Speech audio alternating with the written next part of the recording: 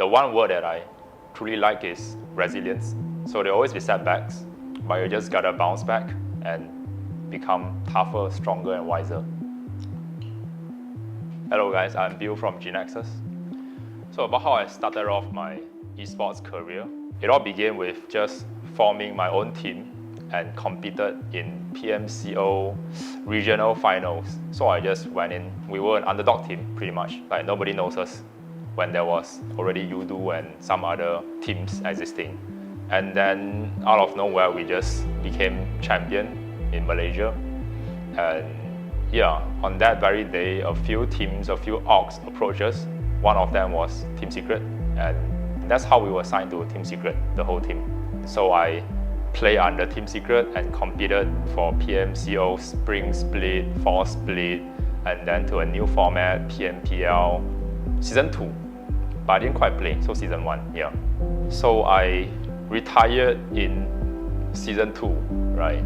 It was not PMGC back then, it was called PMWL World League. Yeah, eventually I made a choice to retire. I did a lot of things after I retired, but none of them is gaming related. I would say because I was still kind of down. I've got no passion for gaming anymore at that time. I would say the fuse to me coming back was actually Yuhai. Secret qualified to the national finals and Yuhai was still in the team. Yeah, that one time he asked me to watch him play in the final. He said that it will give him good luck and that definitely if I watch then he will qualify to Southeast Asia and all. And yeah, just him being adorable, I watched the game. And that's when the spark truly reignited. It was a starting point. It was a kind of like a new chapter for me. And then that's when I tuned my mind, I changed it a little bit, adjust my mindset. Sedaya upaya cuba untuk menghalau keberadaan biu-biu yang berada di hadapan mereka waktu ini.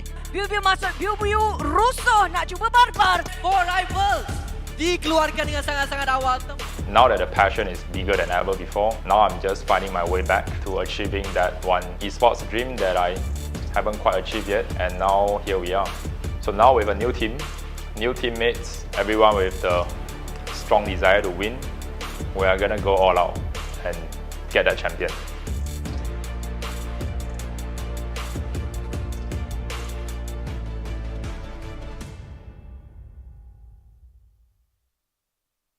Hai, saya Aizen. Saya hari ini share pro tips untuk korang.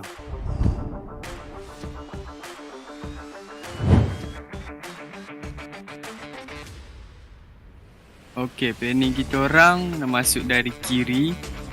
Time ni Eko jaga CLC untuk cover kita orang dapat entry ke depan.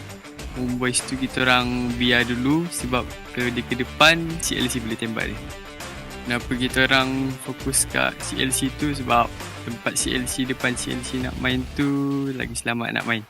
Tempat tu ujung circle dan boleh fokus kat satu arah je Homebois. Okay, time tu pun kita orang dah tahu position tricks kat belakang sebab Eko bagi tahu. Okay, saya pun dah dapat knock seorang. Lepas tu kita orang cepat-cepat push kat Tam sebab tricks jauh nak datang dekat dengan dia. Saya pun suruh Zik better untuk lawan daripada revive sebab dia dah betul-betul bermuka. 1v1 tricks lawan dengan Zik. Siapa yang lebih kuat? Siapa yang lebih hebat? Dan itulah dia kemenangan.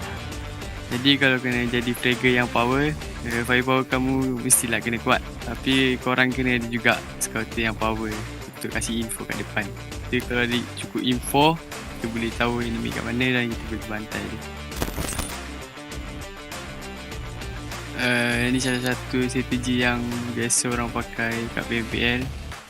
Dia nak try entry tapi saya jaga dia kat depan. Saya pun dah tunggu dia sebab dia dah baling smoke.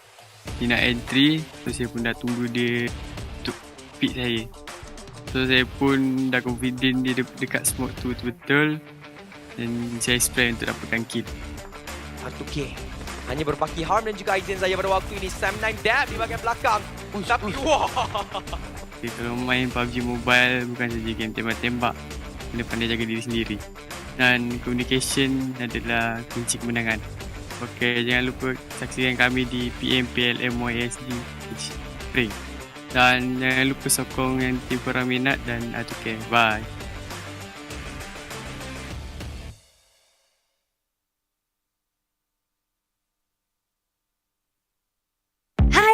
kita akan bersama segmen Cuba Teka ini siapa dengan 4 ciri-ciri yang akan diberikan dan semua yang diberikan ciri perlu teka siapakah gerangan orangnya.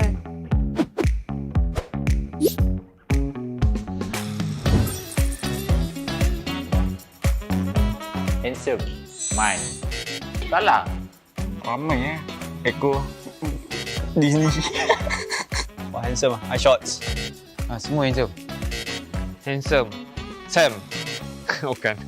Snipes. Six. Handsome.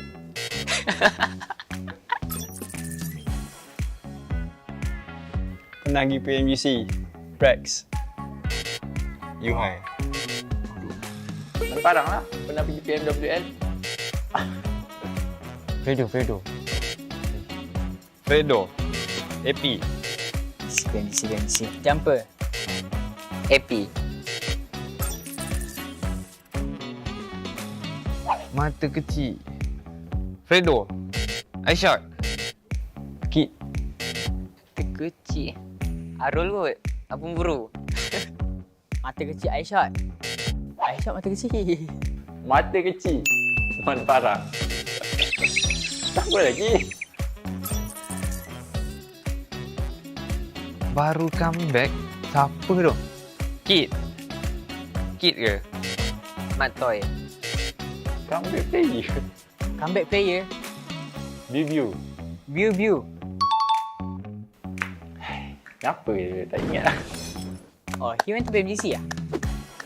Oh yeah, I never know. Dia pernah. Oh yeah, I forgot though. Review. Oh, view. Oh. Aish.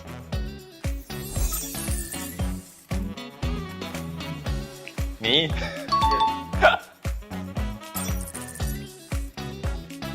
Mata kecil. View. Oh. Review. Mata kecil. Review. What? Easy Very easy. No sweat. Okay guys, itu saja untuk sesi Guess the Player dan terima kasih kerana menonton. Jangan lupa follow PUBG Mobile.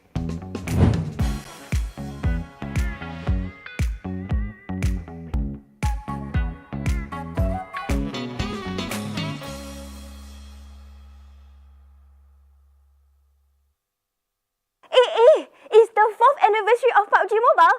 Happy birthday to you. Happy birthday, PUBG Mobile. Happy birthday to you. Hari jadi kepada PUBG Mobile. Saya ingin mengucapkan selamat hari jadi. Selamat ulang tahun. Selamat ulang tahun ke yang keempat untuk PUBG Mobile. Happy 4th anniversary. Selamat hari jadi. Ucapkan selamat hari lahir. Selamat hari jadi keempat. Selamat hari jadi. Selamat hari jadi yang keempat. For their 4th year anniversary. Happy birthday 4th anniversary. Happy birthday yang keempat untuk PUBG Mobile. Selamat hari jadi kepada PUBG Mobile yang keempat. Selamat ulang tahun untuk PUBG Mobile yang keempat. Happy 4th anniversary untuk PUBG Mobile. Kepada PUBG Mobile. Kepada PUBG Mobile yang keempat.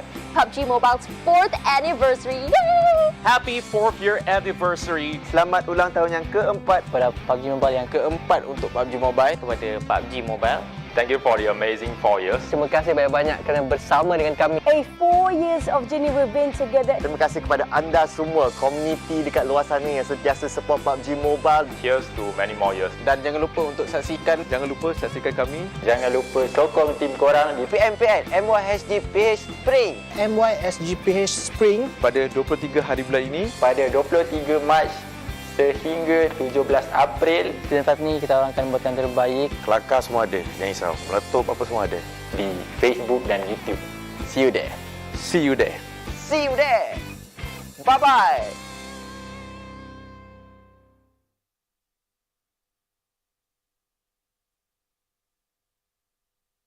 Apa ni, kalau PMPL ada trofi untuk tim paling handsome, tim kami lah sebab kami ada Man Farang. Handsome naik. Untuk mental kita orang dah prepare lah. Sebab kita orang main untuk enjoy je, bukan untuk kemenangan. Tak juga. Untuk juga.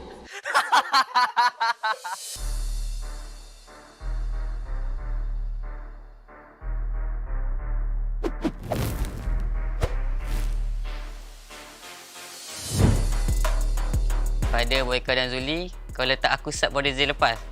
Season ni aku akan buktikan memang lunyai tim kau aku buat. Okay, untuk bocah-bocah baru, jangan ganas-ganas sangat. Korang kena bantai juga dengan yang otai-otai. Pengalaman lagi penting daripada korang punya skill. Bekas IJL dekat Forever. Saya nak proof dekat dia pernah berkata kepada saya pandai tembak tapi tak ada otak. Kali ni saya nak tunjuk kat dia dan saya dua-dua tu ada. Kepada Aziz, good luck untuk PMPL season 5 nanti. And harap-harap dapatlah. So to my ex-teammates, I'm back with a better team. So feel free to come by and say hi to us. We'll give you a sweet bullet in the head. Pew.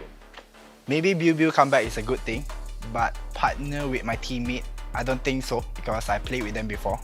Maybe just like this, and I'm here. Oh, untuk for rivals saya just nak cakap good luck, buat yang terbaik. Tapi korang kehilangan permata sebenarnya. Bagi kita orang adalah Dingoz sebab diorang dah beberapa kali langgar drop spot kita orang senyap-senyap. Tapi kalau kita orang langgar korang kat drop spot, korang jangan PM manager kita orang Rival kita orang untuk season ni ialah RSG sebab coach saya tak suka RSG and SM9 sebab diorang dah pernah langgar drop spot kita orang Itu memang kali ni diorang tak bagi peluang Rival kita orang ialah Forever sebab saya tak suka sangat pemburu tu. Pemburu tu mulut je lebih, tak power, lemah. Pemburu. Bayang mana sini? Takut. Forever as well. In every single map, we are like neighbours to Pemburu. Kau 13 dunia, tapi aku akan bantai kau. Apa juga? THQ. Because pas scrims, dia turun dekat our drop spot which is Sunhawk. So kalau diorang still stubborn nak turun kat tempat kita akan buat diorang sampai diorang disqualified and tukar tim baru. Esports, korang langgar, kami akan langgar korang balik. TABAH NC kali ni bukan TABAH NC yang dulu-dulu tu. NSEA they more to placement point actually. And diorang punya player tu memang good at survive and diorang just good at ngendok. Okay, lepas saya Biu datang balik tak ada efek apa-apa pun. Dah rehat lama-lama tu confident ke nak masuk balik. Aku rasa takut nanti lepas season ni berehat lagi panjang nanti. Pag nakatapat nyo kami, smooth muna kayo. Wala kayong gagawin sa amin. Kepada tim Filipin, harap korang berjaga-jaga dan keep training untuk melawan tim-tim di Malaysia. Pada Aziz Mika, hati-hati bila nak tembak kotak orang. Takut aku pula yang tembak kotak kau nanti. Jangan selesa sangat ada bokeh tu. Kita orang dah tahu taktikal dia. Kita boleh baca juga. Ini buku taktikal bokeh. Saya nak challenge Demi Boy untuk jadi Terminator lah. Terminator sehari ke kan. Takkan tak mampu kot. Din, bulat lah kat Aziz tu. Kalau tak okey nanti season depan, join team kita orang.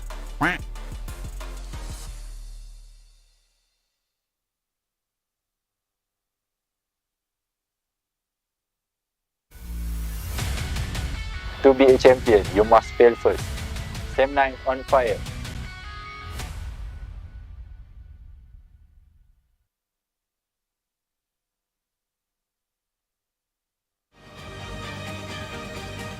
Jangan ingat air yang tenang tiada buaya. Kat situ ada Homebois. Hati-hati. Homebois family.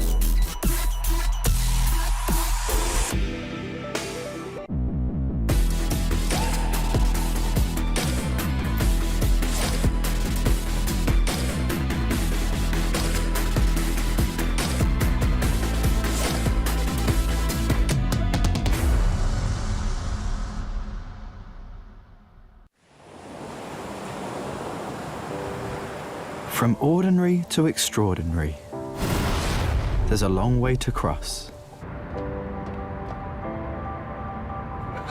Whenever we lose our way, there's always a light that keeps us going. The light sparks from every young heart. It leads us to capture inspiration in ordinary days. It encourages us to seize the colors of sunrises after the darkest hours and create something amazing with it. We brought the magical color changing effect to life thanks to a dual layer chromic bonding process. Place the back cover under the light for just a moment and you'll see it go from a calming blue to a passionate red, just like the color changing of the sky during sunrise. Presented by Realme Design Studio. A tribute to those who dare to capture the light. Realme 9 Pro Series. The flight to the 2022 PMPL Malaysia Singapore Philippines Spring Split to kick off in 16 seconds. Hai, saya Kuza. Dalam PMPL MYSGPH Spring kali ini, kami akan buat yang terbaik untuk mendapatkan champion.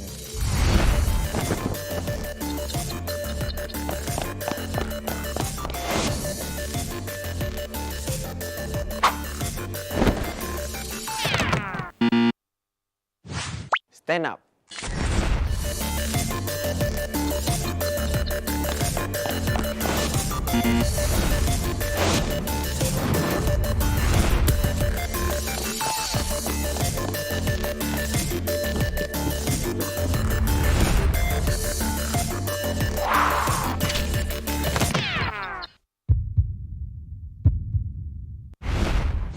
Stand up.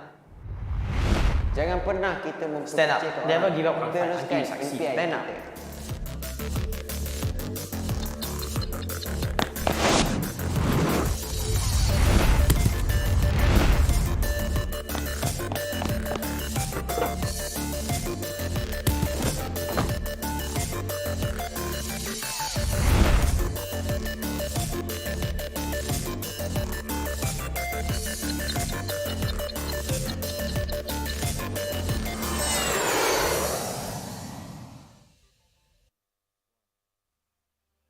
What is up, gamers, and welcome back to the PUBG Mobile Pro League MYSGPH. My name's Contra, your host as well as your analyst for the entirety of the evening.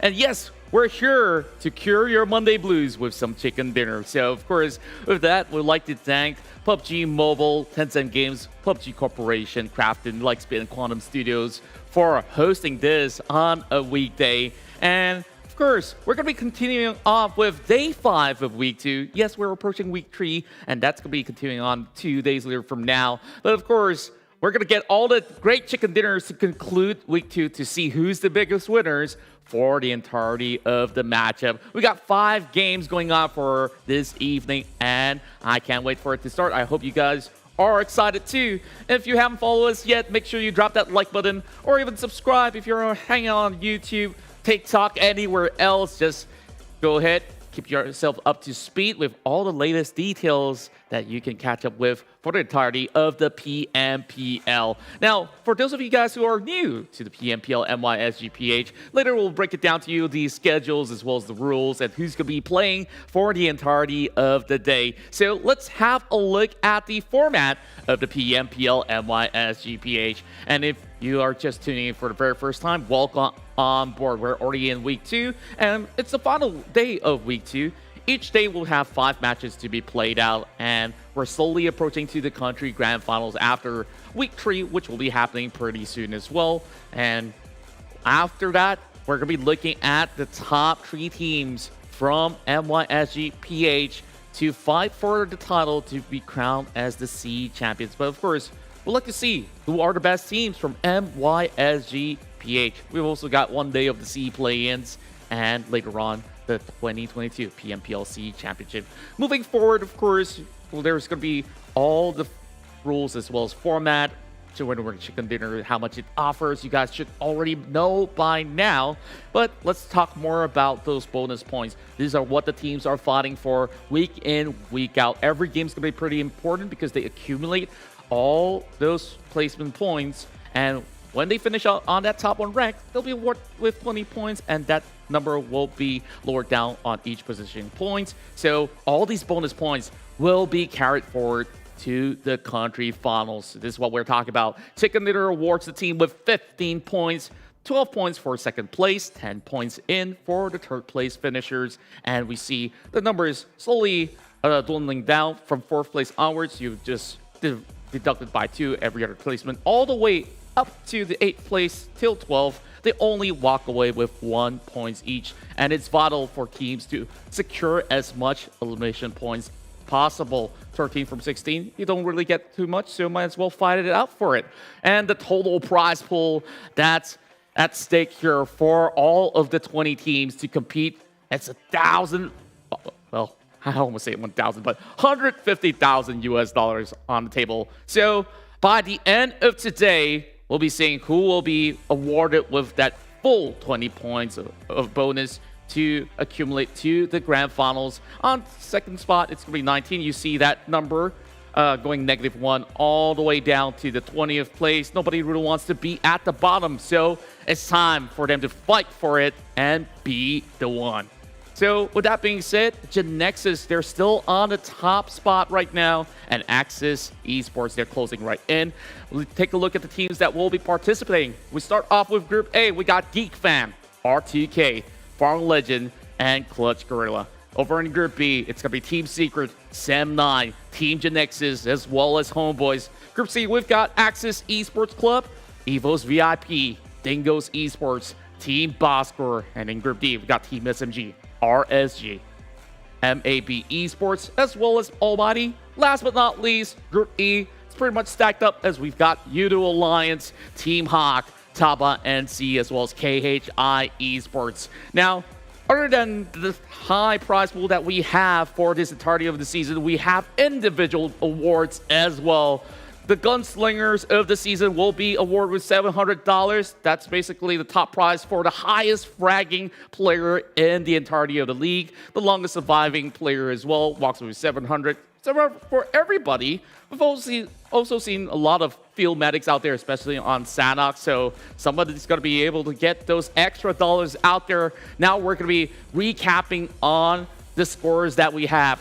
1 more point is all that it takes for GENEXUS to break that 200 mark as they sit at that #1 spot, while Axis Esports are at 183. 10 points behind them on third place. It's Yoodo Alliance 4 Rivals that's been able to catch up game after game. And we saw Team Secret was in the page 2. Now they are on the top 4. Looking at the second page, Farang Legends definitely had a little bit of struggle. Now they're at the bottom of the standings. Team SMG haven't been able to get too many of all these points going for themselves as well. So we want to see whether or not will all the placements be changed after the span of 5 games to be played out. There's a lot of impressive chicken dinners being shown throughout the course of the week. And for today, the final day, match 5 is where we're going to be able to conclude it all. But we start off here in Sanok with Group A, B, C, as well as D to be playing it out.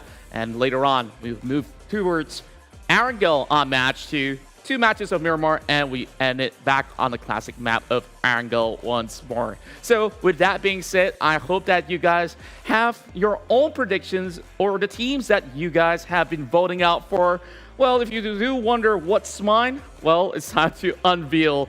I'm starting things off here with Axis Esports Club. They've been showing us that they've been very consistent in Sanok, which could always be very random when it comes down to how they play the game. They usually go in with healing and stuff, but consistently, they've been able to make into the top 3 of the standings. The last time we played Sanok, it was KHI Esports that gotten that victory. We'll see whether or not could they challenge them as well. You guys definitely share us your thoughts, but I believe it's about time that we get ourselves ready for the very first match of the evening. With that being said, we'll definitely have to check if the casters are ready. MYSGPH, if you're ready, let's pass it over to you guys. Hello everyone and welcome back to the PMPL Malaysia Singapore Philippines 2022 Spring, and it's going to be really exciting today because this week we saw this thing in Malaysia called Phenomena Filipina or Philippines Phenomenon. Oh, how do you get that word again?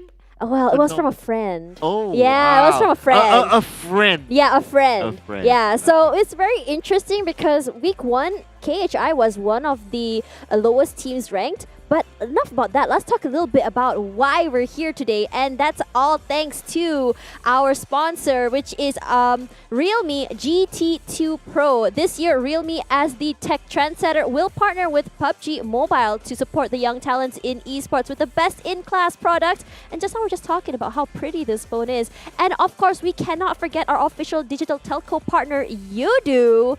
Yeah, Yoodo. You do you. No, I'm just kidding. Yoodo. Well, that rhymes. It rhymes, right? Yoodo. Yeah, Let's does. switch to Yoodo. We should, because you get 5 gigabytes of free high-speed data plus 20 gigabytes of PUBG Mobile data, which means unlimited PUBG Mobile gaming. So if you're a kaki, in English, you call kaki like leg. So if you're a leg. No, you're not a leg, but you're an addict. In Malay, you call it kaki gaming. Oh, okay. Okay. Gaming addict. If you're a PUBG Mobile addict and you're always running out of data, especially during update patches, which is something that I always struggle with because I always forget to update. So this is definitely something for you. All right, so first match of the day. But before we get into that, can you recap a bit what happened this week? So this week is a very interesting week. Earlier this week, we saw GENEXUS as well as Axis Red One. These two teams were super hard, especially GENEXUS, who came from behind from last week. It wasn't their week last week, but this week was a totally different team.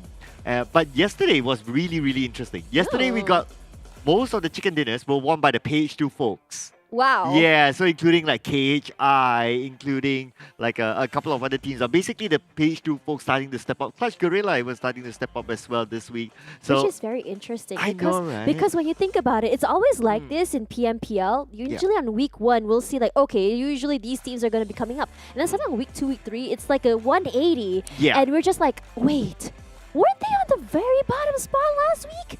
Yeah, so it really shows that on week 1, not everyone is showing all their cards on the table. They have all of these. I would like to call week 1 the getting to know you, the icebreaker week. Oh, okay. Something that I can't relate though. Oh, why? Yeah, I guess because You have no friends? Yeah, I'm not dating at this moment. Oh, so well, yeah, you know, can't relate. Hashtag find Sir Cloud love. Well, that's a very long hashtag, but thank you for advertising that. Yeah, but it is quite interesting, right? The is. getting to know you moment where people kind of figure out where exactly everyone will be dropping, Yeah. what kind of strat they go, what kind of rotations they play, and that makes it super interesting. And you know what this means with KHI's on top? It means that KHI broke the Rubik's Cube of each and every one of the teams to figure out where exactly each team is going to go. But let's talk a little bit about a patch notes. Yeah, so here it is, the PUBG Mobile version 1.9, whereby there are new inputs into the game. So if you haven't updated your game, you gotta check this out. This is So where there's- Yoodo comes in. Yeah, this is where you use your high-speed data, of course, with Yoodo. But besides the patch note, there's also this new game mode, which is do not turn into a balloon, whereby if you got shot, you will turn into a balloon. And that's not something that you want to. I mean, that's why they name it that way. But Yeah. without further ado, Tash, can't wait for the first game, and this is Sandhawk. Oh man, Sanhok. I wouldn't say it's my most favorite map, but I am loving the changes coming in from some players. Like last season, I believe a lot of teams are more playing healing, but this season we are seeing a lot of teams more opt for those bloody, kind of crazy sort of kills. And on top of that, they will find you. If you're going to be playing healing games, they will kill you and they will take those bandages. Wow, that line sounds familiar though. Yeah, I get the reference. Yeah, but I do expect to see some familiar faces playing the healing game still. Kacang Susu from Axis Red One is definitely one of those one of those suspects, those usual suspects for sure. But seeing that the flight path is just directly straight in the middle of the map, I highly doubt that we'll be seeing anyone with so many problems trying to get to where they want to go. Yeah, I think it will be a fairly okay start for most of these players, let's see who's not playing. So Almighty is playing with the 3 team members for some reason. Hopefully it's all okay on their side. But one question I'm wondering is that where will MAB drop? Because all these while they have been challenging GENEXUS in boot camp. Now GENEXUS is on form. I'm not sure if they want to do that anymore. So it comes a question where will be their drop spot. So keep your eyes onto MAB Esports. Yeah, that's their usual spot, but bootcamp is not the only. There's not only one team dropping there. There's a few actually, according to this. I mean, also we have another team there. GENEXUS also drops there too. Yep. So I wouldn't be surprised if we are going to be seeing those early fights. But when it comes to early fights, right? I think we know that it's more of like an RNG thing. It's who gets the guns first, who finds the first drops, and who gets those guns first will be able to win the fight. Or sometimes some players would drop at the same spot, but they see someone there, they immediately just run. They don't care. Yep. Yeah, so I think that's something that we can expect. So coming in from trends though, which teams? Whoa, we just talked about that, but look at that, Matoy finding one already. Yeah, you wanted early action and you got it. So We it's didn't against see it Kim. though.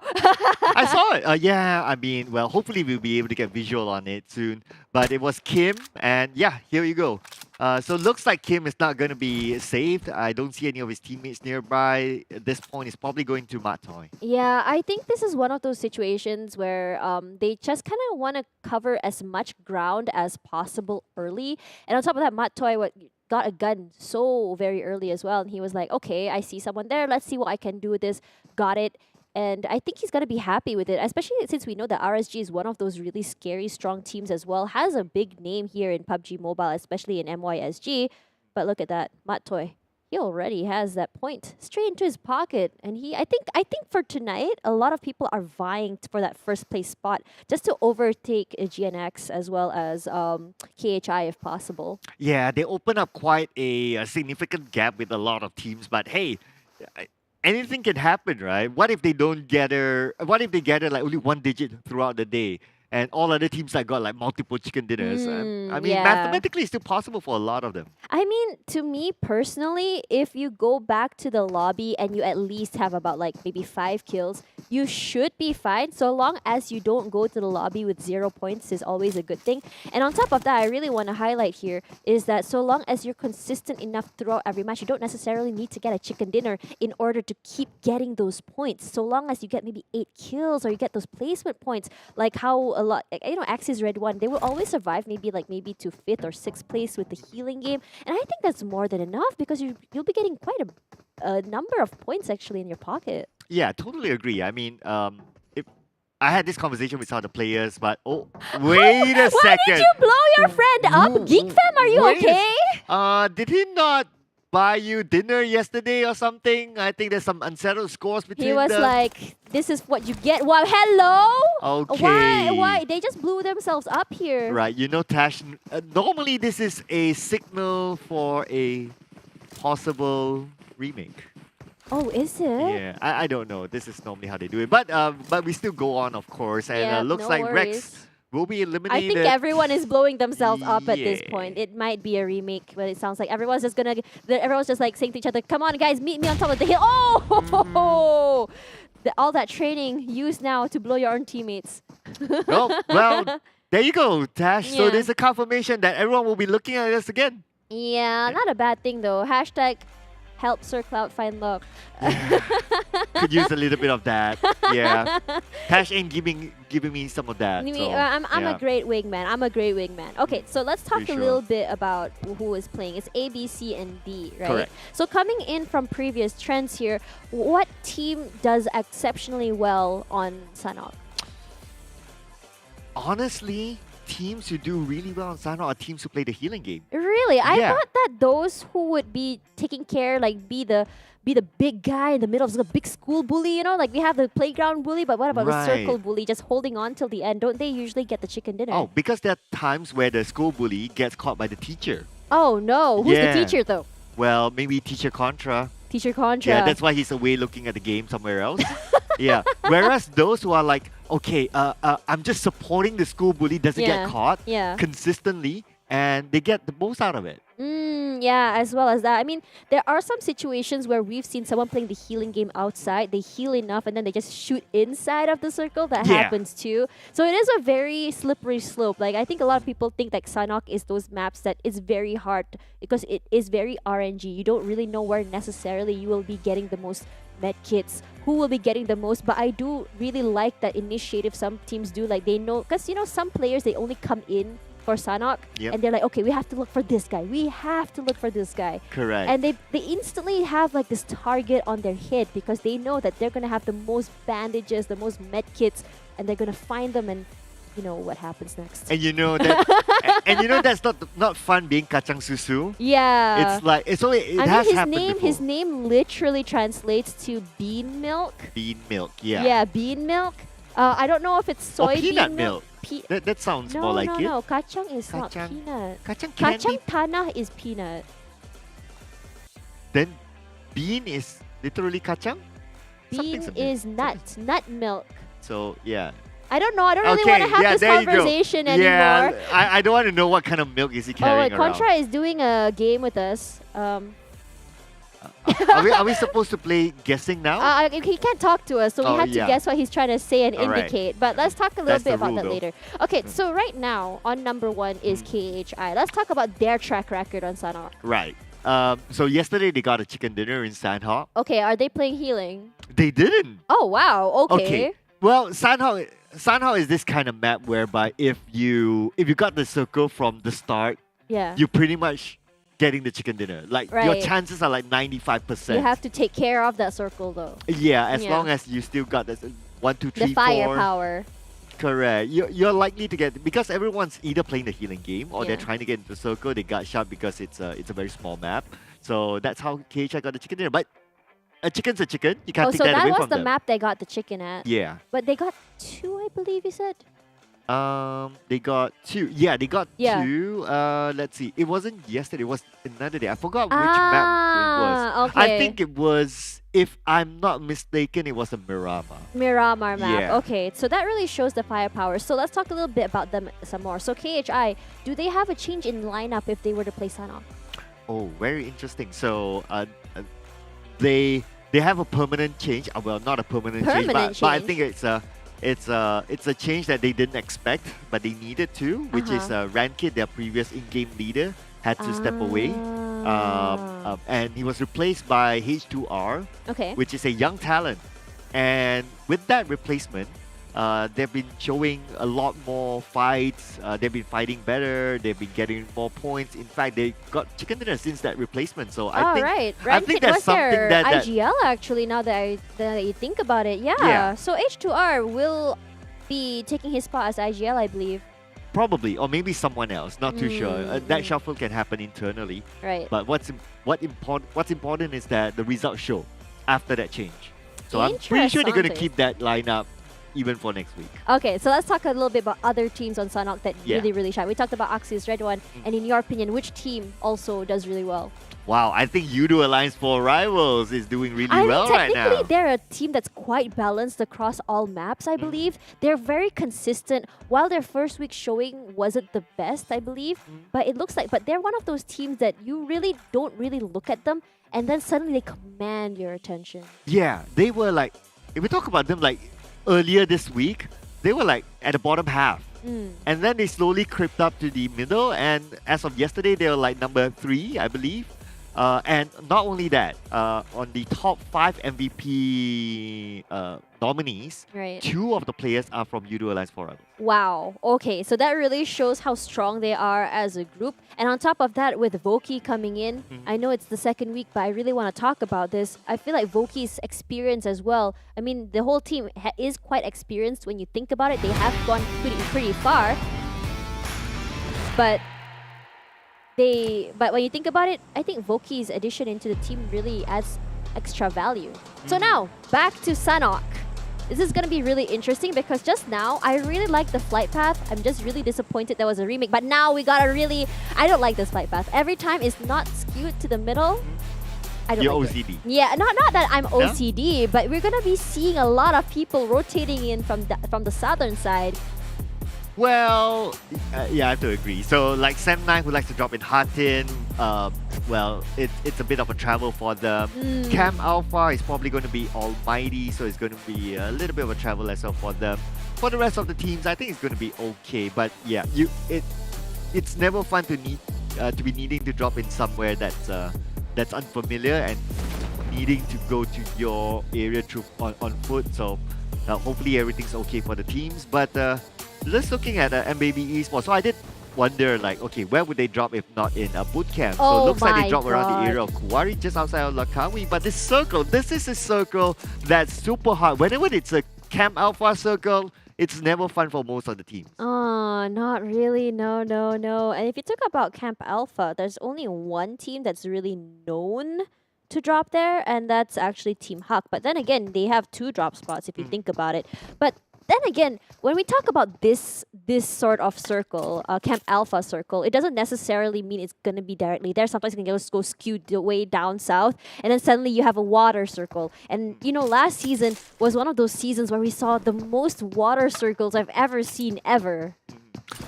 Yeah, I remember last season there was like a few right in the middle of the water. And then there was a bridge circle? Yeah, I remember that was one. not fun.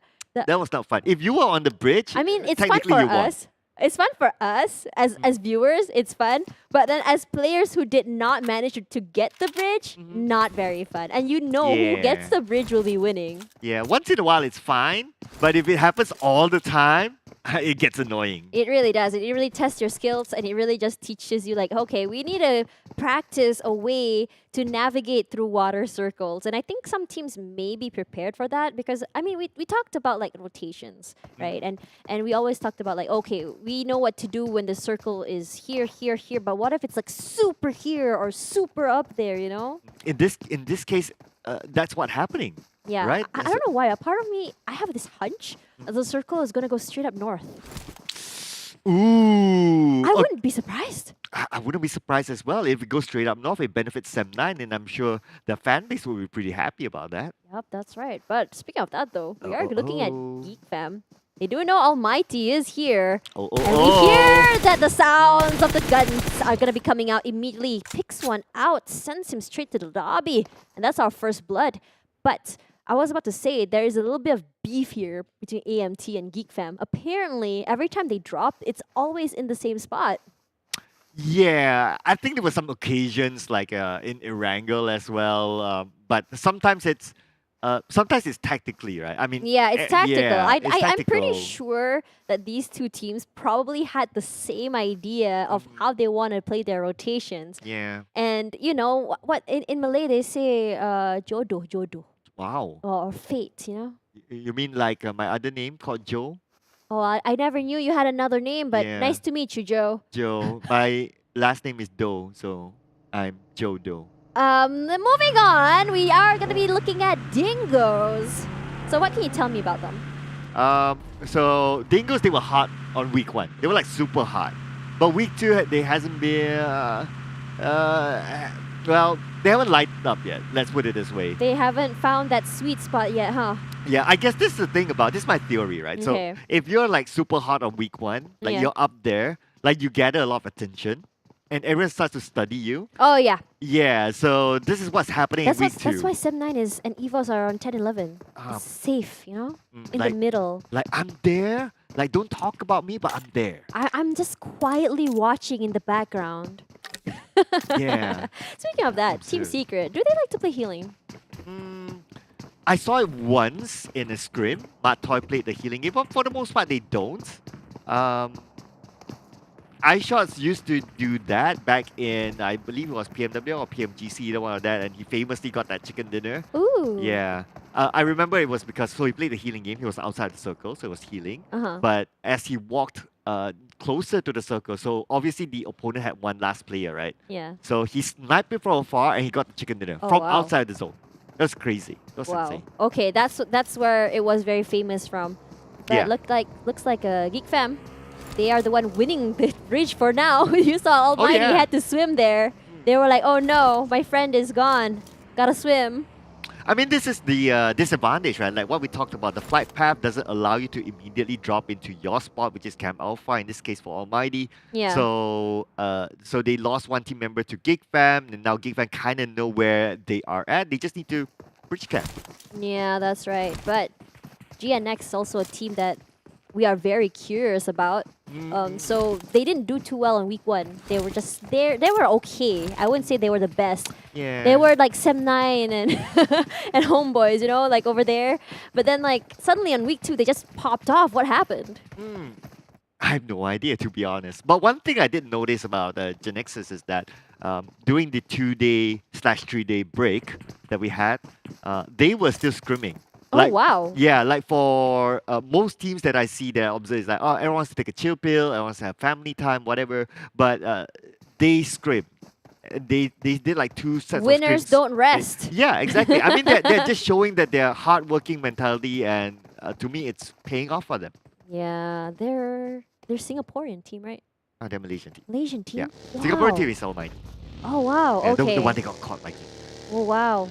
Okay, no wonder. They're probably arguing, the same drop, so they're like arguing like, hey, some shots are coming out there. Oh, wait a second. Where did they come from? I'm not too sure. I think they were already waiting on the bridge for them, and Rex lost his teammate there. Oh, But Dingoz playing very dirty here, playing the role of the troll bridge. His teammate will be paying dearly there. Nearly gets knocked out of the way. Brian throws out some shots in return, misses every single shot, unfortunately. But it doesn't seem like it's any problem for RSG right now. But who's in trouble, though, is Dingoz, and they picked the wrong person to fight with. And not only that, though, Sem9's on the other side, so you kind of like got... You kind of like have Sandwiched. 3 teams, and now, yeah, Dingoz is sandwiched between 2 teams. How are they going to get away from this? Yep, that's right. Brian as well. Out of the game as well as Smallboy. Lost 2 players just from that. Yeah. And when you cross the bridge, people always say, look both sides. And look at that Kim sending hell back, but he's gonna be knocked out. Man, I feel it in my gut the moment he got shot there. For some reason, it's like ouchies. But it's Geedo being gunned down by Snappy. And hang on a second. There's a 4th team somewhere. GENEXUS is somewhere around here. 3rd wheeling, let's talk about 4 wheeling. Let's talk about that. I mean, that's over my quota, man. Whatever quota there is. But hey, at least Dingoz, they have 1 person on the high ground that's, I believe was, it's Yoodo, I guess. So he has the vantage point, and that is the best spot to be at this moment. Yeah, that's right. But Sem9, they're not a team that to really wait and see. They see someone coming in front, they are not going to hold back. And especially just now, I think we talked about how, you know, third party is also a strat. It's not the cleanest strat, but it gives you what you need. And just like that, RSG lost 2 players. 1 person from Dingoz. Did he just fall off? Yeah, he did. He said goodbye and good night.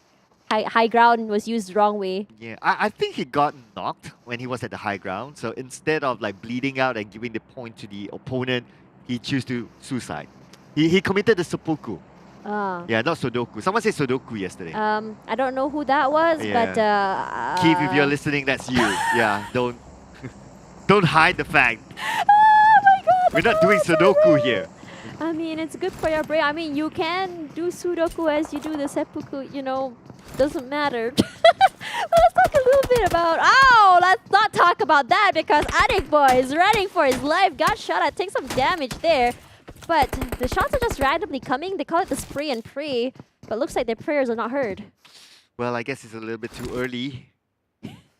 At least in Malaysia. But here we go. So we have a team secret on the other side. So I guess that's the team That's not Sis Jenny, right? Get it? SMG Jenny? Oh, yeah. Okay, yeah. Yeah, that's Bro Jenny. Bro Jenny. Yeah. Oh, man. Looks like the circle. Gonna go... I don't know why, but looks like there's a little bit of a shift there toward the left. Coming in towards the north. Okay. So the prophecy from The prophecy is coming. Okay. The prophecy is real. But coming back to that, when you're crossing a bridge, I noticed in PUBG Mobile, is that when you're crossing a bridge, there are... Oh my god, I was right! Wow! The prophecy has spoken. Yeah. Anyways, coming back to that, when you're crossing a bridge, you should always expect a bridge troll, 100%, because it's the easiest way for you to get killed, and especially if it's the only way through and you have a vehicle, you want to bring the vehicle over. Totally agree. I mean, we saw what happened to RSG. They tried to cross the bridge, but the trolls are there, and they got gunned down, and now they're kind of like swapping roles, like the trolls now being pinned down, kind of sandwiched because Sem9's in Heartin, so I guess it's just running fast and hard. But okay, let's talk about fast and hard action here. GENEXUS on to RSG, and RSG, they're playing with 3 team members, so they have a handicap against GENEXUS. Yeah, that's right. Rex waiting from the side here, throws out the bomb. Is it gonna hit? Not quite, but Rex running for his life. They are low on manpower, but not low on bombs. Gonna be hearing that, but you can see there someone of team of Almighty down onto the hands of Geek fam. But for now, it looks like there's a Mexican standoff here. RSG, 2 players left, sandwich between GNX and Dingoz, I believe. If only RSG, or if only GENEXUS knows that RSG is only 2, they might just push it. But I can understand why they hesitate in case someone on top of the hill is watching over them, so they're playing that they're playing it fairly safely. And plus, we are still the second circle. There's still time for GENEXUS. But hey, they're pushing either way, in. they are pushing in. They're pushing in. They're looking for blood, but looks like they haven't pinpointed there yet. It is a small village, but it takes some time. They are gonna take some damage from that bomb. Snappy gonna come from the back, but Rex gonna get Luyu out of the way through the bombs as well. But for now, Rex and Kim gonna be playing some tag team here. Doesn't matter if there's 4 people. The spray and spray gets 2! Not able to find one more. There are 3 people left. They need that information to play it from Rex from the side there, making sure that no one's coming from the back. But Kim, he really needs to heal right now, and their car is smoking. Well, at least they managed to even up the odds for now.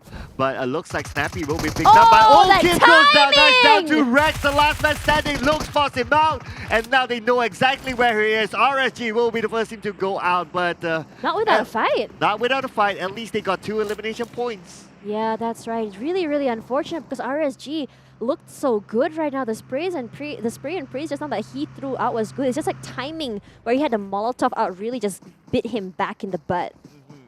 Wow. I mean, I feel the pain there. But speaking about pain, so R2K is going to feel a little bit of a pain. And SMG too. Ooh, no. This is not the position you want to be in. Just look at this. GENEXUS, they have the vantage point against SMG. Oh, not and only then you that, have Team Secret too! This is another bridge troll! Oh, man. Kid, he gets one. Gonna be going for the other. Can he get it? That's the question. And he is very comfortable here. And there, Jenny swimming under the water, trying to get caught here. The thing is, once you swim under, you really can't see where they're going to be. But eventually, you're going to have to come up for air. And Jenny, as soon as he came up for air, Kid said, haha, found you, little fishy. Gonna be making you into a barbecue. Well, you know what they say, what goes down must come up.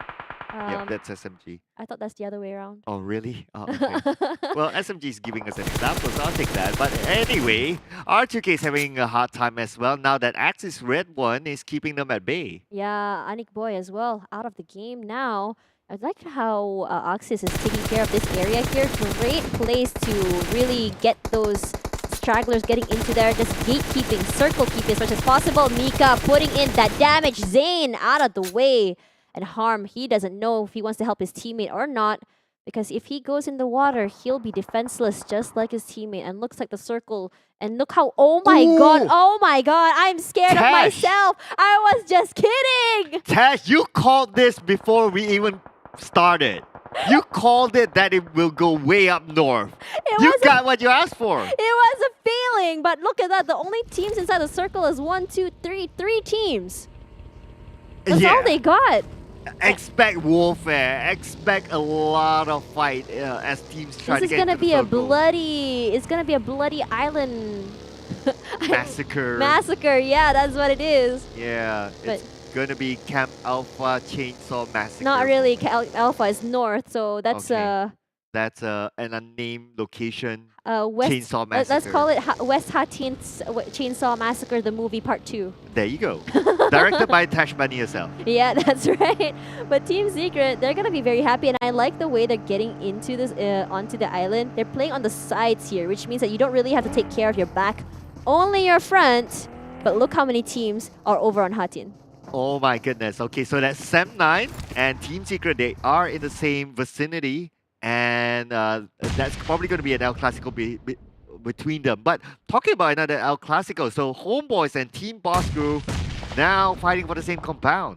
Yeah, that's right. They really like the Longhouse. They say this is my island paradise, but Homebois only has 2. But right now, Psycho gonna be taken out right now. Naoki coming in from the side, not quite able to find out where exactly the other members of Homebois are. And the other members of Homebois, of the other 2 members, are exactly not too far away. They do have high ground vantage in the back there as well. But slowly, Bard gonna come forward here. But 666 is the one gonna be finding out first. And Bard coming from the side here. Left, right. He goes. Finally gets one more. Gonna want to finish him off. But To the left, there you go. They don't see him.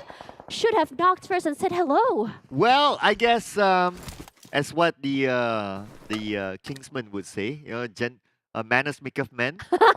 So now you learn your lesson. You got to knock before you come in. But look at that though, Oxy's red one meeting with another Malaysian team. Bravo cooking up that nade here, throwing it out. Matoy running for his life, did not eat any of the damage, but Matoy getting hit from the side here. Gonna have to run inside the house for cover. Yeah, Team Secret, they managed to recover themselves. Sem9 still keeping eyes on the Team Secret. Team Secret, they've yet to entirely enter the compound yet, or enter the circle just yet. Bravo has a high ground advantage, but Matoy taking a nice second floor, so he could probably spot out Bravo. Yeah, that's right. Bravo quietly playing the prone game, but Depp is outside, making sure if anyone were to run outside, they're gonna get caught. But meanwhile, though, look at that. Jenny, one finds Snappy as well. Gonna be very happy with that massacre in 2 different places. Wow. It's just so much to see. Almighty out of the game, 0 elims. And Geek Fam is probably happy with the outcome. Well, Geek Fam would have wanted the points for themselves, but anyway, I guess it's nice to see your opponent bowing out. Now it's between Mano. Team Secret, Sem9, this is the El Clasico. Oh, wow. Dumb Cutie out of the way already. And look at that, GENEXUS, 5 kills already. No, right? Already 5. They are still looking strong despite them playing with only 3 team members. Now, Bravo has a DBS. DBS is super good when it comes to close quarters combat. But his position on the high ground, okay, now he's going to utilize the DBS well with the nade. On to Team Secret. Kid goes down. Team Secret falling apart. Oh, that was so beautifully played. Team Secret falling down 1 by 1. Soon to be overwhelmed by Sem9. But if you look at the kill feed, though, there's a lot of other stuff happening. MAB in trouble. CLC just going crazy. And Matoy, Fredo, the last man alive, gonna be barbecued to death here. There's nowhere for him to go, and Bravo gonna be very happy with that because that was actually his Molotov. One elimination for them.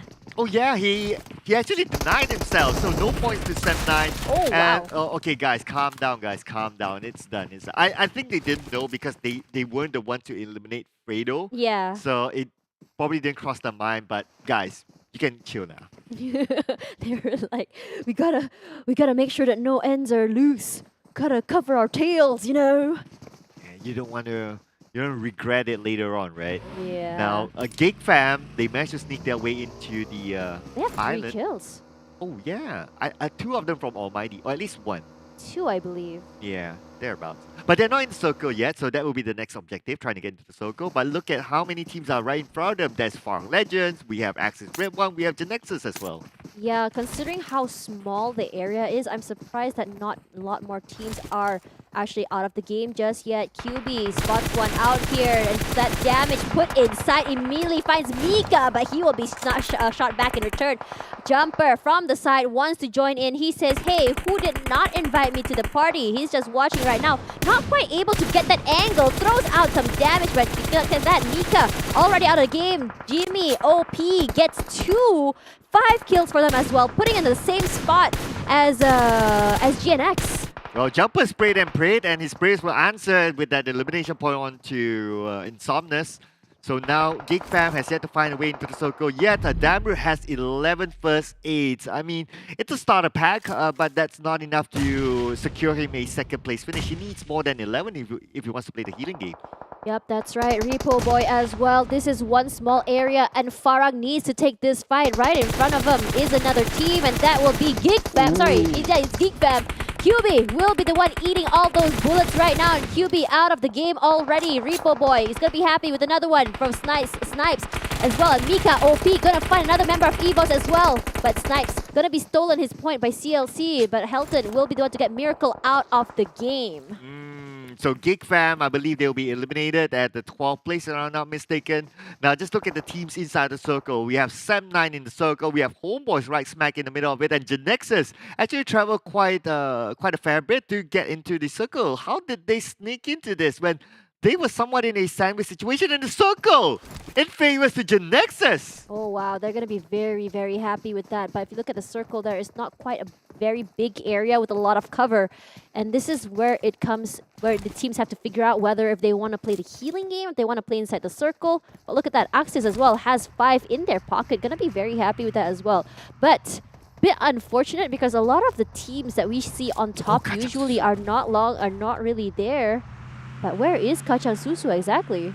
The healer for Axis Red One just got eliminated by Harm. Okay, but all right. Their current position, they don't necessarily need to play the healing game. They can play it regularly. The bad news is that they're only playing with 2 team members left, and it's going to be Mika as well as Jumper. I mean, this is a dynamic duo that's clutch it in one of the Erangel games against the Homebois before this. So let's see if they can do it again. Yeah, that's right. Mika, one of those players who like to go big or go home.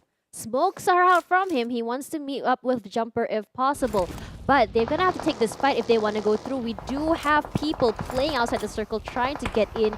And look at that. Mika already with 4 kills. But Farang Adik gonna be finding someone there on the side up there, but not quite getting or landing any of those bullets. The problem is with the circle, with the shrubbery, but eventually GNX Biu gonna find Jimmy OP and finally will be in trouble because where CLC is, it's hard to move to where the circle is, and Biu gonna be very happy with Jimmy OP's point in his pocket. Oh, absolutely. Jimmy OP is one of the healers in this game. He's obviously representing a clutch Guerilla, so they wouldn't be happy with that. Now, Farang Legends, they somehow still managed to survive this with all 4 of their team members still intact. Sam9 coming in from the other side, but they have Homebois to deal with right in front of them, and Damroot will bow out. So it looks like it's going to be 11th place for a Geek fam with 3 elimination points, and clutch Guerilla out as well.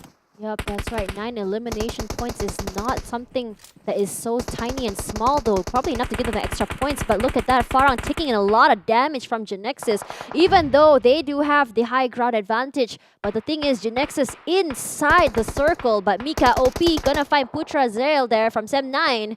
Gonna be very happy with that as well, and Mika OP gets him out of the way, and Harm also gonna be bowing out as well. Yep, that's gonna be R2K at 9th place, 1 elimination point for them. Sam9 needs to push on forward. They do not have any more time as the zone starts to close in. Stone together with Bravo and Depth, they need to find a way into the circle, but they need to fight against Homebois. They don't have a choice. Yep, that's right. But it's SMG as well, 1 elimination only.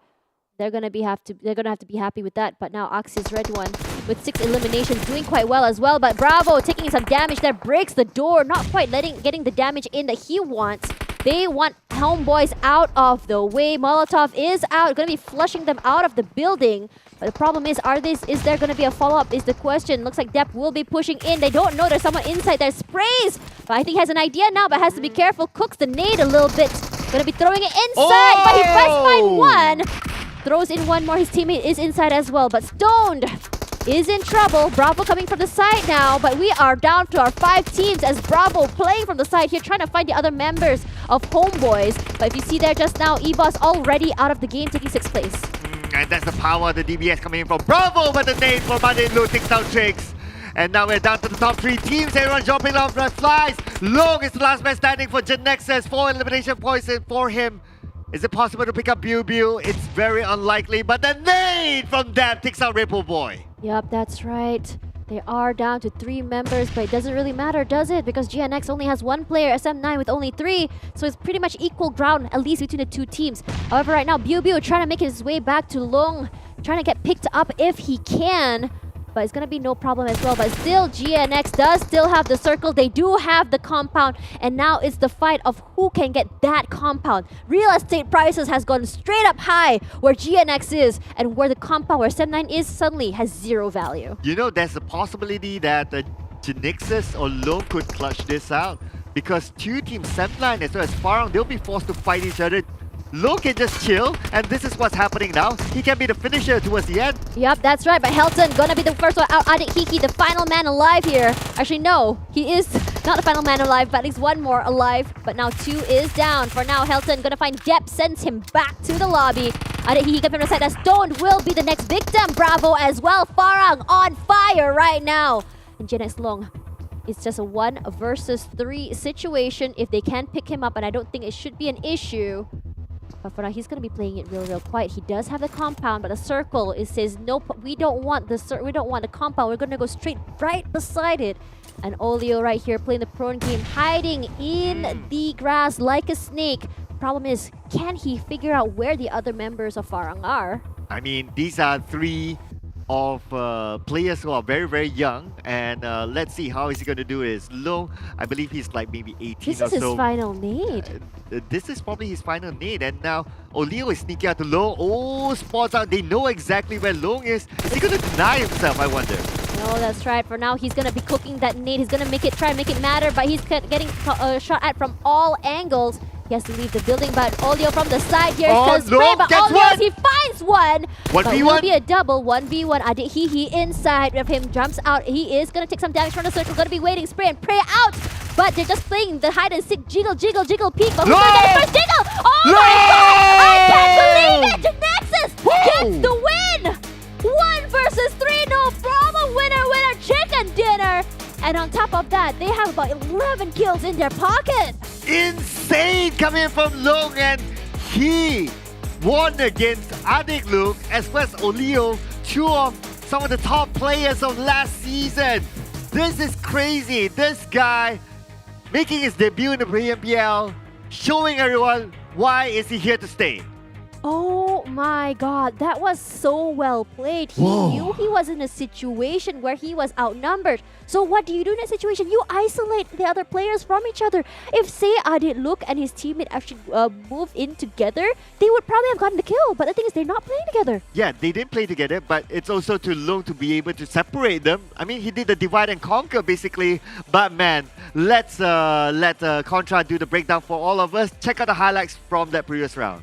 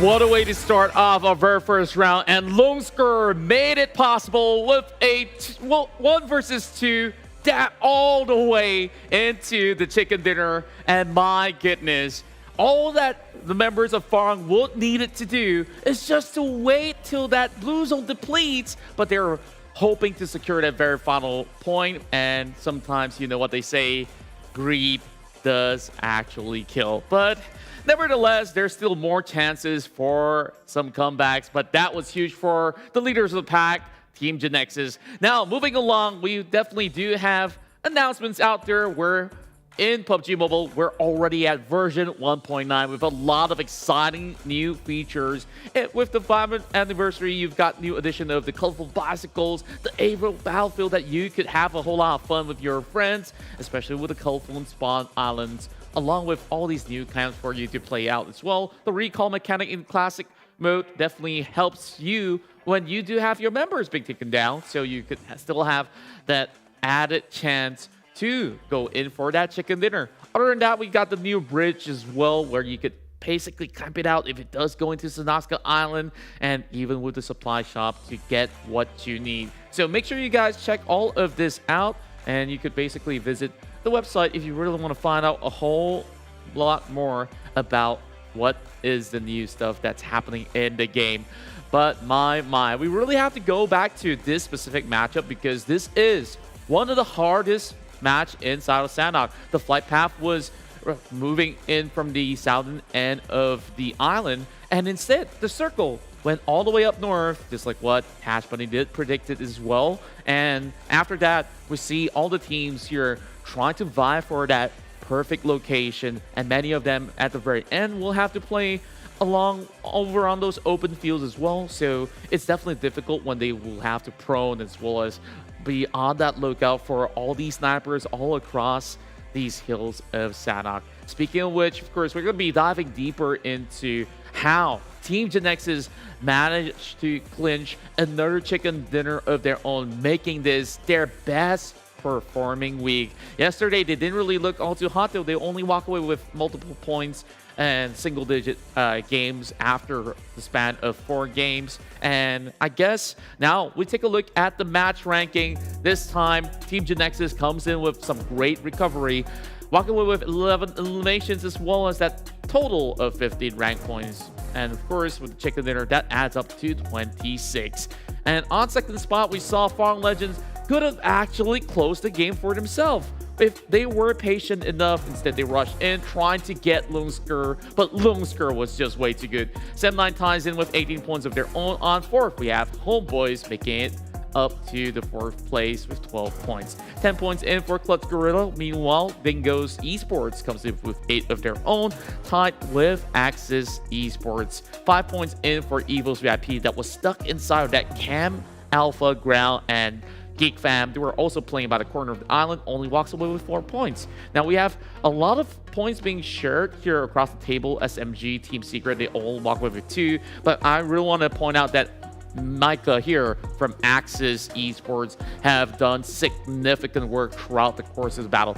Take a look at that. That's 60% contribution out of Micah himself. And I really gotta say that he definitely dishes a whole lot of damage on top of that. And he has raked up a total of 3.7 MVP points with that 5 eliminations that he's gotten for himself. We want to see more from Axis Esports, and I guess that they did decently well until Kachasusu gets spotted out. So their heal is down.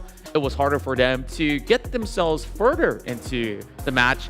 And with that being said, Team GENEXUS will be the first team to break into that 200 mark and make that 225 a record high over the course of the weeks of battle. We're only in week 2, and remember this, GENEXUS still has 3 more games. They could definitely put it up to 250 if they want to. Hopefully good games will come. Axis will be giving chase, and of course we want to take a look at the second half of the table, and this is going to be pretty crucial because Almighty as well as SMG, both weeks they've been hanging at the bottom of the table, and they have not been able to get out of the rut just yet. If today would be their best day, maybe a few chicken dinners will help them propel up to 14th spot. That's just a little bit of prediction. But then again, there's still a lot of race going on. The middle of the pack here is stacked up. We got 7-9, Bosskur, EVOS VIP, and many more to go. So speaking of which, we really have to see what will be formulated as we will be heading into Erangel. But before all of that, of course, just want to remind all of you guys back at home that for this month, it's going to be the month of Ramadan, so later we do have an iftar break for all of the audience here to enjoy their dinners. But before that, you guys can tune in for me to explain how GENEXUS have been able to take this step by step, moving in from boot camp to cross over the river very safely to take on a few battles by the edge of Camp Alpha East. So from the eastern side of the villages, they wrap things around, and eventually they have members climb up the hill as well. And with the circle slowly moving deeper and deeper over the western end, they chose to move up slightly towards the northern part and then take a little bit of a stroll, fights after fights that they've gotten themselves into, will award them with more points, and then after that, they will eventually beat up with Farang Legends. Now, Sem9 looked like they were poised in position to be able to challenge the rest of the team, but when you're in Hattin, you also have to worry about not who's at the bridge, but also across it as well. So they were really holding on to that pressure point, and eventually Sem9 did crack. They did hold on till pretty long in this matchup. So well, the other team that you have to take a look here is how Farang Legends as well as Homebois are positioned. Perfect placements, and eventually they have been able to book those prime spots in the later stages of the game, rendering the rest of the teams that have not been able to make it across to be stuck right outskirts. Kacang Susu also have been shot by Geek much early on, so they didn't manage to make the cut. Plus Guerilla, however, will have to run down that open field terrain as they have basically all angles just without covers, and it's so hard for Clutch to make it into the circle. Now, the GENEXUS, they looked like they were turtling in, and I guess that was a smart enough of a move where they have two little huts for them to just shelter into that position. Being directly at the center, they don't really have to take too much of a peek, and even when they do, usually you will be able to actually rake in a point or two. While Sem9, they have a beautiful engagement where they invaded that compound, took over, and after that, they were also stuck by the edge of it. So that definitely gives the golden opportunity for Farang Legends to punish. And I really wonder, this situation once again, if we take a look closely, Bosskur, he's only got 2 exits through that shed, and all Farang has to do is to wait. Even if Bosskur bleeds out to the blue zone, they get that chicken dinner. But instead, Bosskur wants to pick up a fight as well. Olio as well as Adik Luke, they were feeling very, very confident, and that overconfidence kind of bit them at the back. So with that being said, that will conclude that round recap itself. So, well, of course, as I mentioned earlier, that all of our Muslim brothers and sisters who are tuning in or are actually in this matchup, they will need to take a little bit more of a break so that they could perform their prayers as well as to break their fast, as it's the month of Ramadan. And I hope that you guys are enjoying your viewing experience so far in the PMPL MYSGPH. We'll be back right after dinner time, and we'll see you after this for Game 2.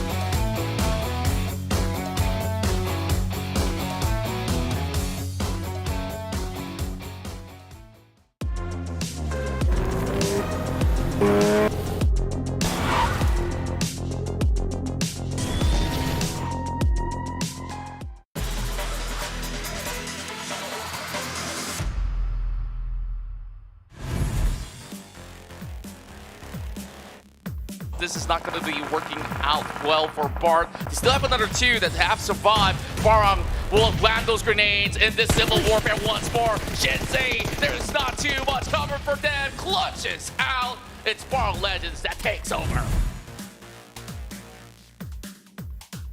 And remember this, the last time that they went here, THQ, they made it to the top two. Now grenades are flying in from Farang, so their chances here to make it to the top two is dimming down.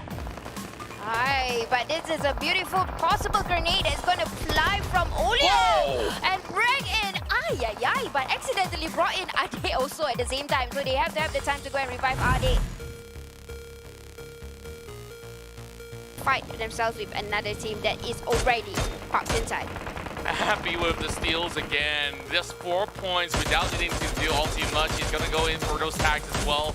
Lands one shot onto Lex, but not enough to take him off those wheels. But he's already left that buggy. That's good of news, but he will find it regardless.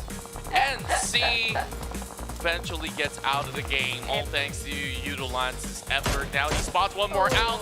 How many more points do you need, Abby? Make that 6. Just needing 2 tabs. My goodness me, Yoodo Lance, the boss of Miramar. But take a look at this though. Team Secret only having Kid on the corners of Paradise Resort. 7-9's got to be extremely careful with this. Yeah, we have the new Kid on the block, on the other block that is, and he sees 7-9 clearly. That's one, he gets 2. Can he get a third one? He still has 90% of health left, and with the DPS in hand, no one's gonna escape that. 3 knockdowns coming in from Kid, and 7-9 is falling apart. My goodness me! So swiftly he does it. Left that vicinity, it will slowly bleed out to the blue zone. While Tam's going to be moving forward along with Bart. Trace is holding on the other angle once again. Damage being done, they bring down Bart, 2 versus 2. Now it's up to Isaac here to take out Tam. Can they do it though? They still haven't really spotted out Ziggs. Well, Tricks, I meant. Well, there's also Ziggs on the other side. Contra, you know what does this mean? If R2K wins another chicken dinner, it's going to be a double chicken dinner. That's back to back, and this is the momentum we were talking about. And now left with 6. 1v1. Going to the 1v1 with Tricks. Looking at the health, Tricks has the opportunity, but if this is enough time for Tricks to push, he won't have enough revival time with Isaac. Trying to do revival. Is he going to do that? No, Isaac is going to try to finish out with information given. Not enough time, not enough health. It's going to be R2K! Double! What clutch! You saw that right before your eyes!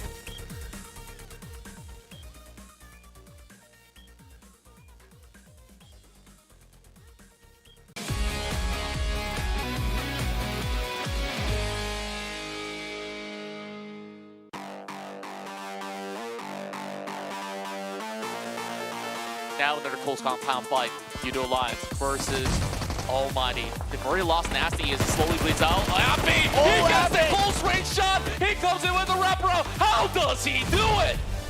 Ooh, it seems like they somehow managed to sandwich Almighty, and Almighty will fall. Towards Team Hawk as well. High goes bleed down. Y84R goes in, dominating with the 5 elimination points, taking down the rest of NC. But Lexbot is still here.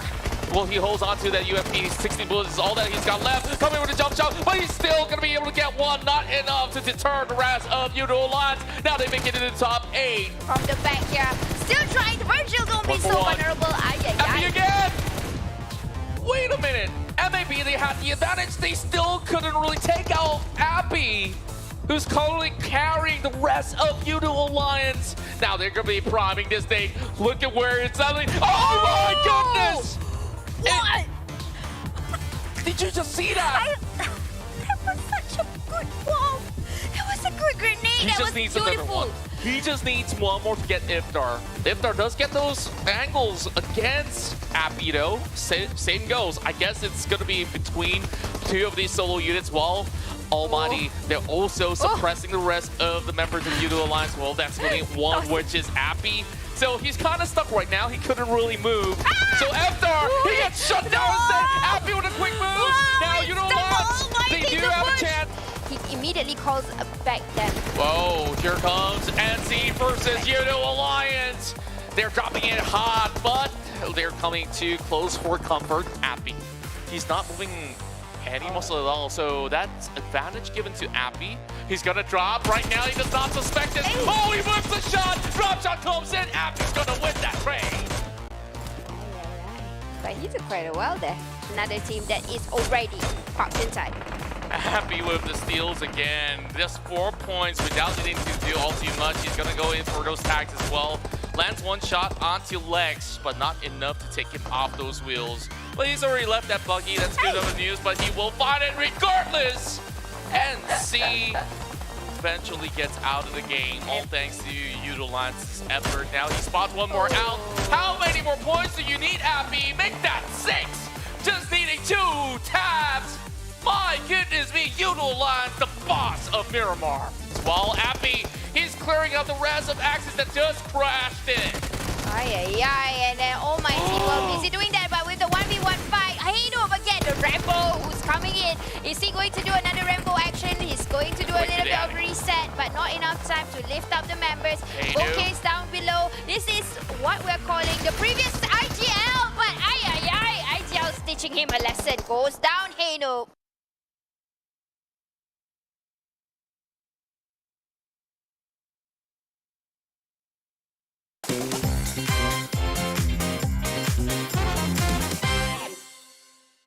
He's in between. I'm not too sure if Insanus has weapons though. Yeah, I'm not too sure. Okay, we need to wait till we get a visual there.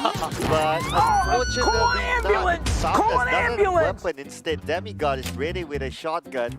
So it's going to be first blood given to Demigod. Would feel. Well, speaking of which, that also allows a little bit of spacing for Sam to try to pick someone up. It's a little bit of a tough angle to work with because he's hitting onto window panes instead. It's their first round anyway. Hey bro, watch your jet. But oh no! Now Brian's in trouble. This is the second time that Brian gets himself into this situation. Yesterday we saw him dance around in Miramar. This time to avoid it. Yes, he does. Oh, some packs coming up. Brian's gonna be knocked out by Iron Pro, so not the block. Yeah, let Big Brother show you what they've got. Yeah, so, oh well, unfortunately for RNG, they'll be playing with members for the rest of the game. I wonder if Homebois is playing though. Hopefully we'll be able to pan over to see their lineup. But, okay, Bosskur start bossing the skies. Let's do that again. No, land on the back. Got you, homie. Oh my god. Oh, hell no. What? Rewind time. I can't believe you've done this.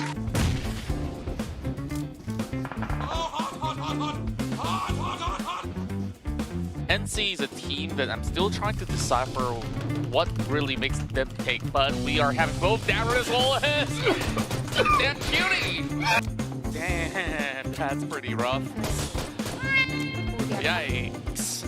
Okay, that was a little bit awkward. We saw them floating.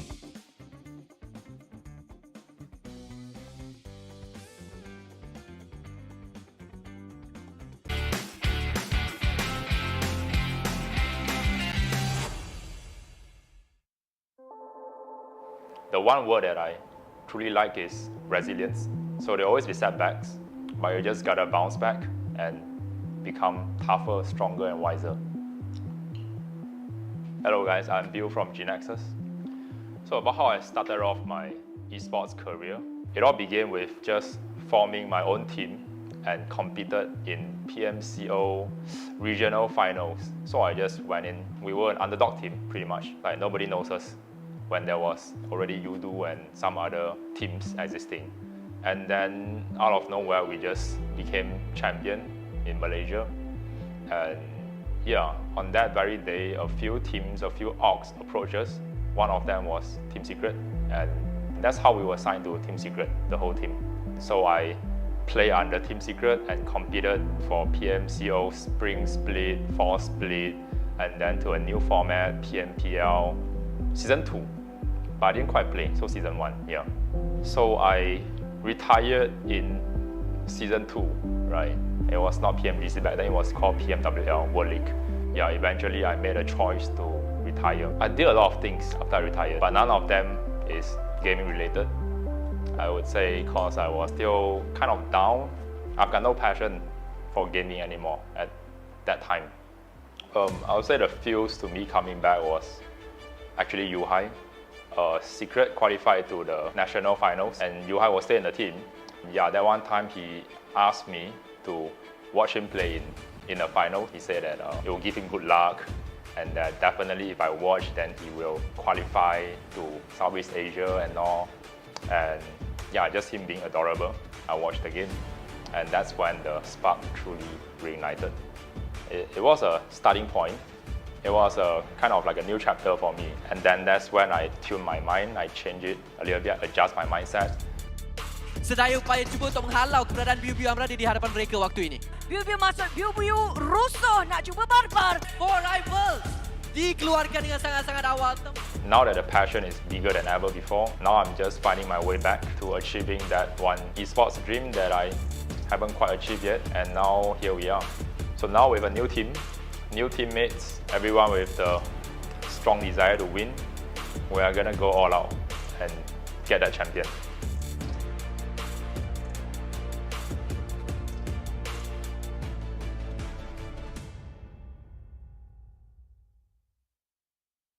Hai, saya Aizen. Saya hari ni share pro tips untuk korang.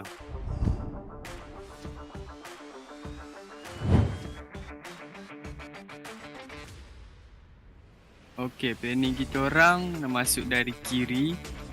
Time ni Eko jaga CLC untuk cover kita orang dapat entry ke depan.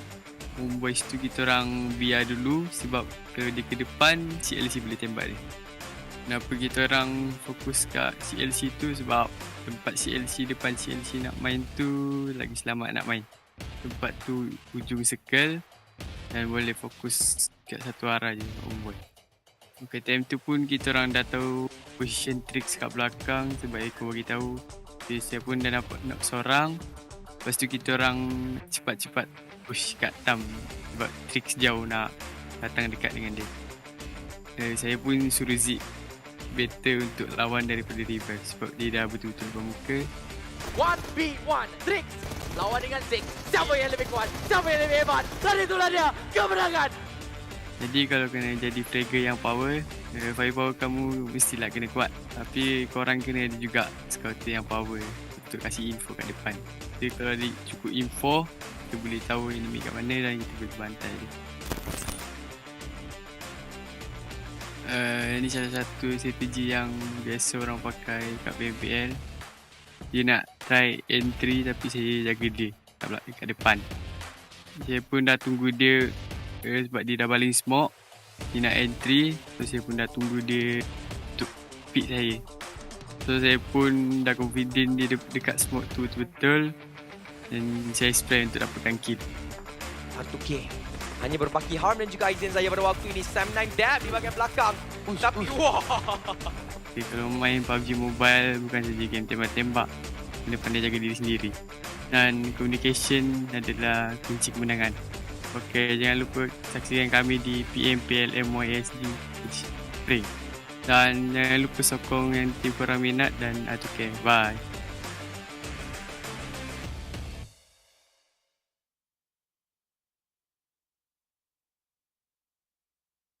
Kali ni kita akan bersama segmen Cuba Teka. Ini siapa dengan 4 ciri-ciri yang akan diberikan dan semua yang diberikan ciri perlu teka siapakah gerangan orangnya.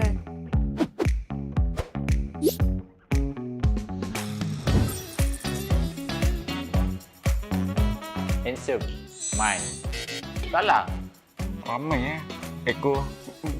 Di sini. Oh, handsome. Eye shots. Semua handsome. Handsome. Sam. Bukan. Snipes. Six. Handsome.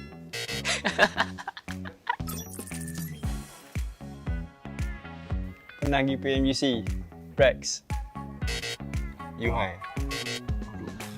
Farang lah. Pernah pergi PMWL. Fredo. AP. Disiplin. Jumper. AP. Mata kecil. Fredo. Eye shot. Kecil. Arul kot. Apa pemburu? Mata kecil Aisyah. Aisyah mata kecil. Mata kecil. Man Farang. Siapa lagi? Baru comeback. Siapa tu? Kid. Kid ke? Mat Toy. Comeback player. Comeback player. View. View. Kenapa dia tak ingat lah. Oh, he went to PMGC ah? Oh yeah, I never know. Oh, dia pernah. Oh, yeah, I forgot tu. View. Oh, View. Oh.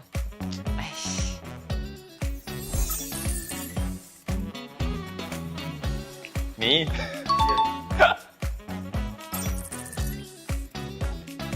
Mata kecil. View. Oh. View. Mata kecil. View. What? Easy eh? Very easy. No sweat. Okay guys, itu saja untuk sesi guess the player dan terima kasih kerana menonton. Jangan lupa follow PUBG Mobile.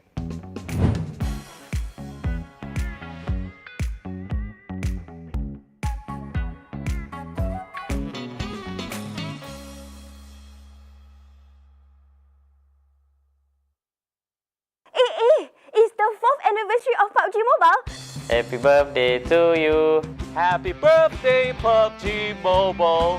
Happy birthday to you. Hari jadi kepada PUBG Mobile. Saya ingin mengucapkan selamat hari jadi. Selamat ulang tahun. Selamat ulang tahun ke yang keempat untuk PUBG Mobile. Happy 4th anniversary. Selamat hari jadi. Ucapkan selamat hari lahir. Selamat hari jadi keempat. Selamat hari jadi. Selamat hari jadi yang keempat. For their 4th year anniversary. Happy birthday 4th anniversary. Happy birthday yang keempat untuk PUBG Mobile. Selamat hari jadi kepada PUBG Mobile yang keempat. Selamat ulang tahun untuk PUBG Mobile yang keempat. Happy 4th anniversary untuk PUBG Mobile. Kepada PUBG Mobile. Kepada PUBG Mobile yang keempat.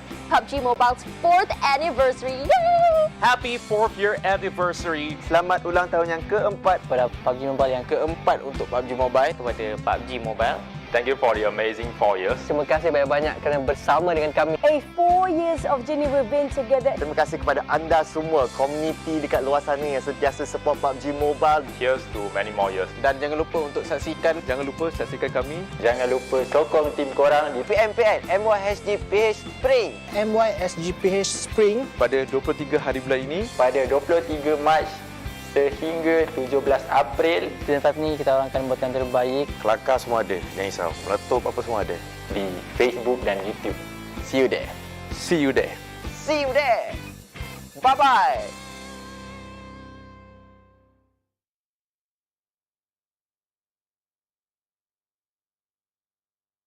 Apa ni, kalau PMPL ada trofi untuk tim paling handsome, tim kami lah, sebab kami ada Man Farang.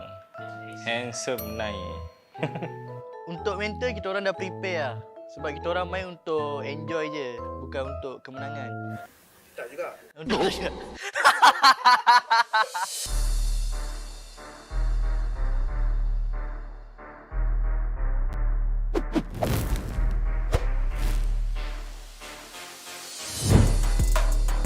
Pada Boyka dan Zuli, kau letak aku sub pada season lepas.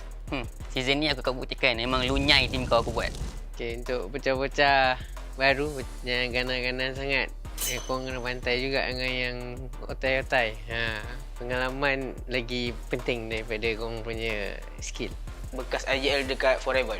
Saya nak proof dekat dia, pernah berkata kepada saya pandai tembak tapi tak ada otak.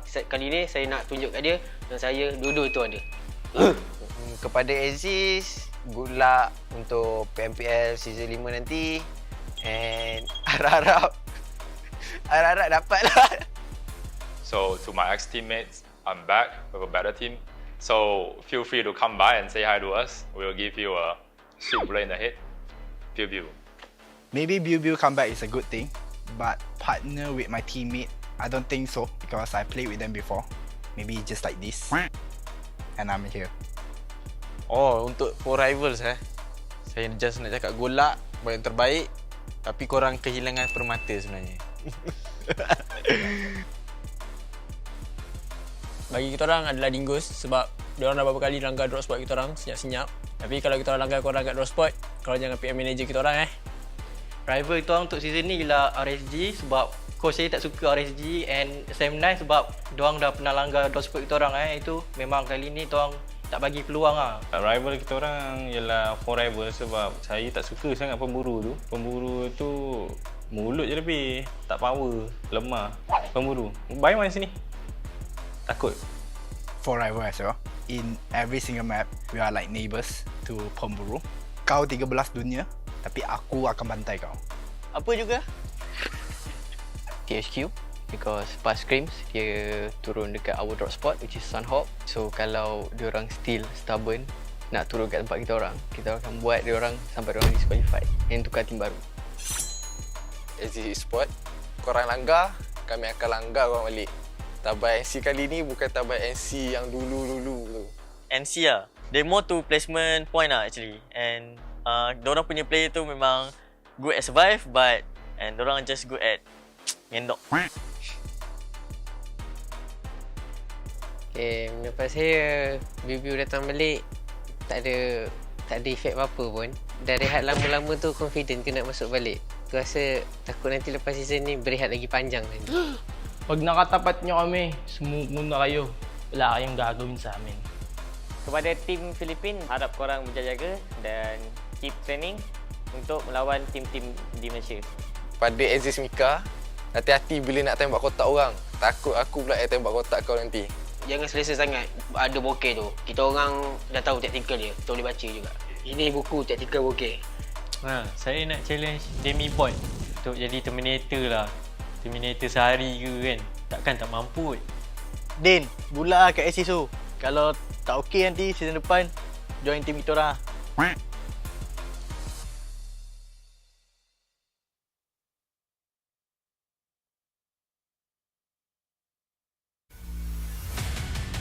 To be a champion, you must fail first. SM9 on fire.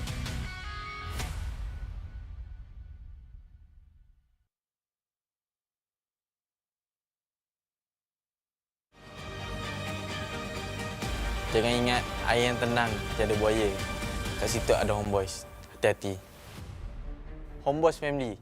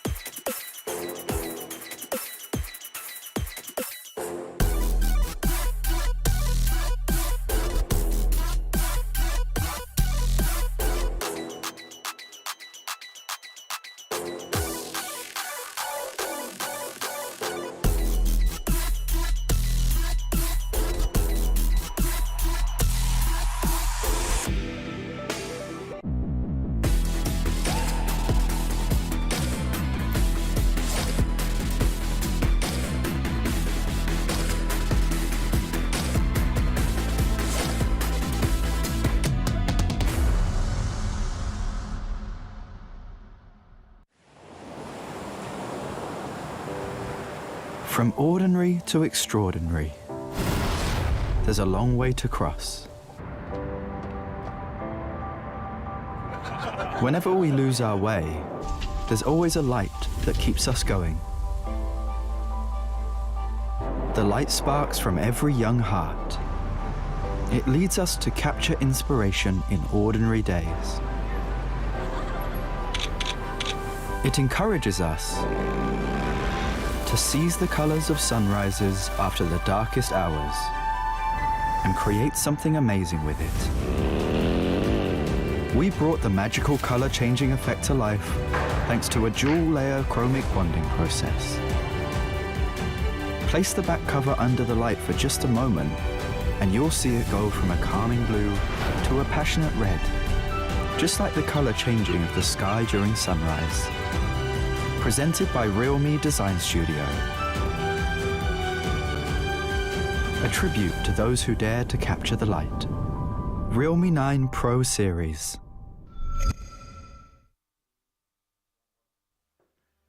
Well, what is up, ladies and gents, and welcome back to the PUBG Mobile Pro League MYSGPH. It's Contra here as your host, as well as your analyst for the entirety of the evening. We're here on the final day of week 2. I know it's a brand new week, but we have carried forward our weekly run with another extra day to cure your Monday blues. As we have already concluded our Sanok match, we're going to be moving forward with our second game as we proceed into Angle later on. So before all of that, of course, we got exciting news to let you guys know what's happening throughout the course of PUBG Mobile's 4th year anniversary. What's the new stuff that you guys should check out?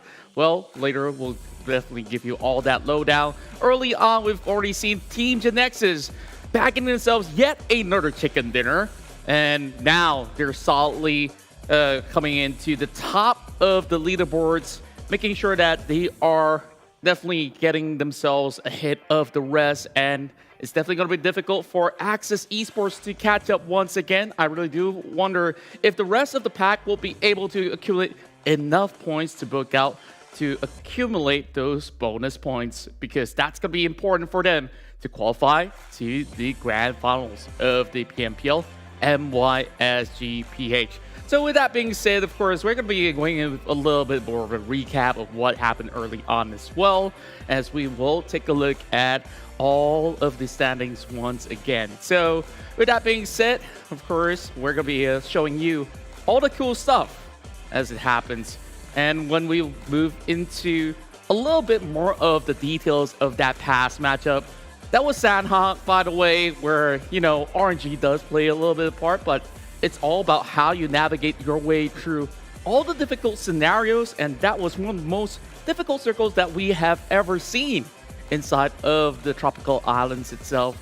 And with that being said, I think that Team GENEXUS have shown that they've already adapted to everyone else, and therefore they are the leaders out there. As I mentioned early on, Bosskur was the final remaining member of Team GENEXUS to back end all the glory, taking down players on a 1 versus 2 scenario. He managed to accumulate a total of 6 elimination points. We compare him to Axis Micah, who's also gotten high damage to book out, as he was the MVP of that previous scuffle. So with that being said, you can see the damage as well as the team contribution both matching all together. It was Bosskur with that clutch play that earned him that star-studded glory. So with that being said, we really want to take a look if they will lock horns once again. Axis Esports, they've definitely had a little bit more that they could possibly show, but that was just Sanok. So later on, inside of Miramar as well as Angle, they will have to prove themselves once again. This is the top 2 teams who are still going all out, and with Axis Esports needing to come in hot with that 3 games, I wonder, will that be sufficient of points that they could possibly accumulate by the end of it all? Well, Team GENEXUS honestly don't really have to worry too much. All they have to do is come in with some consistent result. Maybe like 5 pointers per round will be just nice for Team GENEXUS to take home that 20-pointer by the very end.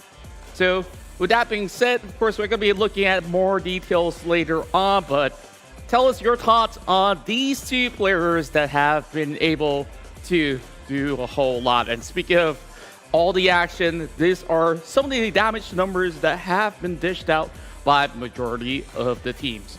Now, we start off with the team that got the chicken dinner, Team GENEXUS. They have eliminated 11 players throughout the course of the journey, and that remains to be the highest numbers inside of Sanok, while we take a look at some of the other teams who came pretty closely, but have not been able to make that long haul run to the very end. 7-9 made it to the top 4, and they were challenged by Farang Esports, as they got themselves 6 as well. When it comes down to damage, nobody has been able to match the rest of Team GENEXUS. And what's really interesting to me is that RSG, they did 706 damage. They were one of the early movers into the Alpha Island, but they only have 2 elimination points. And as for the teams like MAB Esports as well as ALMGHTY, unfortunately for them, they tried to fend off against the rest. They did not walk away with those points.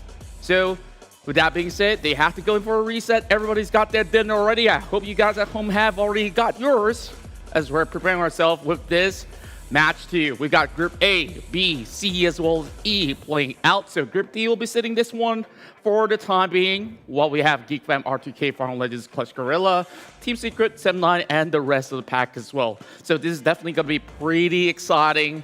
And, well, it's time to make a guess once again. Who's going to be able to get all the glory, as it's time for you guys to predict. Pop it down in the comments below on what you possibly think will be the clear winners of this match. And my prediction is to the PH representatives, KHI Esports. This is also their glorious week. We've seen them win a few games throughout. I think they are definitely on that upward trajectory, just like how Team GENEXUS have been able to perform. And with so much studies and effort being put in, I believe that it's about time that they get themselves yet another chicken dinner. So let's see what happens by the very end. And, well, if you think that I'm wrong, just go ahead, go at me in the comments right down below. So there's still more news before we go into the match, but I guess I'll reserve my thoughts. I want to head to our caster desk, so go ahead, send them your way. You know when someone copy your homework? Yeah, you know, Yeah, when you something's know. trending and suddenly, you know, they just want to be... There's a word in Malay called lalang. What's that word in English? Weed? Yeah, like, yeah. Yeah, like weed. Like that Yeah, weed, that yeah. weed. But anyway, so welcome back to round number 2 of the PMPL MYSGPH, and can't wait to jump into our second round, which has been introduced by our host, of course. Thank you so much, Contra, which will be Irangel in our second map today. It's El Clasico map where everyone is very familiar, and it's going to be really exciting because this is not really an RNG map like Sanhok, which is more of kind of based on who finds the medkits first, who finds band-aids first, where the circle is going to go is small. This is a very big map. Everyone has their own, I would say, what's the word? Unspoken agreement. Yeah, Gentleman's agreement. Gentleman's agreement. Yeah. Well, I don't know. I'm not a gentleman, so I don't use that word. I'll use unspoken. So it's gonna be really interesting to see where each player will go and which team will be thinking about going to be the destructive team. Because we talked about this before, when teams go into a place they don't usually drop, which means that they are very convinced, or rather they're very fairly sure that they can take the fight early against some teams. Some teams, they would do that intentionally because they want to kind of like cripple the chances of them getting more points or staying ahead. Either way, all's fair in battle royales, ain't that right? Yeah, I mean, at the end of the day, it is the points are up for grabs. So do whatever it takes basically to grab the points. And speaking about points, now officially GENEXUS have passed the 200 point mark, which is a record-breaking week for them. So they are also the team to hold the most eliminations in a single match, which is 20. And 20 in a single match. Jeez. And right now, they are holding the record for the highest points collected in a week so far. But of course, we have a couple more rounds to go. So I don't know what they had for dinner, but whatever you had, please give me some. I don't play as well. No, you had dinner. You had spaghetti seafood for dinner, so you're done. Oh yeah, absolutely. But speaking of their performance, I have to say, I wouldn't say that we didn't see it coming, because on week 1, they weren't necessarily like the worst. They were up there, maybe top 3 till top 5, around there. But didn't really get chicken, but they were consistently gaining points. It wasn't until this week they started popping off. And I would like to believe that they popped off harder than KHI, especially in that last match. Just not like, Kai, are you kidding? 3-on-1? How? I know, right? That was like in some insane plays there from Long. That's going down the play of the day for sure. For real. And I just want to say that on top of that, you know, when you're the last man standing in your team, there's a lot of pressure and you start panicking. Bosskur, I just want to say, like, whatever that goes through his mind, you know that like those anime is like, oh no, it looks like I'm the only one alive. I guess you gotta turn this way, turn this way. So it's kind of like that. I think that's what goes through his mind. And then there is this stop motion that says, Yeah. Omae shinderu. Well, anyways. We're getting a bit weeboo there. Getting a bit weeboo there. But anyways, I have to say, but yeah, his thought process must be pretty clean, because he's able to really kind of, you know, put himself together and just kind of do it. Because in that situation, you kind of like, what am I going to do? I'm going to die, guys. That's how you are when you play? Yeah. Okay. I thought that was normal. Well, It depends. If you're Long, you probably wouldn't have that.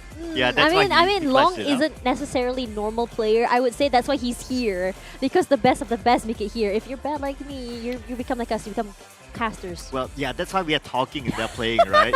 Absolutely. That's the principle of our job. Our job is to use the brain cells to figure out what's going on in the game, and then you guys use your skills. Like, like, this is a very funny thing I heard. I was just talking to some other caster friends the other day. I said, I don't get it. I can break down a game so easily, but why is it I suck at this game?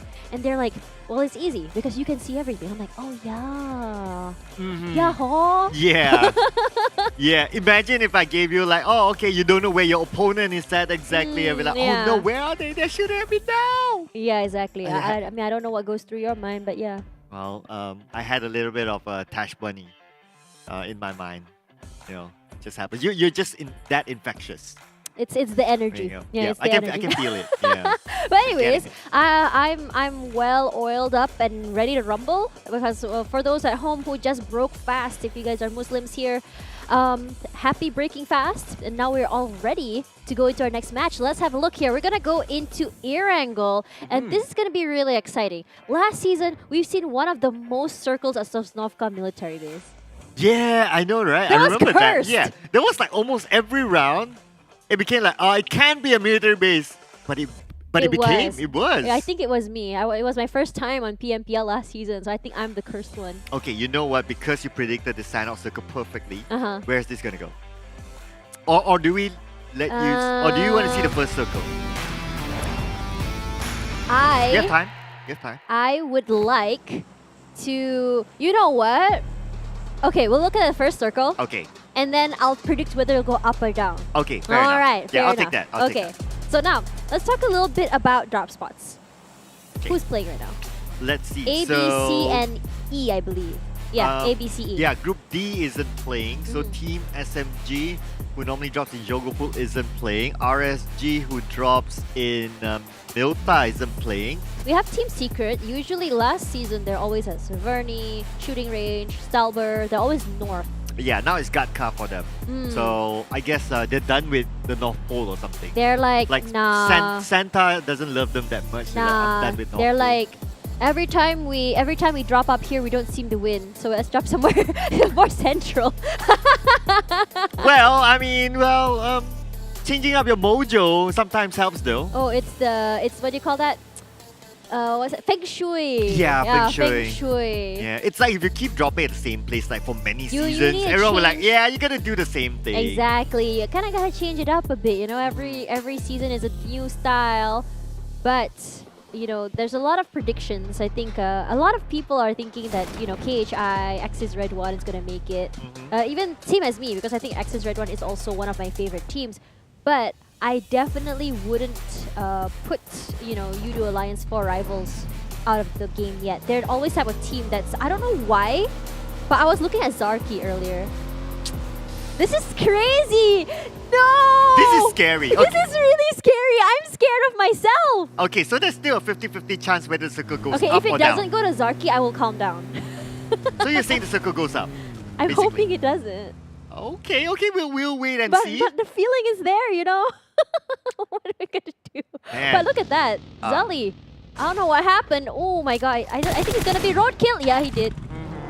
Well, bye. Well, I guess We call it what? The drive-by. the drive and buy. The drive and buy. Drive and buy. I thought you were gonna say it's the drive-through.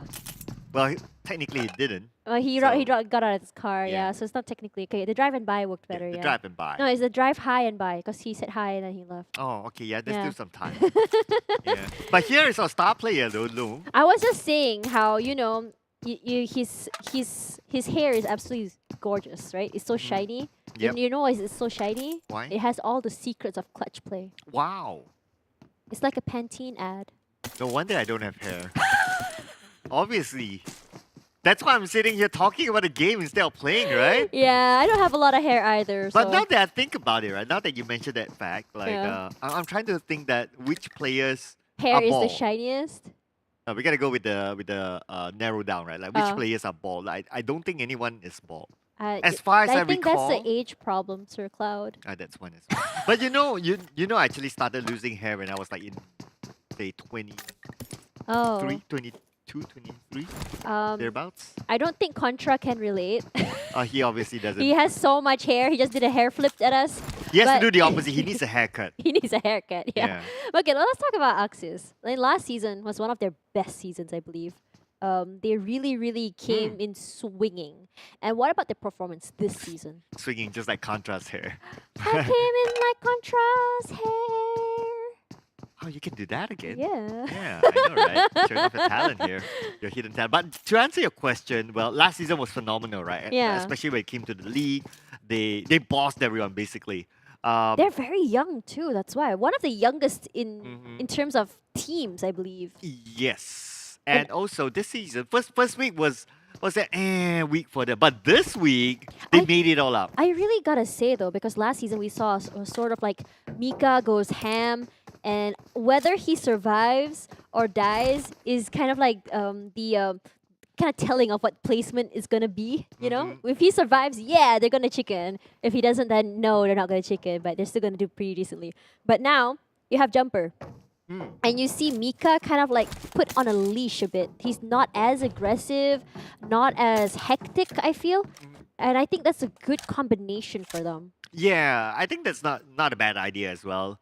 Because if he goes wild and He's always too aggressive last time. yeah, so if you lose him, basically your team's shaky. Yeah, so you they're want to keep him shaky. alive as long as possible. Right? Yep, that's right. And I really like what they've been doing this time round. And look at that right now in terms of points. Axis, redONE, 19191. But the thing is, GENEXUS is just so far away.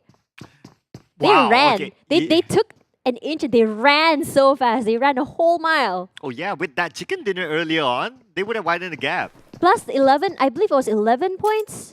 Yeah, the gap was quite close. That was pretty huge. Yeah, and yesterday we had an interview with the manager from Axis. Uh-huh. So I asked him like, can you send him? He wasn't Hey Noob for the first That time? wasn't Hey Noob. Yeah, for Wow! the first time. So I asked him like, do you have a message for Biu because they are competing for the #1 spot, Yeah. right? And he says that you better be careful of Micah, our wonder kid. Ooh, still Golden Boy Mika, huh? Still Golden Boy Mika. Interesting. But you know, speaking of Wonder Boys, Wonder Boy of Philippines, I don't know if he really is or not, but Demi Boy, he has Demigod. Demigod, sorry, not Demi Boy. He's a god. Yeah, I know. I have to say, like, I was a bit kind of stunned at the claims he made before the season, and I was like, that's a big claim to make, you know? That's especially when you are the only sole competitor from the Philippines. But he backs it up. Yeah, I mean, to be fair, he did win, or rather than his team did win against Axis redONE in Miramar once, like a 1v1, like a team versus team, and they won. That's like a Malaysia versus Philippines moment. Yeah, so somewhat they had the last laugh. Yeah, so I in a way, I mean, Hello, Jumper. we always talked about like, you know, about trash talking. It's nothing new in the esports scene. But we always say you are only allowed to trash talk if you can back it up. And Demigod, he backs it up. Yeah, I mean, they've been proving it, right? Especially when it came to this week. They're still behind, no doubt. But the thing is, their jump is insane. Exactly. I mean, if you talk about growth, they arguably have a bigger growth as compared to Axis. Oh yeah, absolutely. I feel like Axis is more of like consistency, as well as they're more of a different change in pace of playstyle as well, which I really like. For GNX, they're more explosive as well. I would say that the type of team who would go ham on anyone they see, just like what Ate is doing. But you know, they would get a kill, obviously. Yeah, so those are like warning shots towards Mato. It's like, okay, you want to come up to the hill? We are now kings of the hill. I'm the king of the hill. Stay away from my hill. You stay down, boy. Oh yeah. Yeah. But speaking about boy though, so Matoy looks like he's very senior, like age senior. Yeah, like if you look at his profile, but actually he's like what? He's like 24, 25 or so. Matoy, if you are watching this, it was not me. It was all Circle. I'm sure he gets that all the time. He gets it like, oh, people think I'm 40 or something like that. I'm not gonna add any more to it. I need Team Secret to actually like me. I wonder why. Is there something that I should know? We wanna be friends. Oh, Why okay. can't we be friends? So it's like, I love you. Oh no, you no, love that's me. Contra's song. Oh, when yeah. he's wearing his purple jacket. Yeah, okay, yeah. Yeah, I can't do that. He ain't doing the purple today. No, not today. Today he's blue because Monday blues. Oh, blue dabba-dee. Not that one though. No. I have a weird question to ask. Like just now, we saw one of the players from Homebois. I think it was Bard. His HP was so low. What happened there? I think it was. Wait, THQ only has 3 players? Sorry. Yeah, so forgetting that. Zuli got eliminated. Oh somehow. yeah, it was the high and by. Yeah, it was the high and by. Yeah. There you go. Yeah, and to answer your question earlier on, I think he naded himself. Not too sure why. We weren't shown. Sir? But yeah, it just happened. Wow. Yeah. I don't know if that were to happen to me, I'd be crying because I'd be kind of embarrassed. Like you know. Okay. Moment of truth. We need to find out if the circle. Moment of truth. Wait. Yo, we're saved. Okay.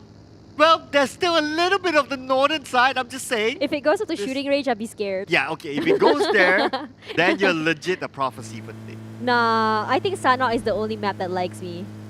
Perhaps. Wow. Okay. Let's talk a bit about NC.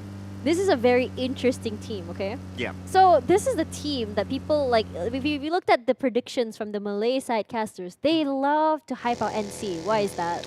Well, prior to PMPL, right, they were like championing everywhere. Ah. Like there were at least 2 offline events that I know of. They were champions. They will also be the Malaysian representatives in the upcoming SEA in Hanoi. Oh. Yeah.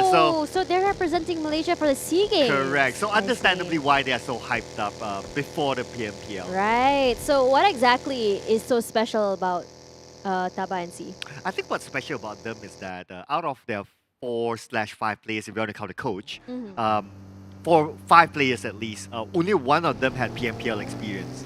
Oh wow. Yeah. So they're if you look very at this, raw. Yeah, they're very. So if you look at this lineup, so the one that has PMPL experience isn't playing, but yet they're still able to somewhat not too bad. Because they have a good coach. There you go. Yeah, sometimes Formula. it's kind of like GENEXUS, right? We talked about them like their first, they're very new here, but they're doing so strong. Sometimes it's less about the experience. Sometimes it's more about how much you know and how to navigate yourself just by the information that you have about the other teams. And sometimes it comes back down to those situations where how you can handle yourself in those high pressure cooker situations like just now. Yeah, true enough. Sorry, I'm talking about food because I'm still hungry. Yeah, I know. You could have gotten more early on, but it's okay. I mean, we can go for round We 2. we can always blame Contra for that. Yeah, we can. He's out punching bag today. Yeah. I mean, that's the thing about being the host, right? Like, you don't have someone to bounce off with. Yeah, because like I remember when I was the host, you and Chuchu were always flaming me. Good time. Good times. But now how the turntables. Okay, so CLC. On to someone else. Let's talk about them as well. I Right. think they've been doing pretty well today. What do you think? I think it's last week they didn't do well, but this week averagely I think they're pretty cool. They netted 2 chicken dinners in a day. I believe it was 2 days ago, and yesterday they got 1 chicken dinner. So 3 chicken dinners so far this week. I mean, One of chicken them, a day keeps the doctor away. Wow, I like that. Yeah. Yeah, arguably one of the more improved teams overall. Right. And as for Bosskur, you know they're one of the top teams here in Malaysia. But in terms of their placement, 12th place, is that usual for them? Are they going to be climbing? What do you think? You know what? I call them the king of qualifiers. King of qualifiers? Yeah. Oh, wow. Because for like, 2 seasons, they got eliminated from the Pro League. They had to play through the qualifiers again. That time it was called the PMNC/PMCO. Right. And they bossed that, and they came back up again. So they're like, oh, you guys are like the king of qualifiers. Yep, that's right. Bad circle. Okay, North, shooting range. Come on. Do you love Tash or not? I don't know. The feeling is love gone. Tash? Wow! Yeah. The feeling is gone. See, I was right. Yeah, feeling's not mutual. The feeling's apparently. not mutual this time. No Jodo this time. Okay, but I remember someone said that was it Bosskur was the king of comebacks or something? I guess coming back into the Pro Or was League, it there's- king of trolls or something Yeah. like that? I can't remember. Okay, It not was too one sure. of those teams. Or was it Axis? I cannot remember. It's been such a long time. But when you talk about that, I mean, I'm not surprised. I mean, if you look at teams like Team Secret, I think it was also, you know, Yoodo Alliance for Rivals. They're the kind of teams who are kind of like always in the middle at first. And then suddenly you see in week 2, week 3, just like boop, all the way to the top. And even though they don't get a chicken, they just maintain, they're just chilling. Yeah, and what really helped was yesterday was like the day of the second pagers. So a lot of teams from the second page, they It's like did climbing really on top well. of each other. Yeah, they climbed on top of each other. That's why some teams that they're doing kind of okay, but because of other teams outshadowing them, that's why they were pushed out. For example, like EVOS VIP, they did fairly okay yesterday, but because other teams did better, and those are the second pager teams, that's why they're pushed down to number 13 right now. Honestly, if you were to ask me which team I'm very shocked at right now in terms of their placements, it has to be Farang and EVOS. Oh yeah. Because usually last season they were always in the middle side, almost the top. They were never really first pagers, but they would be somewhere in the middle. But seeing them all the way down here, I'm just questioning like what's going on here with the team, especially from EVOS last season, who was doing really well. I do agree with Farang as well. Farang last season was their first season in the PMPL, but they didn't look like newbies. They played it like the pros. But speaking about pros, this is a pro team here. But the counterfire on the Volky, we taken out by Iron Pro, so there are 3 teams in the same area. Yep, that's right. Bamburu, the hunter, his name means, waiting to hunt out. But the question is, can they pick up their teammate? We all have KHI here. There's also Homebois as well. It's a 3-way, but KHI is like, nah, we're just gonna go through the other side and try and see if we can get that point if we can. Thing is, they weren't aware that that another player is gonna be shooting at them or in the area as well. Oh, Rankit eating some damage there. Ooh, ouch. That would stop KHI from moving into the circle. Now that Homeboy is gatekeeping them and also That's 3 utilize points. for rivals. Yeah, that's how you get the most points. Iron Pro though, there's a reason why he's called Iron Pro. Because I am pro, that's why he's trying to say to himself. No, he's just a pro. Okay. I can't deny that though. Yeah, his shots were super crispy because he actually got that member from Yoodo Alliance for Rivals very fast. He basically just chunked him so fast. But if you're looking at the circle here, what makes it so annoying about the circle is that Dingoz, wow, okay, it's a bit ping-pongy now to the left, but let's talk about that. Where Dingoz are is actually prime location. That's high ground. They really held on to that area for so long. Yep, they had a lot of information just being up there, but now they'll be forced to move. But talking about forcing each other, Bosskur versus Sem9's happening. Yeah, looks like there are going to be trades coming in from both sides, which is very impressive.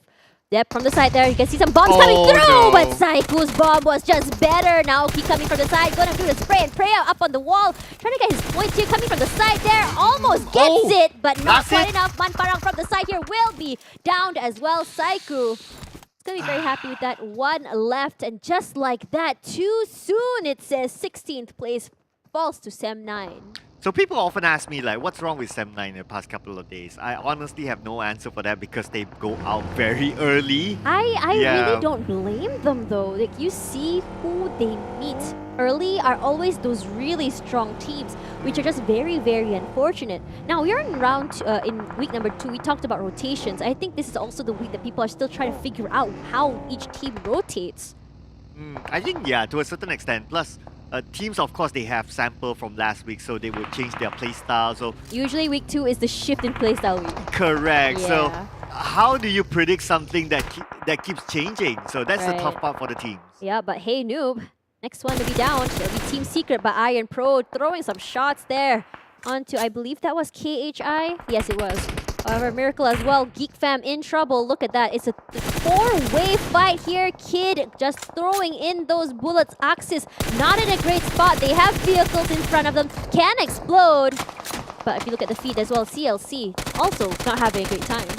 Kid with a long range, spray and pray like what you mentioned. That's not a great gun for long range though, to be fair. Yeah, UMP is better for middle range, but Matpa goes down. Now Fredo is all alone. Kid will need to back him up from the high ground, but Yoodo allies 4 rivals. No pushover team. That is what no, they are not just to pushover. They are also a third party, just ruining the party just now. Mattoy thought he had the whole area, but look at this Fredo coming from the side there. Gonna get up, but he gets one beautiful prone. But look at that, Fredo. Gonna be sending it, but look at that, the vehicle also explodes, giving him some space as well to move. Kit from the back, making sure there are no stragglers. Gonna be able to pick out his teammate, not quite, by the way. But look at that. Looks like Yoodo Alliance 4 rivals are in trouble. It is a 3 versus 1 in this situation. Kit from the back trying to give some help here to his teammate. Fredo going round and round with the wraparound. Gets one from the back, eats some damage. Doesn't quite enough drop them. But right now, Fredo, what can you do? Oh, did you not see that flick shot coming in for Fredo? That's what he can do. And now Kit starts to move in. And Team Secret somehow still win this fight. That is insane. Serious? And that all started off from the flick shot from Fredo, but it's not done yet. Our action in El Rigel. We just saw a name being tossed out, and now Team Hawk will need to be playing with Rensky as well as Heiko against Clutch Guerilla. I am in shock right now, but let's put that aside because Rensky trying to get his teammate up alive. Heiko and the other member of THQ are just so far apart right now, making sure they're not so close to each other to avoid those sprays. But they need to take this fight against CLC. For CLC, there's only 2 players left right now. They need to fight them. Rensky with the spray and pray coming through. Gets one finally. But they are getting shot from the other one. NC from the back here, but now CLC 13th place. No elims for them, but EVOS trying to get inside as well. Eating that zone damage is just not fun for them because GENEXUS is the one to stop they're moving straight into the circle. Yeah, they're just stopping everyone at their tracks, and Mika will not have enough time. Unfortunately, he will go out after GENEXUS. So GENEXUS goes down. This is opportunity for Axis Red One to take over their #1 spot, but let's see how long they can last. And now, talking about Axis Red One, Micah just got one for himself. Yup, that's right. Hey Noob still very much alive. NC now in the other end, eating so Wow. many nades! Hey Noob and the other teams, other members of Axis Red One just making it rain. And they're gonna get free grab delivery of items as well, straight to their doorstep. Oh, that's a lot of loot there for Axis Red One. And not only that, they do have a circle, so this could be an opportunity for them to take the #1 spot now that GENEXUS is out, but they need to beat 9 other teams to that chicken dinner. Oh my god, look how fast that reaction time is. Mika doesn't stop for anything, and Faris blows him up into space. And suddenly THQ, where were you thinking you could go? The high ground here is on Axis Red One, and they're gonna use it to their advantage. Currently right now, they have 5 elims, and they're not gonna stop. They ain't gonna stop, but they need to be careful of their backs now that they've been shot at.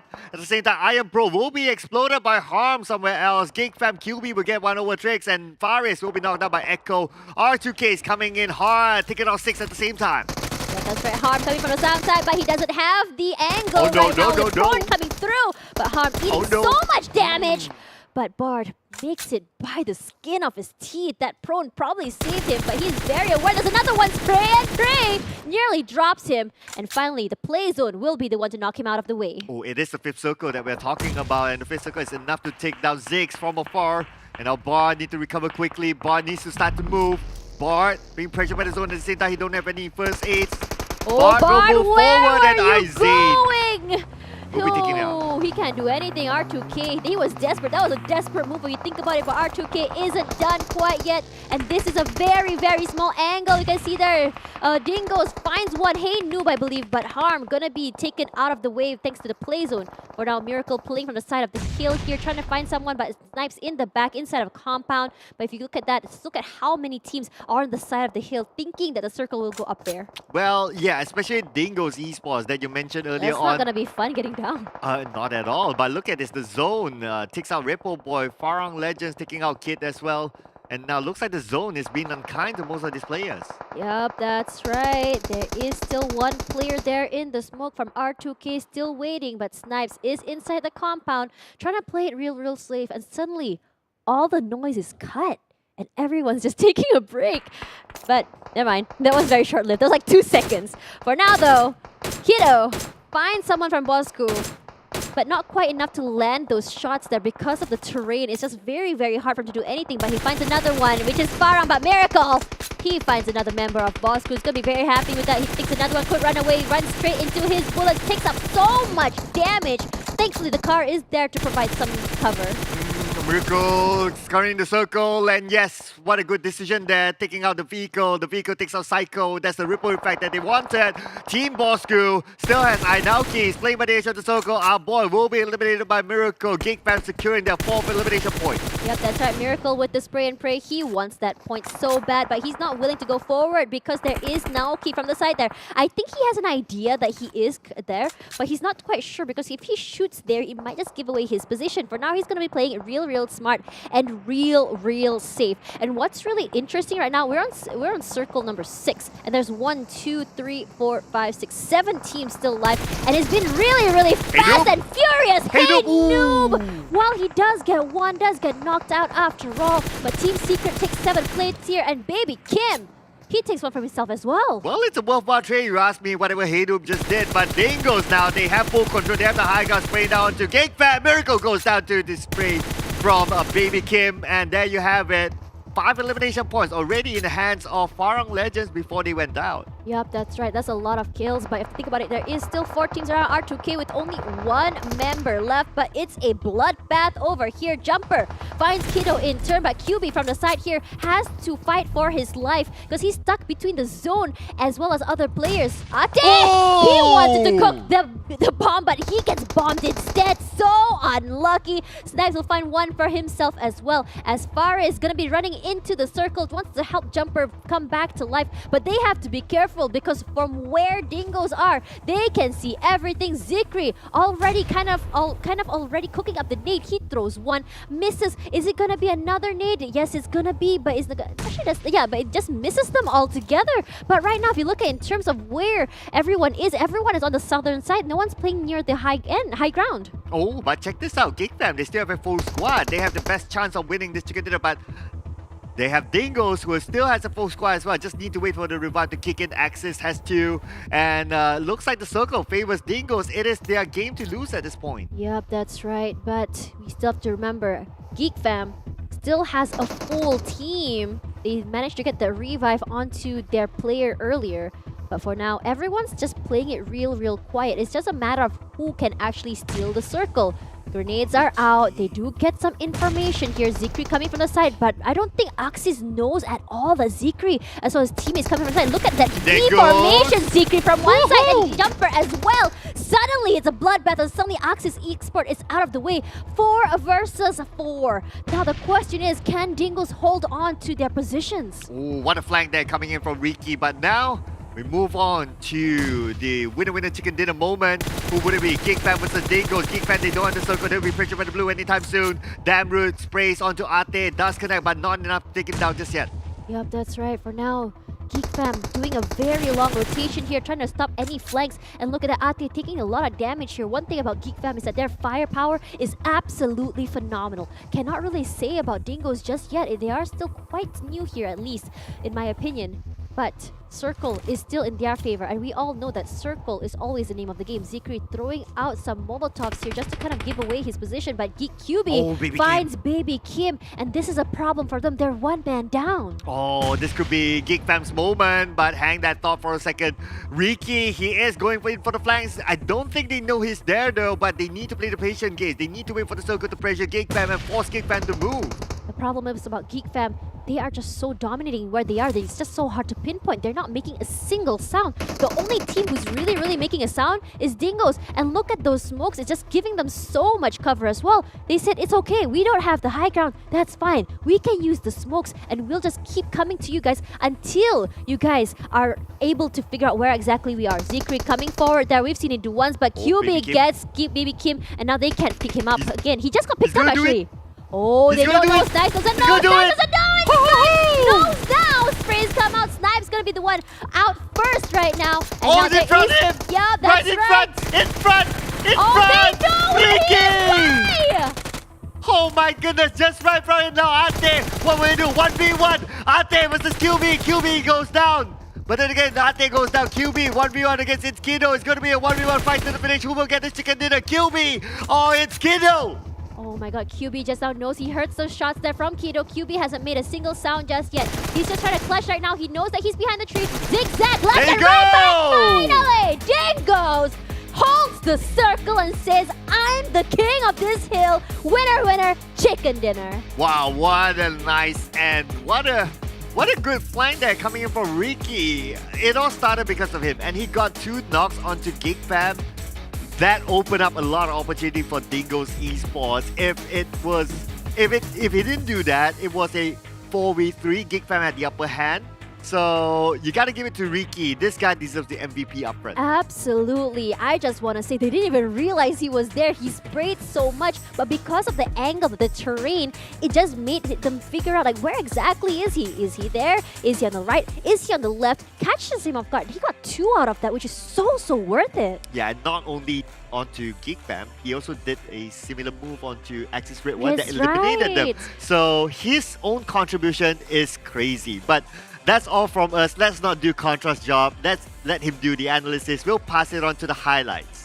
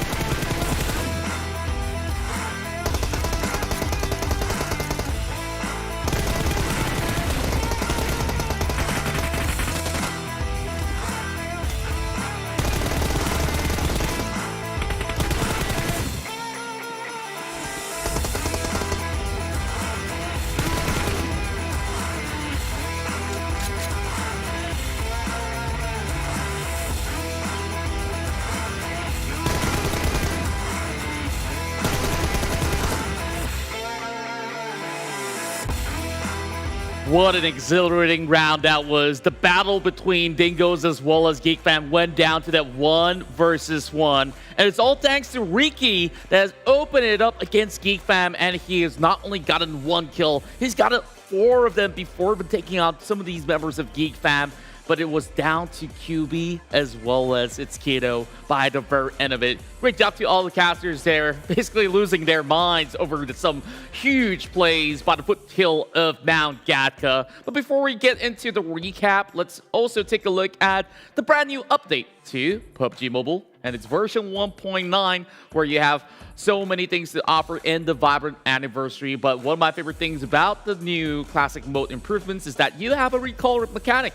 So if you're a potato or you're just not a hotshot today, you don't have to worry. So long as you have your friends to back you up, you could easily be back in the game. You even have zip lines and stuff over the Cheer Park. But what you really got to get your hands on is this new Royal Pass, where you have collaboration with Warframe. And for those OG guys out there that's been able to enjoy the best of both worlds, you definitely want to get those alien skins out there. Pretty futuristic, and man, you get to basically flex on all of your teammates and say, hey, I've got the coolest skin in the game. So with that being said, of course, you guys can check that out, top up your UCs, and enjoy all these new offerings from PUBG Mobile. So make sure you guys stay tuned for all these latest stuff that will be added into the game as well.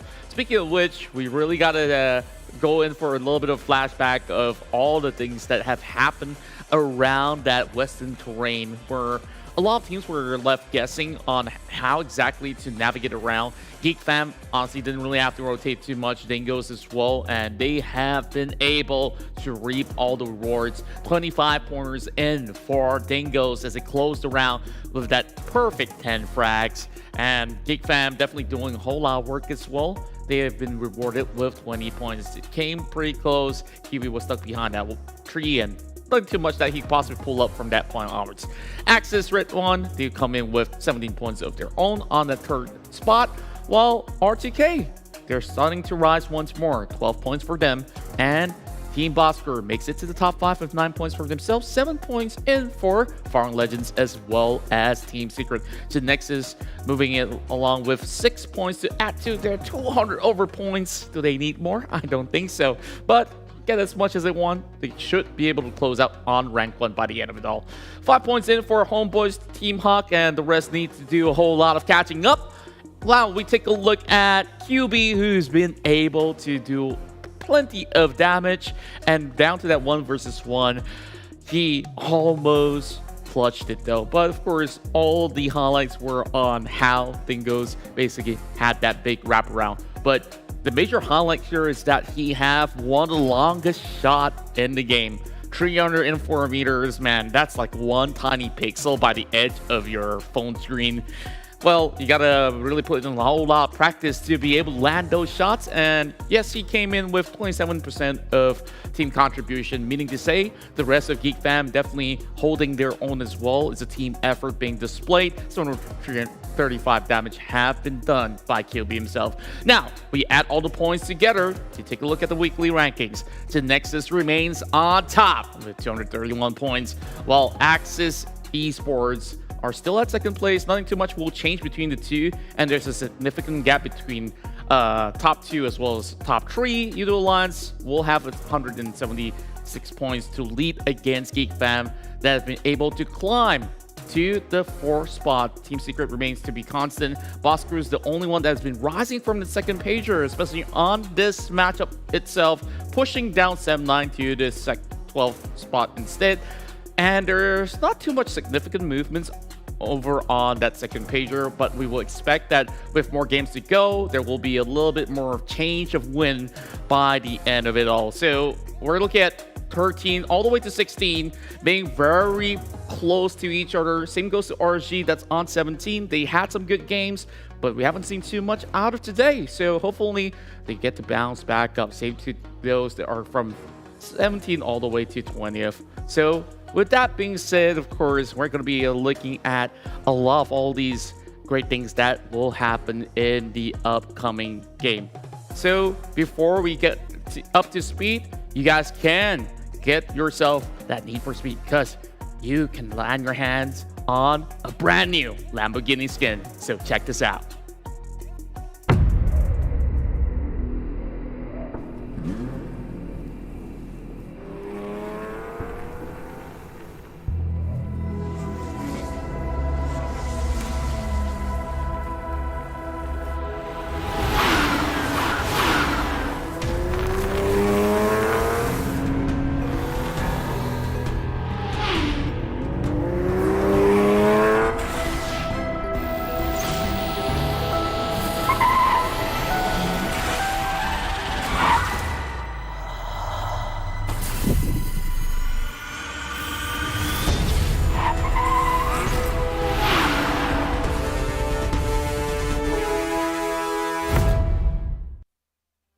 That's right, folks. Don't be left behind. We have that brand new collaboration between PUBG Mobile as well as Lamborghini, and you can race with all of your friends. It's now live in game, where you could basically top up your UCs and get yourself that supercar. And you know, we're gonna be moving into that recap, but before that, this collaboration definitely is the hottest thing that has happened so far in PUBG Mobile. Make sure you get your hands on that Lamborghini Aventador SVJ stock as well as Euros. Now, speaking of moving up to speed, look at Dingoz. They didn't really have to rotate all too much. Moving from hospital into that ruin section right below the foothill of Mount Gatka. while they are there, they're smacked directly at the center. So they have that perfect bird's eye view against anybody that tries to rotate inwards into the Gatka fields, and even those that are across ruins. So they hold up that perfect defense for quite some time. Playing around that hill has definitely given them enough advantage. Geek fam, they like to play around the hospital grounds as well. Well, I would say that they will loiter around the container fields of Georgia Pole instead, and that given them that leeway, that defense to slowly play it out while everyone was taking a little bit of a tussle against one another, trying to rake up those points.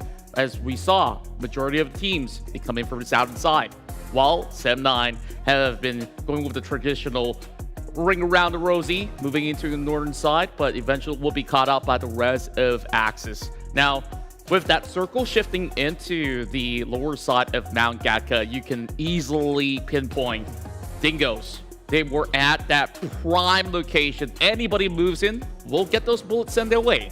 While Geek fam, they have themselves that compound over on the lower side. Sem9 has been able to at least rotate all the way to the western end, so they will have to take on the rest of Bosskur, while everybody has to convoy their way in those open fields. This is where they eventually have a little bit more of the segregation. Axis tried to book themselves a spot, but they were stuck in between both Geek fam as well as Team Secret. So either side that they choose for a battle is never going to favor them, and it's really much a rough run for them. And I think they still managed to pull in decent points of their own. They have been able to last longer by utilizing all these utilities such as smokes to keep them covered up. Aizen's stuck by the other corner, while Bosskur could be the title contender if they could have taken out Baby Kim much earlier on. But good maneuvers coming from the side of Dingoz to provide cover fire, and by the end of it all, it was down to Dingoz as well as Geek fam with the highest of numbers, and Axis with that sort of solid defense, they have been able to squeeze right in. But from this point onwards, it was Ricky who not only wiped out the entirety of Axis, he crossed into the smoke, knocks down Damroot, and that's like the highest firepower unit that Geek fam has to offer. So with that being said, and all of these smokes also blocking the vision of Geek fam, it makes it harder for them to do those trades, and therefore it's only slight disadvantages, and it came down to that 1 versus 1 between QB as well as Kiddo. You see that significant range between Kiddo as well as QB, but the disadvantage is still on QB's side. He's hiding behind that tree, and he's also close by to the blue zone, so it makes it pretty easy for Kiddo to eventually cover all of the angles and grab himself that chicken dinner for Dingoz Esports. So kudos to Kiddo, and of course kudos to Batman and Co. that has been able to propel their way up the charts. And with that being said, there should be more games for you guys there to enjoy, because that's just about few chicken dinners that we have offered thus far. We're going to be moving into Miramar up next, so it's going to get heated up, as we always said, and we will see the most technical display of skills by the 16 teams that will be playing later on. Now I'll be checking on some of the matchups here heading into this grouping, and on Miramar we'll have A, B, D as well as E to play up on that matchup. So the teams will be sitting out for this, and therefore we're gonna be ready to take that on. So with that being said, let's take a look at the summary once more. We will compare the best two teams that have stood out throughout the course of Erangel. So when you compare damage numbers, honestly, it's not too different, but the biggest factor for Dingo's success is that they take those high ground vantage point, they take important kills, go in third party, get those easy pointers in. So as compared to Geek fam, they fight tooth and nail for it. Honestly, if you put all the armory aside, it also meant that both Geek fam as well as Dingoz, they have a potential of taking down 18 players on that field. Just imagine if there was no armors in that game. But leaving imaginations aside, time in blue zone, it's also going to be pretty important. well, you can see that they only tanked in a little bit of damage from that. It's like 7 seconds as well as 2 seconds because majority of the time, let's be honest here, they're not really struggling to rotate. Dingoz, they did play a little bit risky though on the edge of that map where we saw Ricky squeeze right through while we go in for our overall stats. And we have found out that there is a whole lot of troubles utilized by all the teams that have participated in this Arangel bout. So we got 59 kills. Some of them have dropped out through the play zone, or we got some accidents along the way. We're not going to be faulting them for that. So we have 62 knockouts. Healing not too much here on the standard map. Well, only one airdrop has been looted. QB definitely have this showed us that he can really snipe from long range with 304. It may not be the highest, but I'll give him a top 3 for that. 20 total revives throughout the course of the battle during those war that happens there on the flat grounds of Gatka. And we got 6 total headshots throughout those 20 over minutes of play. Now, these are the groups that will be playing inside Miramar as I spoke early on. We still have Geek Fam on board. They can try their level best to get their hands on that chicken dinner once again, but it was Dingoz there on their way. But Dingoz, they'll be taking a rest in this group, so there's not too much worry for them. Group A, Group B, Group D as well, Group E will be playing, so we won't be seeing teams such as EVOS VIP, Axis, redONE, Dingoz Esports, as well as Team Bosskur for now. So with that being said, let's take a guess. Who's going to be the next one to get that big fat chicken dinner? Man, I know Tash is pretty hungry, like she said early on, but we got to start making predictions right now. Yep, I give you guys time on the chat right down below. So go ahead. I see Team Hawk. I see KHI. And man, chat's rolling. Okay, I'll tell you what. Team Secret, they popped off yesterday. And I think that there's still something that they want to prove to all the fans out there. They are the CE champions after all, and they used to be called the Kings of Miramar. Let's see what Mattoy and Co. has to offer. Well, I hope that I'm correct, because I haven't gotten my predictions right throughout the day. So with that, I believe that our casters will eventually have their own predicament on this. So with that being said, let's pass it back over to our casters from MYSGPH. Hello, hello, hello, and welcome back to the Caster Desk with me, Tash Bunny, alongside Sir Cloud. And Game 1 and 2 have been absolutely bombastic. Now, going back to the very sandy Miramar, how do you feel about that? Oh man, it's not my favorite map, I'll be honest. Yeah. I love Miramar! Because it's... What? Okay, why?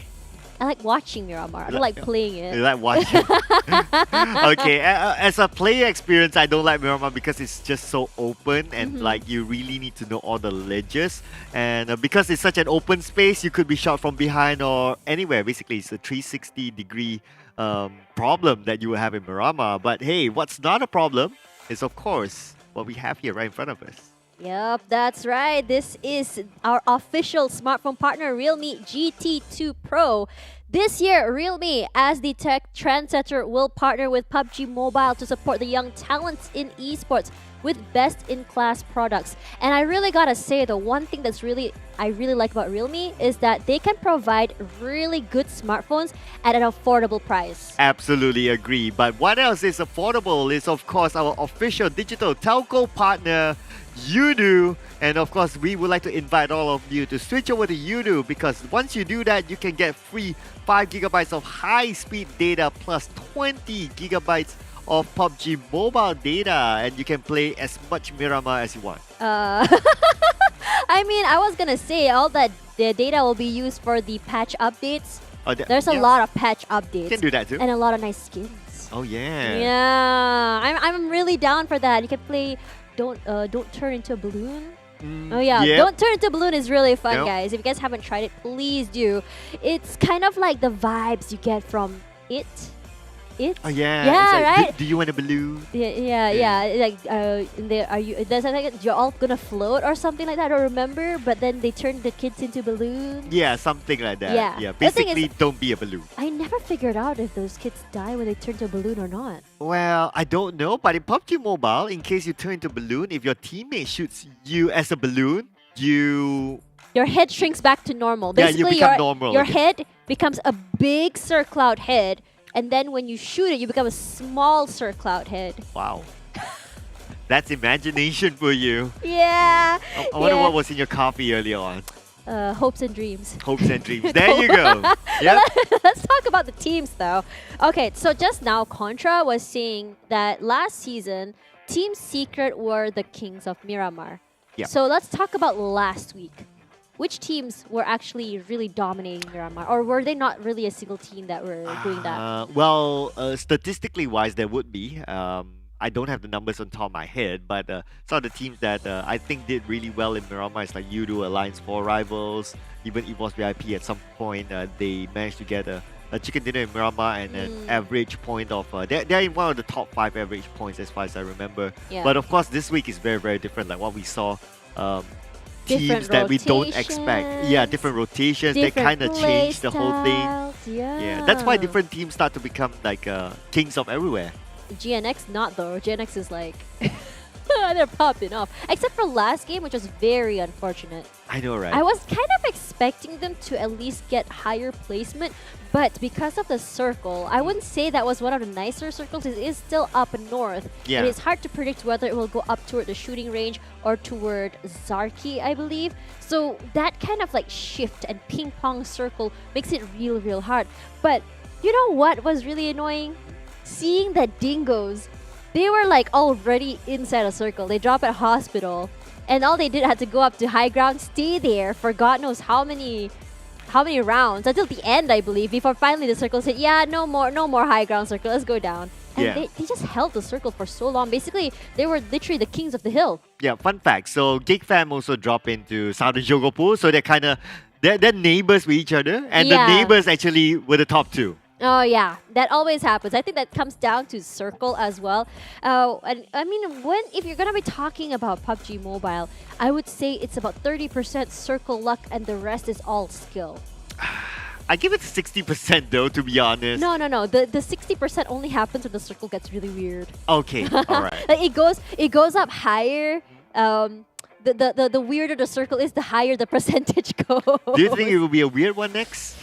Come on, Miss Prophecy. I don't do your think thing. so. I really don't think it's gonna be a weird circle. Okay, it's gonna be a nice one. It's gonna be a normal-ish circle, unless it suddenly goes Valdemar, which I highly doubt. Because I think from last season as well, we haven't had a super hard circle in Miramar at all. The only weird circles we saw was either Sanok or Erangel, which is always Sosnovka military base.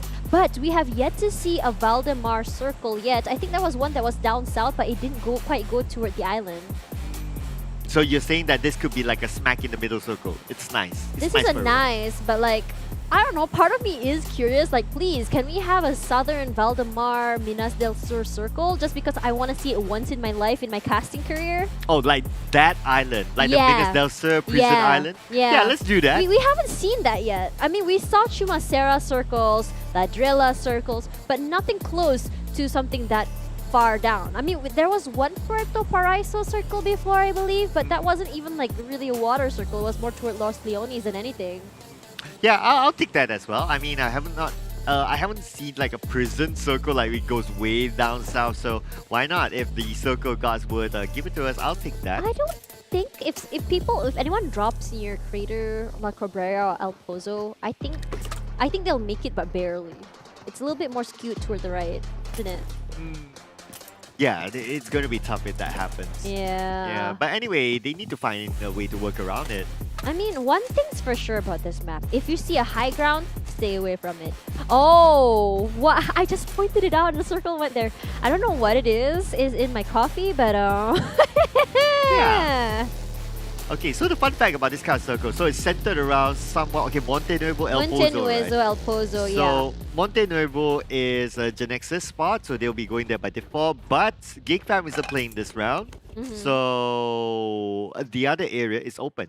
Oh, yeah. Yeah, the other area, which is El Pozo, is open. So let's see if anyone will be daring enough to walk straight in. That's the question, isn't it? But RSG, that's a big area they're covering. So this is the kind of thing that I always see RSG, even Yoodo Alliance 4 rival like to do. They will drop very, very far away from each other, covering at least 2 towns sometimes, or one whole long area, just to cover as much space as possible, to get as much loot as possible in the smallest amount of time. There are some moments where we see some of these players get picked off one by one, but because of this kind of situation, I think the players are just so confident in their own ability to defend themselves is why they're willing to take that chance. Yeah. Oh, yeah. There's one more area that's going to be open that would benefit those who did their homework.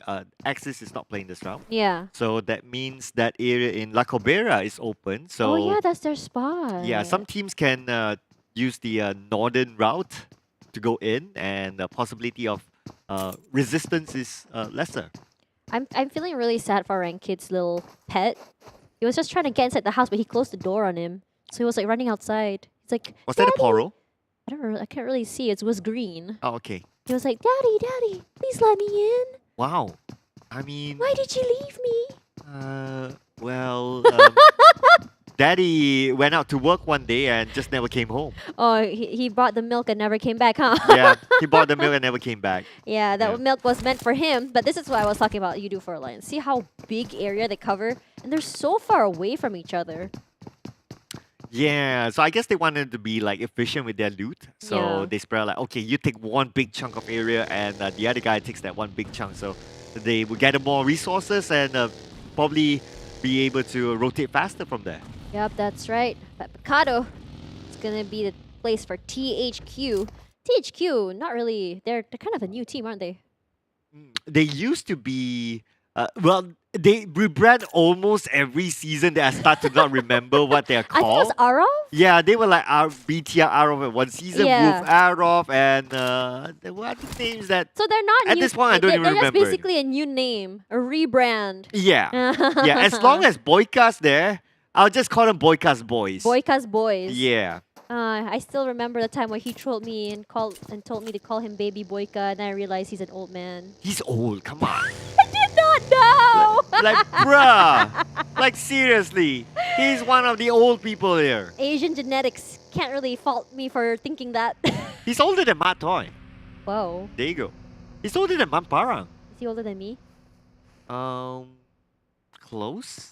Oh man, Yeah. he old. Yeah. So you don't get the baby title. Nah, take him back. Yeah. Take him back my like. There you go. Just Don't like give it to him. unliking, like you take back your like on Twitter. Just click that like button again. Unlike. It's like unlike, just for the sake of Downvote. it. Are you already downvote? but the NC. Let's talk about NC on Miramar. How do they fare? What's their play style like? I think NC is this kind of team that like to play it a little bit slow, somewhat passive, which is fine. I mean, there's no right or wrong to the play style, but with their kind of potential, I would expect them to play a little bit more aggressive. But what else that we did not expect is, hey, looks like we will be seeing each other again. Hello, everybody. Hello. Welcome back to the caster desk where I am blinded by the light, not the song. Get it? Which song is that again? It's a weekend song, but I forgot how to sing it. Okay, yeah. I was trying to bait you to do it, but okay, I have my chances. I don't remember it, but it's okay. But let's talk a little bit about that. We're probably having a little bit of a technical issue. So let's talk a little bit more about, you talked about NC. I mean, you talked about them being kind of slow. And I did notice this one sort of play style where players will just play their survivability game. They won't really do anything. They will rotate as you know, at the ends of the circle. They won't really take fights. And then suddenly they make it to the end of the circle. They'll get the chicken, but maybe they'll have like only 1 or 2 kills. Yeah, I mean, at the end of the day, it's a survival game, right? And if you kind of make the calculations, if you get a chicken dinner versus That's you a trying 15, hard, 15 points. yeah, that's 15 points versus Yeah. you trying hard to get those eliminations. But eliminations plus a chicken tastes so much better though. It's like getting some chicken with gravy. Yeah, this is like, it's either you have only the chicken or you only have the That's gravy. dry chicken, guys. Don't you want some sauce But on your chicken? What are you going to do with only the gravy? Gluck, gluck? Really? You do that? Yeah, I do. What? Okay. Yeah, I do. Wait. We are seeking therapy after this. Someone needs help. It's so good though, it's so good. Okay, so Sem9, we were talking about them earlier as well. You said this season Sem9 is kind of struggling. And do you have any particular idea why? The only reason that I can think of is that they don't know who their main lineup is. So are they switching around players? Yes, very, very frequently. And it feels like, you know, this is a thing about if you have 6 players, you have a full lineup, full squad, but all of them wants to play. Yeah. I mean, it is. I mean, you're not wrong. These are all the players that we usually see play, and then sometimes I don't even realize it. Like, because we see their names so much, I'm like, wait, they changed players? I'm not too sure about that, because when you look at teams like Team Secret, it's always the same people. GENEXUS, same people. So I mean, GENEXUS only has like what, 4 players? Yeah. I mean, we did talk about that as well, about like how Yoodo Alliance 4 Rivals last season only 4 players, and I remembered when I was talking to Pasha, and he said one of the hardest things to do in a day was go through so many matches and maintaining that stamina, especially on Super Weekend last season. So now, because of that, I think they got a 5th player just to kind of supplement that, but then suddenly the format changed. Yeah, so, well, of course, having a 5th player is like your insurance policy, right? Like, what if one of those players, What if one of those players are lactose intolerant just like me and they accidentally consumed dairy? I mean, technically, you can't play on the toilet. It's a mobile game! Well, technically you can. But I think there's one thing you can't. You can't bring the camera in. You know, they need to have I forgot about that. Yeah. I think even if they can pull it in. You can. You just show your face. You don't want the camera to drop? You'll have a tripod. What if the tripod, like, you know, loses balance for whatever reason? You what if there's put a mini cloth earthquake? on your leg. What if there's a mini earthquake and the tripod drops and and the marshals have to see things that they don't want to? Whoa, I don't know, man. I don't know. I don't know if Malaysia has earthquakes. I thought that happened a couple of weeks, a month ago. Or Oh my gosh! Right? Speaking of that, yeah, Right? it happened. I was laying in bed and then I was like, am I still sleeping or is my bed shaking?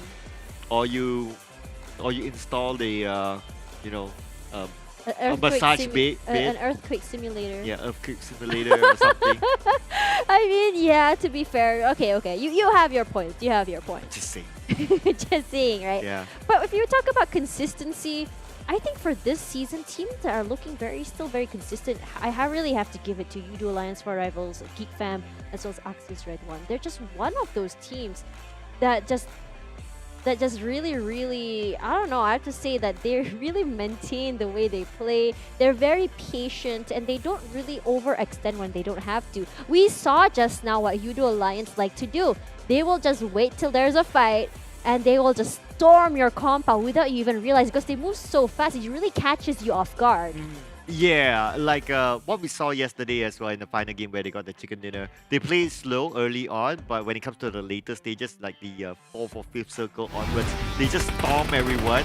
It's like catching people by surprise. Like, oh, I thought you were going to play this slow, but all of a sudden you just tune up. Yeah, I thought that Axis Red One likes to play that game, but Yoodo Alliance 4 Rivals does that very well as well. Yep. So you really got to give it to these two teams. Team Secret is still the very patient, wait-and-see Team Secret. They do have the firepower, but I have to say, their non-aggression is just kind of like, man, I wish they would play a little bit more aggressive, you know? Wait, could this be cursed again? This is part 2. Round 2! Yeah, well, this is round 2, but... the flight path is from Lost Egos, though. So you're saying that it could be a Lost Eagle circle? I wish. I highly wish. doubt it. We have not, as I said before, one thing about Miramar is that you'll never ever really see anything like that. But the thing is, this time the flight path is straight through the middle, so no one is gonna be like, you took my free drop spot. I couldn't make that out though. Okay, I'll try again. Honestly, okay. No, you took my drop spot. Okay, I get what you're saying. But I will drop into your secret. I will drop into your spot and kill you anyway. Oh, that's so Yeah, scary. eat my bullets. I'm so scared. Can we not? Okay, let's talk a little bit about drop spot. You know what really surprises me? That not a lot of teams drop at Lost Millennium. Lost learners? Yeah, so we have only Farang. Yes, okay, so there's It's Farang. a very All right. happy, boring circle. Well, you did say that it would be a nice circle like before this, right? But to answer your question about Lost learners, so Dingoz isn't playing this Yeah. round. So it's normally Dingoz and Farang. Yeah. So now that Dingoz is not playing, so Farang has the entire Lost learners to themselves. They're like, yeah, party. My parents aren't home. You know, that reminds me of The Secret Life of Pets. Oh yeah. Yeah, like the parents go out to work and the pets just go all crazy partying at home. Oh, yeah, yeah. that's Farang right now. You know what? Who else is partying? Mattoy. Look at the top hat. I like that. Very swaggy. Yeah. Do we still say swaggy in 2022? You asked me? I'm the older one here. Meanwhile, Contra is still. I mean, he's still dabbing. He's stuck in 2016. I mean, the Toktika boy is next door. We could ask him later. Yeah, I'm the wrong person. He'll be judging you and say that's so 2021. Come on. Oh yeah, he was just saying how TikTok was 2 weeks ago. I didn't think that 2 weeks ago was that long ago. Yeah, and that's Amy Muhammad. In case our viewers wasn't sure who we're talking Yeah, about. one of our Malay casters or analysts today. Not too sure which one he's doing, but I'm curious though. Let's talk about my favorite team, Yoodo Lions 4 Rivals. So now Voki is in, and you say he switches places with, I believe it was Api. So you've been switching with Sorry, with Rith. With Rith, yep. Yep. So when Rith plays, what kind of playstyle do you see? And when Voki comes in, what difference do you see as well? So Voki to me is this kind of utility player because he has a IGL experience and obviously he has fragging experience as well. So if you ask me, he is swappable with almost anyone in the lineup. Wow, he's very flexible. Yeah, very flexible. I mean, I don't know how he's at the gym, but Okay, we weren't talking about the gym. We're not talking about I don't gym. think I've Okay. been to the gym since 2020. I don't think I've been to the gym since forever. So anyway, yeah. So he's this kind of like utility player that if in general you wouldn't know how to play him, but in general as well, you can put him replacing anyone and it will still work. Yeah, I think that's what makes a really good sub in general. Because when we talk about sub, usually they're made to replace one player. But when you have a sub that can replace everyone and they can hop in at any moment's notice, that really makes him so good. And on top of that, because he not only is he flexible, he brings a different sort of playstyle over as well, which can really keep players kind of guessing as to like where he's gonna be next, how aggressive is he gonna be, depending on your lineup. And that's always very fun to see as well. So now, when you talk about CLC as well, I mean, previously they have played in PMPL MYSG. They didn't really get too far last season, but what do you think of them this season? Well, the last time we saw them was in the PMPL qualifiers and they were champions. Wow. Yeah. That's a great improvement, I feel, because they barely made it last season through the qualifiers, remember? I think they were like 1 or 2 slots under. Yeah, well, they were the champions. Yeah. But yeah, so it was a phenomenal performance from them that time. But anyways, let's talk a little bit about Geek Fam. Okay. Geek Fam as well. I think Geek Fam is just one of those teams that they really know how to maintain their roster. And, you know, we were just talking about this a few weeks ago about how, you know, some teams, they're so quick to switch out players. Like teams like Geek Fam, Yoodo Lions 4 Rivals, they maintain their long-time roster for a long time. Even Axis as well maintained most of their roster. And usually when we talk about, you know, seasons, it's always going to be a roster shuffle. So your opinion with not always keeping, like maybe keeping the player for like 2 seasons and then swapping out, and also versus a team that keeps their players long term, what do you think is the pros and cons? So obviously for the pros is that well, you have the chemistry that's already built. The cons is that you might end up doing the same thing over and over again, and that becomes predictable. Right. Yeah. So ideally, how long does it take for a team to really gel and figure out their synergy? Wow. I don't know. That's a That's a good tough question, right? We Yeah. always question because we always kind of figure out, like sometimes some teams, they dropped 2 players after like 1 season. And we're just like wondering, it's only been a season. Aren't you gonna kind of like maintain? Because it seems like that player has potential. And then suddenly there are some players that we're just like, it's been the same results over and over. Why aren't you swapping out? So it's always curious to see what goes behind the scenes for the coach and the management, or even like the players themselves. Yeah, so we would take RSG for example, right? So the season where they had the Batman in the lineup together with 3 others, I believe it was Kim, Small Boy, Rex being the main lineup. They became champions in that season, and then the next season they maintained the same lineup, but they didn't become champions.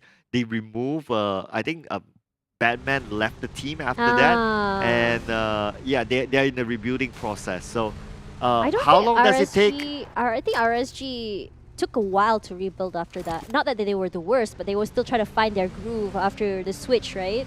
Yeah. So to answer your question earlier on, like first season with that lineup, they immediately became champions. So how long does it take? They call almost it instantly? they call it a honeymoon phase. Right. Yeah. So I guess now they're back at the honeymoon phase. Probably, Yeah. probably Because they're dating new people, right? So you gotta get to know each other. You know that time period. Hashtag- You would know. Like I'm not very familiar with all that, but yeah, Hashtag find Sir Cloud a girlfriend. I know, right? Yeah, but you know. Oh, I don't know. No. I mean, when we talk about that, there are some teams they gelled really well in the first few months they're together. I think because agreements are a lot more agreeable, especially when someone is new and you're new to the team. But after a while, you're gonna form your own opinions and your own kind of play style. Then you start to question, is my play style better or not? But speaking about better or not, Ep, he was just spraying, but did he do any damage? Maybe just a little tickle. Yeah, just one tickle, and that's good enough to send signals to GENEXUS. What to kind like, of tickle is that? Wow, I don't know. When you tickle someone, you get signals, no? Whether they like you or not. So just saying. I don't know, man. If someone were to tickle me, they're asking for a punch in the face. I'm staying away from you. You're scaring me now. No, Tash. I hope you have no relevance to Natasha Romanoff or something. Oh, thankfully That'll no. be scary. That would be really like if you scary. punch someone and you're like Natasha Romanoff's sister, like that'll be scary. Yeah, it will. But you know what else is scary? Look how many teams are on Power Grid. Yeah. The high ground just beside the power grid looks like RSG's there. Team Secret obviously taking their checkpoint is that your regular Monte spot. Nuevo prophecy is coming true. Oh, did I say so? Yeah, you did last game. I mean, before we remade. Okay, yeah. Oh, I thought that was for that game. No, but no, no, okay, no, so no, we could recycle that. Yeah. Okay, yeah. I'll I mean, take fair that. enough. I'll take that. Yeah, fair I'll take enough. It's gonna happen. But I mean, thinking about this is that there's so many teams already inside the zone so very early, except for Homebois. They're just taking their time. They're just chilling. Well, that's why their name is Homebois. Yeah, they like to stay home and chill. But generally, they are a team that's that likes to rotate a little bit slow. Yeah, they like the long rotates. I remember. Yeah, as But you can see here, they're playing by the edge of the blue. I think that's something that we can always expect from Homebois is that they like to play that way. I think because it gives them that long survivability where you can just not have to worry too much about someone coming in. And on top of that, when you're playing on the edge of the circle, Jenny is the one in trouble right now. Speaking of that, immediately gonna be running away here with eye shots. He's gonna try and get his teammate back on his feet. Here we go. Smokes are out, giving that cover. But the problem is, Sem9, they do have the high ground. Bro Jenny going down. Fredo still needs to be picked up, but Mile has the high ground. Gotta be careful on Kim. On the other side. Speaking of that high ground, not really. Speaking about Kim, the moment you mentioned, one goes down to Kim. Kim, where did you come from? I know, right? Where do you Kim from? Get it? So All right. funny. Looks like bro Jenny is gonna be going back to the lobby. He's gonna be waiting for his team. But look at that kid waiting from the top there. He is ready. And we know if Kid gets him in his sights, you are gonna go down. But the thing is, Sem9, they have two different angles to take care of. The crossfire is definitely quite scary for them. And over in the distance, you see a wild RSG. But looks like TS today, they had something extra for dinner, giving him the eagle eye. Wow, the moment you say a wild RSG, it reminds me of like a documentary. What kind of documentary? You know, like is one of that? those jungle documentary. In the jungle. Okay, wrong song. Relatable. Oh, look at this. Oh, you want to cast like that? Okay, we can do that. Check out the wild RSG. He's looking for. I can't do it. Okay. I need some practice on that. Meanwhile, Yeah. T.S. Fredo is in his natural habitat looking for trouble. He carries a baby in his backpack, ready What? for trouble. Oh, yeah. And for now, shots coming on from Brian. He's hiding in the side. He has his sights on to somebody, and that somebody is Fredo with his baby. He wants his child. Toil. I mean, we're doing the Australian documentary, yeah. right? Okay. All right. Nothing to do with the crocodiles, but do save them though. Save Yep. the crocodiles. Save the crocodiles. Let's be kind to on Let's nature. be kind of Repo Boy too. Look how low he is. Yeah, and he's kind of on the low ground. Another team on the high ground. That's our Team Hawk. Gotta be careful. Team Hawk is just one of those teams that are, when they're high, they're really high. When they're low, they're really low. I mean, not in a high ground sense, but rather they're just kind of team that really surprises you. They have like this spike of energy at some points. It's just like, whoa, okay, I can't believe they did that kind of moment, you know? Oh, it's in like performance high. Yeah, performance Right. high, yeah. But Power Grid, whoa. I don't know why, but I was thinking about Power Grid just now. I don't know if I was seeing a team there or something, but either way, I was thinking about it. But Anik Boy, with his bird in the distance, he'll be coming onto the high ground here. He has his eye on the Team Secret down below. Sends his bird there. Somebody check the contents in your coffee. I'm worried now, Tash. I'm worried. But that was a nice. You want a documentary, right? Yeah, like voiceovers. Come on, like to see you do more of that. But I'd like to see more of Almighty as well. Now that R2K is right in front of him. Yeah, Almighty Jeremy is the name of the game. But we just talked about him. And Harm will be doing that, will be the one that will be trying to save, that will be having to pick up. Nasty is the one saving his life right now.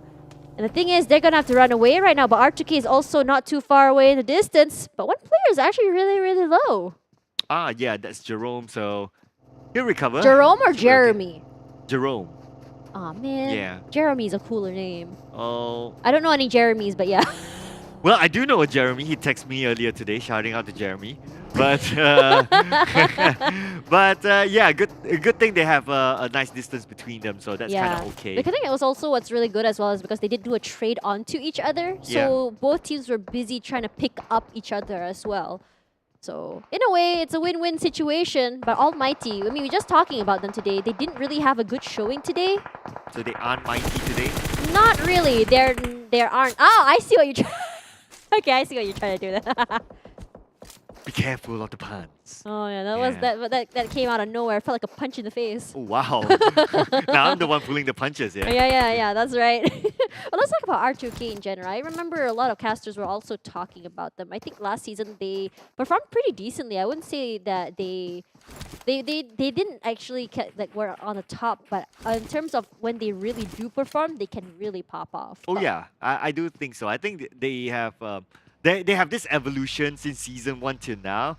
Before this, they kind of focus on rotations, finding the circle, and more on placement points. But now they're more of an aggressive, right? Yeah, that's why like talents like Izane, you put them in a close quarters combat, they can win fights. You talk about evolution, thinking about Darwin's evolution. First, you start as a noob. And then Wow. I was thinking the actual Darwin evolution, but okay. I mean, that's a All game. right. I mean, if we change it to gamers evolution though, first you start a noob, and then after that you survive the game, and then suddenly you become aggressive, and then suddenly you get the chicken dinner. We'll put that into the textbook one of these days. We should. Yeah. We should. There you That's the way you should be doing it. But look at that though. Even though the ones that are in the great spot, I believe, is Sem 9. Look at that. That's a big area to cover. And on top of that, high ground. Yep, and not only that, that's kind of like their home ground around the areas of Power Grid. So if any team were to know that area at the back, like the back of their hand, it's going to be Sem 9. Slight advantage, of course. I wouldn't say slight. A significant advantage if you know that place. But here it is. Yoodo Alliance 4 Rivals seems to be picking a fight with KHI. Boys! Bias casting hashtag. KHI, here we go. Oh my god. Both teams on the roll at this moment, but Damaso goes down to Pomburu. doesn't look good for KHI. They need to find a way to bail, especially I think it was Homebois on the other side. So he's going to find an escape route, definitely. Now his other teammates, Demigod, won't be able to revive. But what Homebois! a spray! Nice one. That's a really good spray, but he's going to get caught out in the end as well. Demiboy as well in trouble, but Yappy as well as Rith are on the sides. They have each other's backs, and I really like the way they're playing this. It's sort of V formation right now, coming from two spots, but Rankit is from the side there. Spray and pray through the smoke is the way to go right now. His teammate is just so low. You can see there the bomb comes out. Going to be missing everyone. Right now, spray and pray from the top side there from Yoodo Rivals 4 Yoodo Lions 4 Rivals. Their name is so long, but Rith is spraying and praying through the smokes, and Kumburu trying to give him as much information as can. Api gonna get caught on the side. That's the blue zone as well, giving that information. But KHI though, the first one out, and Yoodo Lions 4 Rivals survived by the skin of their teeth. Oh, but because it's the full circle, will there be enough time for Rift to pick up his teammate? Looks like he will go in for the revive. Good news is that Voki is still alive. He has a vehicle. He'll be moving forward to their next checkpoint to make sure that they have an entry point. Enough time for Rift to go in, but for Appy, hope he can survive this. No, he immediately goes back down. That's right, but GNX, they are the sweethearts of the circle right now. The circle gods are just smiling onto them. On top of that, they have the compound as well. And like it or not, GNX, they're just one of those teams that are just so good at kind of predicting circles and getting those areas real fast. But speaking of fast, TS playing on the side of the terrain here. They're sandwiched between 3 different teams. It's so hard to get inside from this side. But if you look at that, Farang in trouble as well as THQ. It's interesting to see that Rift actually went back in for Appy for the second time, and obviously Appy will go down again. So I'm not too sure what Rift was thinking there, but he needs to focus on the circle. But talking about the circle, now Farang Legends, half of them are in, half of them are out. They still need to move forward, but moving forward, Clutch Guerilla, all 4 of them are still on the outside. Yep, that's right. They are just going to try to make their way into the area so carefully, because THQ, they're the kings of the hill. They are going to be trying to make those cars turn into something they can use for cover instead of a usable car. And meanwhile, smokes are coming out. They're trying to make a smoke trail right now, but the problem is just raining bullets onto them. But they're going to be coming through. But meanwhile, though, RSG will be the one to find a Yoodo Alliance. They're in trouble. Not a great place for them to be. Oh, Anik immediately goes down to the blue. Looks like the blue isn't kind to most of the team. Zuli gets one for himself over Repo Boy. And Team Hart heading to elimination points, but they do not have the circle. They should focus on it. Yeah, it's really hard to get inside because in front of them there are just so many teams. CLC just become the bane of their existence. But if you look at that, Team Secret as well, they're in trouble. Geek Fam on a rampage today. And right now, you can see there as well, Geek Fam, 2 teams at once. Are you kidding me? Look at that. I think it's a four-way fight.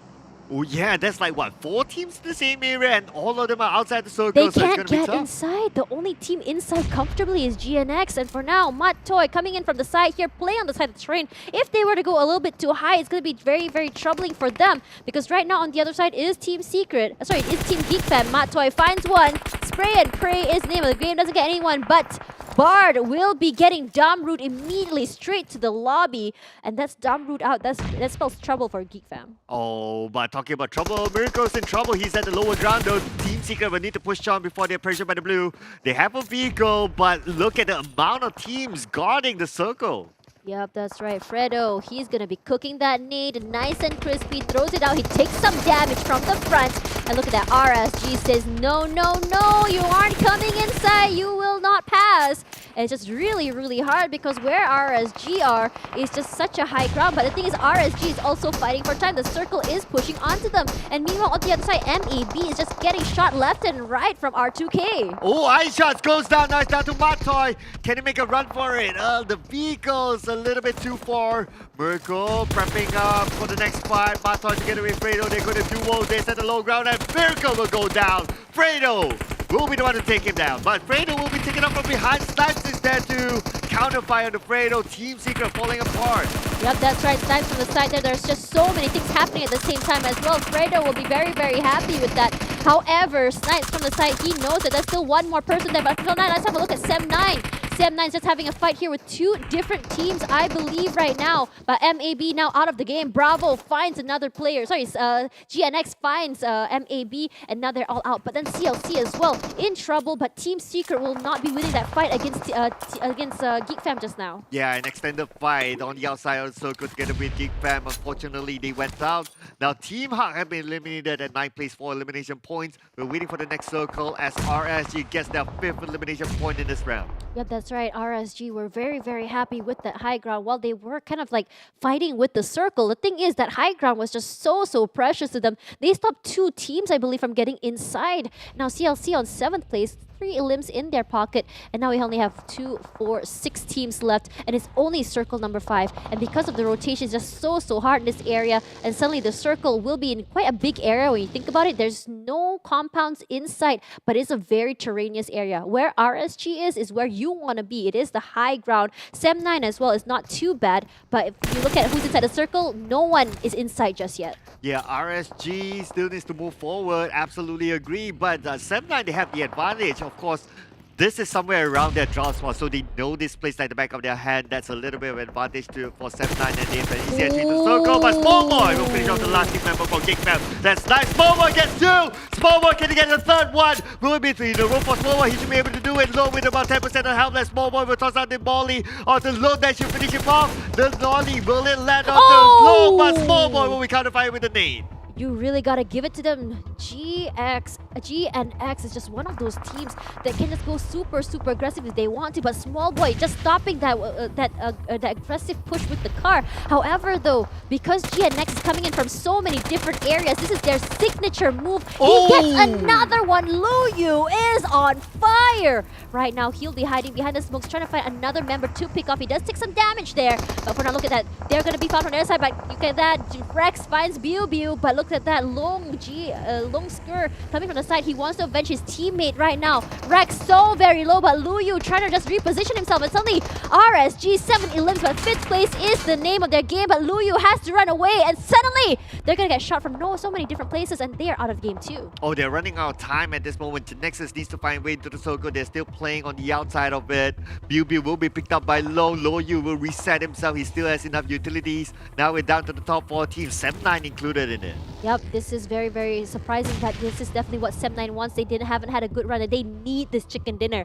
However, NC is also still very much alive, and we just talked about their performance last season where they came up as champions. For now, Sem9 taking in that damage. R2K Echo just taking Farang out of the way, and right now Flags will be the 3rd party right now, wants to hit R2K where it hurts the most. Flags just using the side, but not quite enough for them to do anything as Izin has his teammates back. Izin using the vehicle to play very safe, but you know that vehicle can still explode with 5 elims under their belt. They're going to be very excited to do that. Beautiful second nade!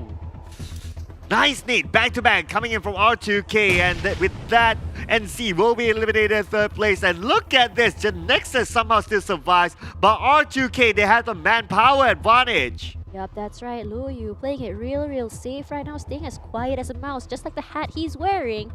Is that a rat hat? Well, it's not. Panda? Maybe. Let's pick it as a panda. Yeah. Yeah, so maybe be as quiet as a panda is the way to go. But R2K, this is one of their best rounds so far. One of the 3 teams left alive. Biu from the side here. And this is where they cut the noise. Just trying to reset, trying to figure out where exactly everyone is. But Sem9, they have the advantage. They have the high ground. If you get in sight, if you don't play prone like Luyu, he's being really smart. And this is a general GNX move here where they just prone and just catch you off guard from the other side as someone baits. Yep, because there's 2 more teams, right? So you want to be the 3rd person or the 3rd party, but Luyu onto Drax. Drax immediately goes down. Bravo is alerted of Luyu. Bravo will keep eyes on the Luyu. The counter fire. Luyu! Ooh. He's still alive! Oh my goodness! He's running for his life! He just bit his skin off his teeth. Oh, he was probably just screaming to his teammates, please help me right now. But Biu and Long coming in from the other side. And look at that. Sem9, suddenly only 2 players left. And right smack dab on the other side, there is a care package. But because it's low ground there, no one wants to go there. Echo tries to spray, but his teammate is just ready for him. That's the younger brother taking care of the big brother. Luyu taking care of Biu at the same time. We can see that Luyu tries to get one for himself as well. Isaiah will be taken out by Deb. Looks like GENEXUS, they suddenly have the upper hand. Yep, that's right. GENEXUS, they may have struggled at first, but when it comes to the final circle, they know how to play this. Now it's 90 EP. They just, Depp playing from the side here. Bravo is up there, but the thing is they have to be careful. But Harm gets Long, one of the biggest hitters, and Bubu as well, blown to smithereens. And right now they only have one more player still left alive. It's going to be so hard to pick them up. Harm from the side here, playing here, gets a spray onto one. Bravo going down, and Harm, he knows where the other player is. It's going to be trouble, but Luyu taking some damage here. Harm whiffs! But for now, still in trouble. They are going to be coming in together. And there we go. Winner, winner, chicken dinner. R2K takes this home. Well, that took them a while. That whiff, man, that was so scary. That was going to cost them. Yeah, that almost cost them. Good thing is that they have like 2 to 3 people to going at it together. And that kind of like, okay, saved them. Yeah. Oh man, that was so close. I really like how they played as well, because if it was just him alone, I think Depp would have already gotten him out of the way. But because they had a crossfire, they moved together, that really saved. Because if one were to whiff, the other one is going to hit. But now his friend is going to be like, dude, what was that? Yeah, man. What was that? They'll be like, imagine they're like playing side by side. We're like, what did you just do? What? How could you? Yeah. All that will You're come. playing like me. You guys need a replacement. I'm just kidding. But in all seriousness, no, I really like to see R2K up there. This is definitely the chicken dinner they were looking for. But Sem9 looking so great as well. But for now, let's see the highlights to see what exactly made this game. Take it away, Contra.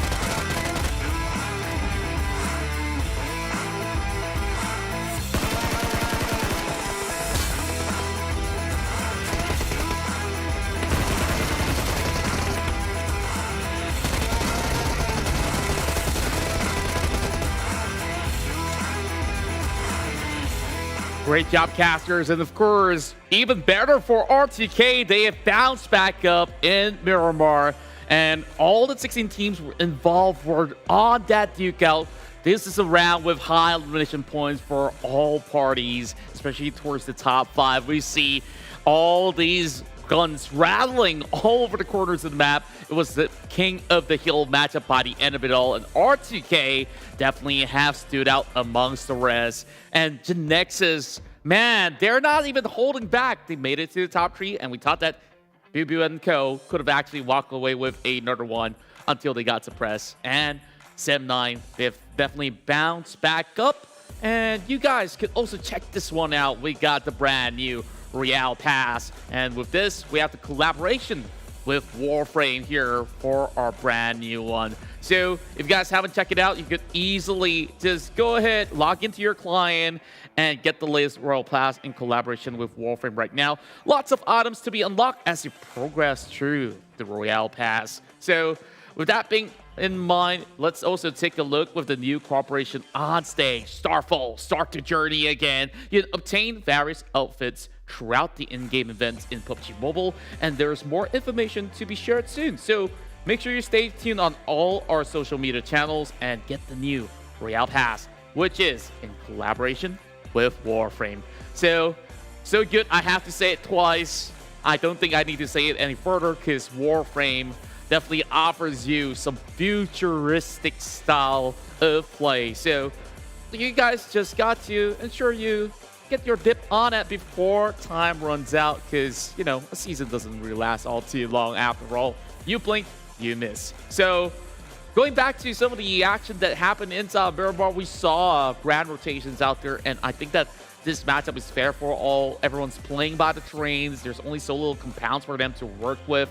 But let's take a look at the match ranking yet again as R2K achieved yet another chicken dinner this week. So 11 elimination points will put them on top with 26 points. Sem9 Gank as well as Team GENEXUS. They both tie in second spot technically with 17 points apiece. RSG, we saw Homebois trying to make some clutch plays happen. They did get 7 elimination points, and that's a 13-pointer by the end of it all. On the top for great going for RSG. NSEA with 10 points, 7 for Geek Fam. On 7th place, it's going to be 6 points for Team Secret, while both Team Hawk as well as Clutch Guerilla will walk away with 5 corners for each one of them. We got Yoodo Alliance with 3. ALMGHTY sharing the points with Farang Legends as well as Team SMG with 2. MAB Esports, Homebois as well as KHI Esports. Unfortunately, not so hot this time around. So they got to work harder. They still have more games to go though, so they don't have to worry too much. And we're still going to be playing in another round of Miramar. So make sure you keep your eyes on that as we go through more and more of the data. The one that have really made the most out of that final few moment was Echo. We saw how he took those members down from that corner, and he has dished out a total of 745 damage. So far, looking pretty good. And this is higher than his average, as you can compare inside the chart. Yeah, the blue and as well as the red.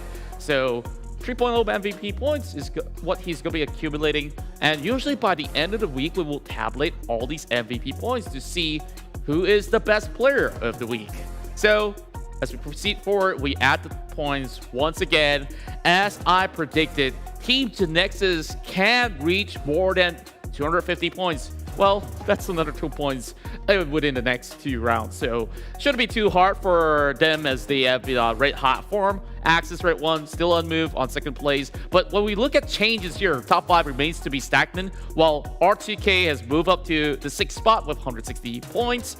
And heading into the 2nd pager, some teams have not played, and therefore they will slide down a little bit. KHI now goes on to 11, 12 for Bosskur, while NC as well as Team Hawk goes upwards. RSG now chasing into EVOS VIP, which are just 5 points apart, and maybe now goes down to 17. And I think it's going to get harder for Farang Legend as well as Team SMG. So they really have to step up and stand up. It's like what Voki always says when we start the show. Now, we're going to be getting ourselves ready for our games. And we still have 2 more matches to go. So get set, get ready. And I guess it's time for another prediction. Man, I guess last week my predictions were still reliable, but before we even get to the predictions, let's take a look at the action that we had. If you guys were maybe busy texting your girlfriend and boyfriend, or if you're single, then look for one. Log into the client. Maybe that's where you find your Yoodo. That's what was said by Cash Bunny. Well, that aside, let's go to the game, right? So R2K, they traditionally start off from Chumachera, and they will move into the central zone, stopping by the patrol station directly into the center point. And once phase 2 comes in, they make a checkpoint onto Monte Nivo. What you typically want to do when you stop by Monte Nivo is not to commit to the city, so that if that phase fizzles out, you still have a little bit more wiggle room to rotate either through the valleys of the hills. And luckily enough, it didn't require them to travel all too far. Though this wasn't really an easy game for R2K because they have to push towards Sem9 Gank as well as GENEXUS. But that's also the spot where most of the team will have to play out eventually by the later stages of the game. Meanwhile, all the other fights were happening across that power grid section. ALMGHTY, they were also making their first dips into the area, but they eventually got caught out by Clutch Guerilla as well as TABAH and C.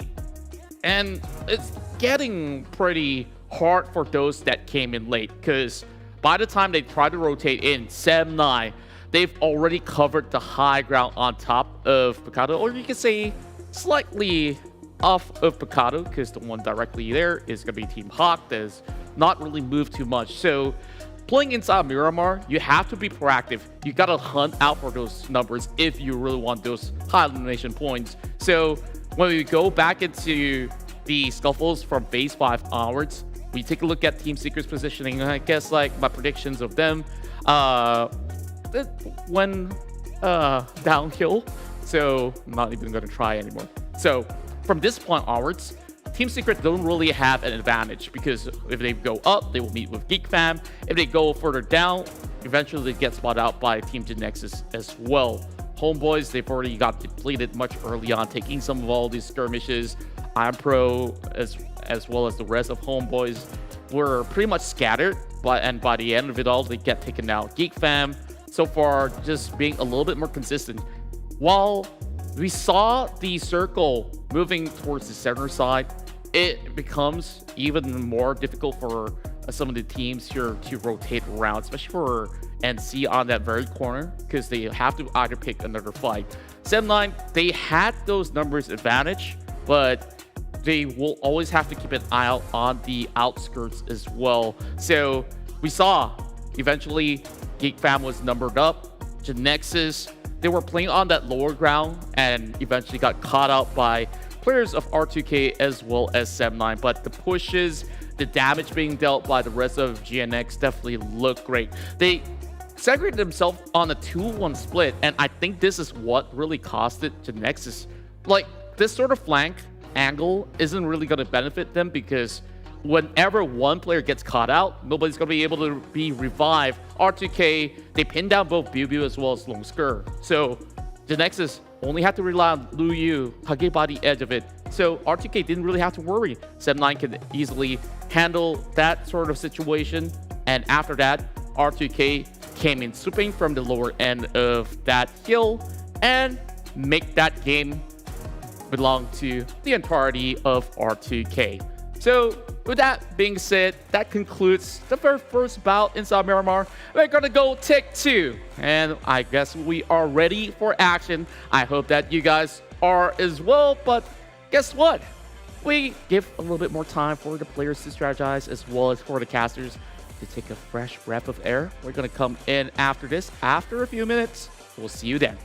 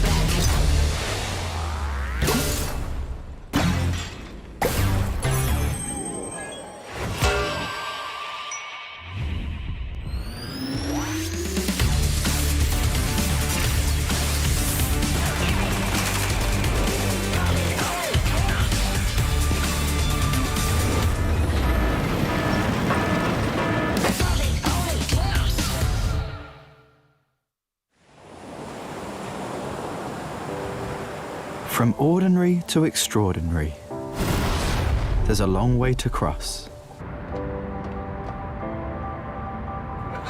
Whenever we lose our way, there's always a light that keeps us going.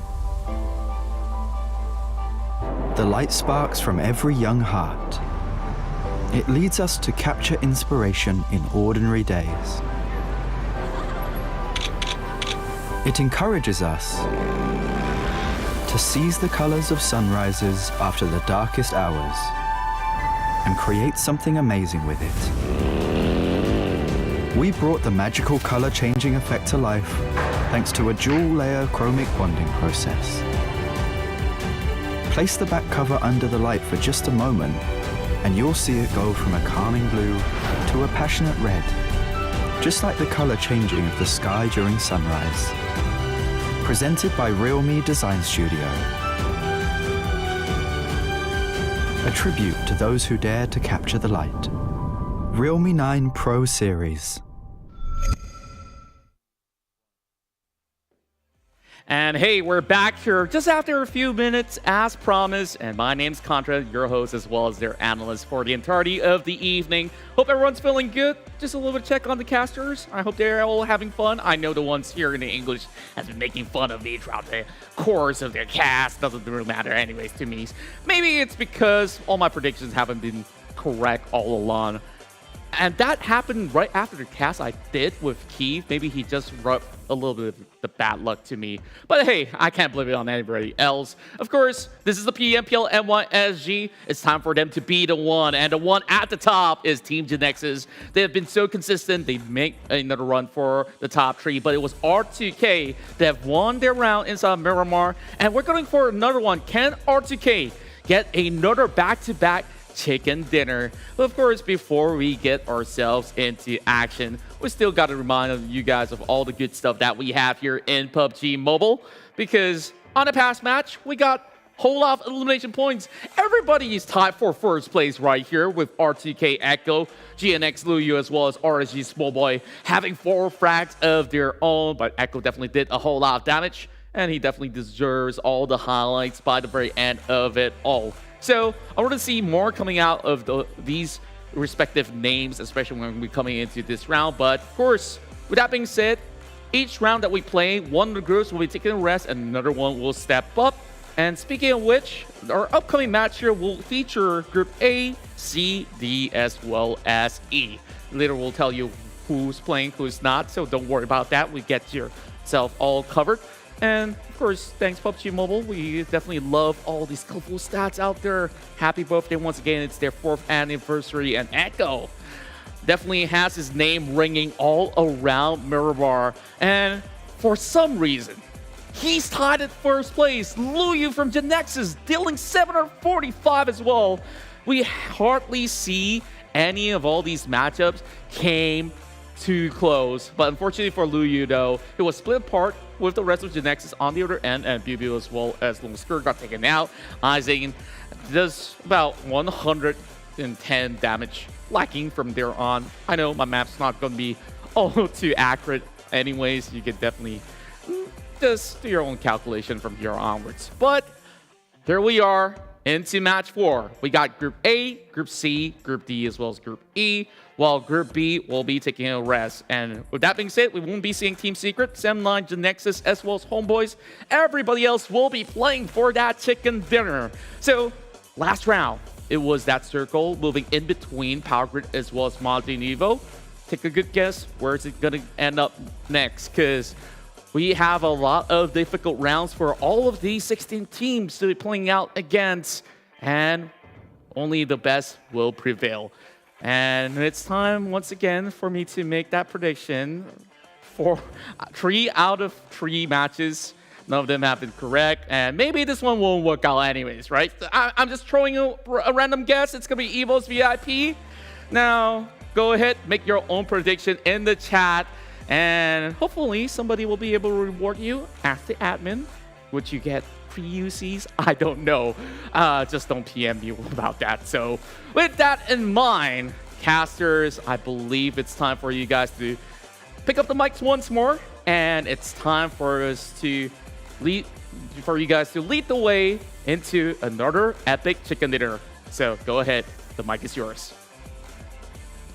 He's leading to us. We will lead everyone else into the game. And thank you so much for still being with us. We will be jumping into round number 4. Of course, this will be our second Miramar for today. And what an exciting match that we had in Miramar earlier on. With that whiff almost. It was really close for RTK to drop the ball. Yeah, really, really good for them because they learned from before that being isolated is not the way to go. However, now, round 2 of Miramar is going to be really, really exciting because just now, I wouldn't say that it was a very safe circle. However, moving into that circle was a pain because the circle started ping-ponging left and right, and you know what happens. It's hard for you to hold the circle. However, R2K, they finally break that low streak that we're having, finally getting that chicken dinner that they sorely need and want. And I really gotta say, well played by them. Frankly, they have been consistent. It's just that they couldn't seal the chicken dinner. No, they just couldn't get their dinner. Yeah, it's very sad. They always had breakfasts and lunches, but no dinners because their mom said you're grounded. Yeah. I don't know where that came from. Wow. Or maybe because it's fasting month and the only meal that they can have is a dinner. That's why it came at the right time. Oh. Just saying. Perfect. Right? Absolutely perfect. But for now, when you looked at that match just now, the ones who made it up on top was GENEXUS. GENEXUS. And then you have Sem9 as well as R2K, which these two teams are rarely on the top 5s, I would say, but definitely still get enough points to kind of propel themselves forward. I did say before, so long as you don't go back to the lobby with 0 points, you're all good. At least everyone you get something, right? Because if you get something, you still have a chance to move up. But if you get nothing, in Malay, it says sikit-sikit lama-lama jadi bukit. It means little by little, eventually it will become a hill. Little, long become hill. Never mind. That's the direct translation, right? We don't want direct translation, sir. No. Little, long become hill. Either way, though, let's talk about the match coming soon. Going back to Miramar, and again, I still really want to see that Valdemar circle. I don't necessarily want it to be on Minas del Sur. I want it on Valdemar because it's right in the middle, and you have a nice little bridge there, and people are wondering. Then you start seeing people swim in between Minas del Sur and Valdemar. I don't know why every time you say that it sounds like a Valdemar. Yeah, the one who should not be named for some reason. This is the sister. This is Valdemar. That's where he found that area, just like how Christopher Columbus found America, allegedly. So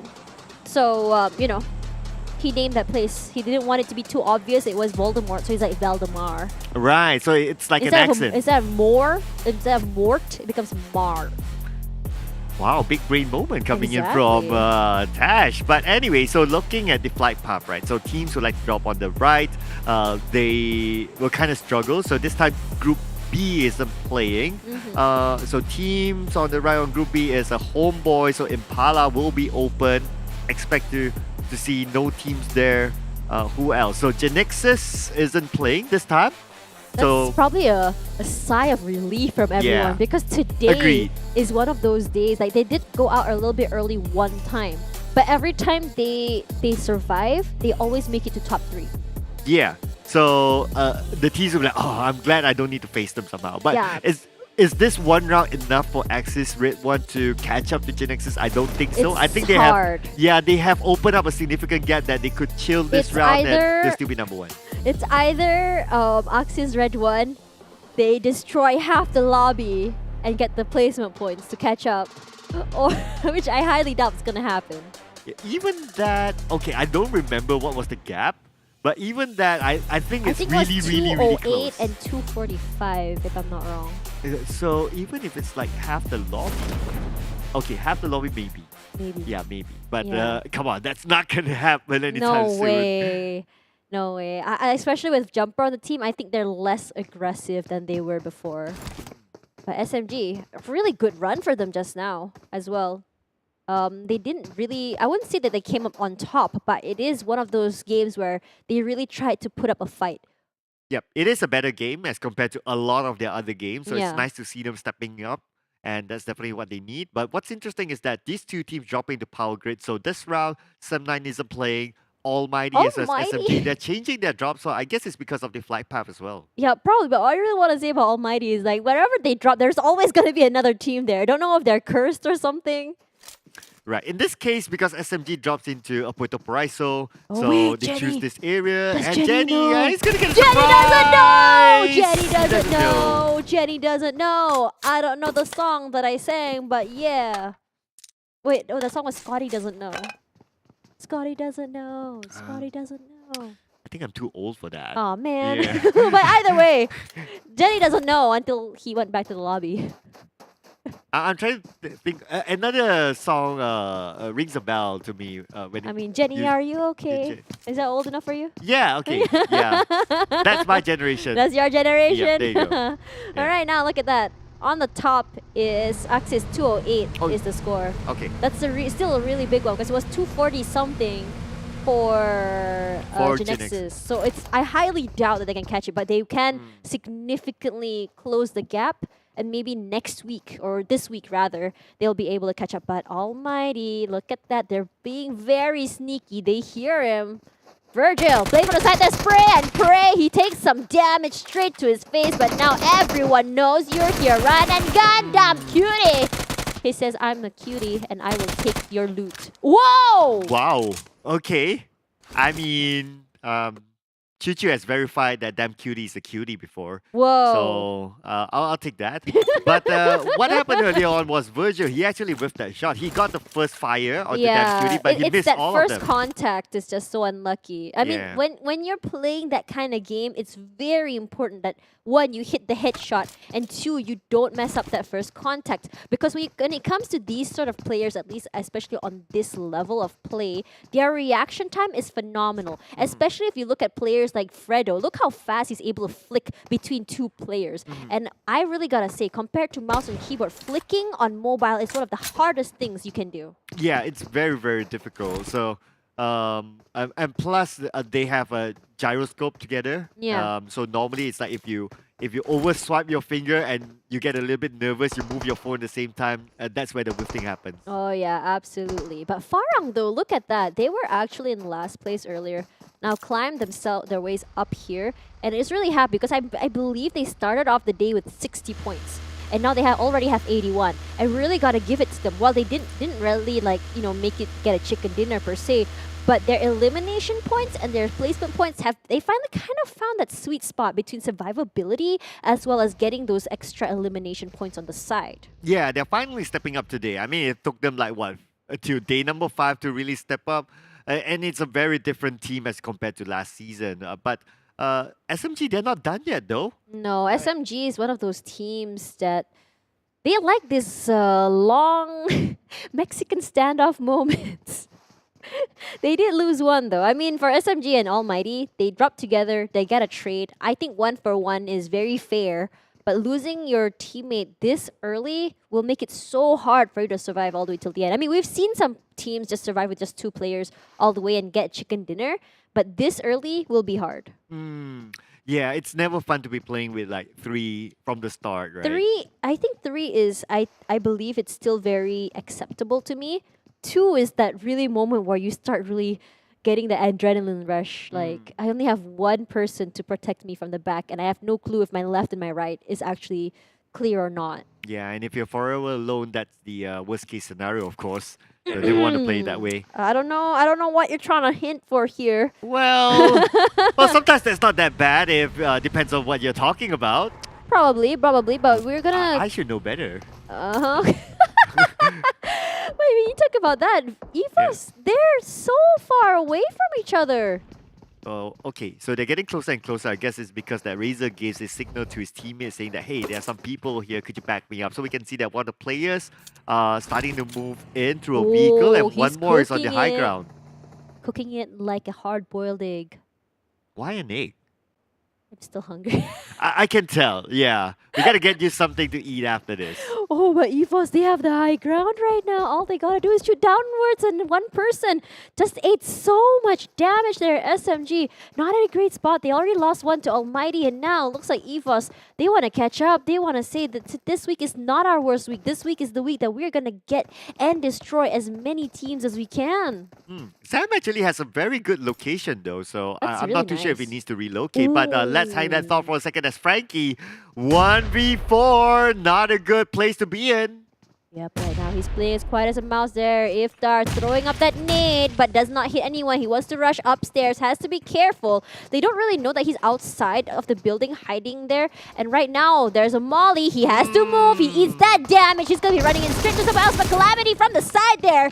He'll be getting some damage out, but he will be finally taking that player out of the way. And that's Frankie straight to the lobby. Not only barbecued, but also eating some bullets for dessert. Well, Frankie speaking, he shouldn't be there alone. To be fair, yeah, I don't know why they were kind of like...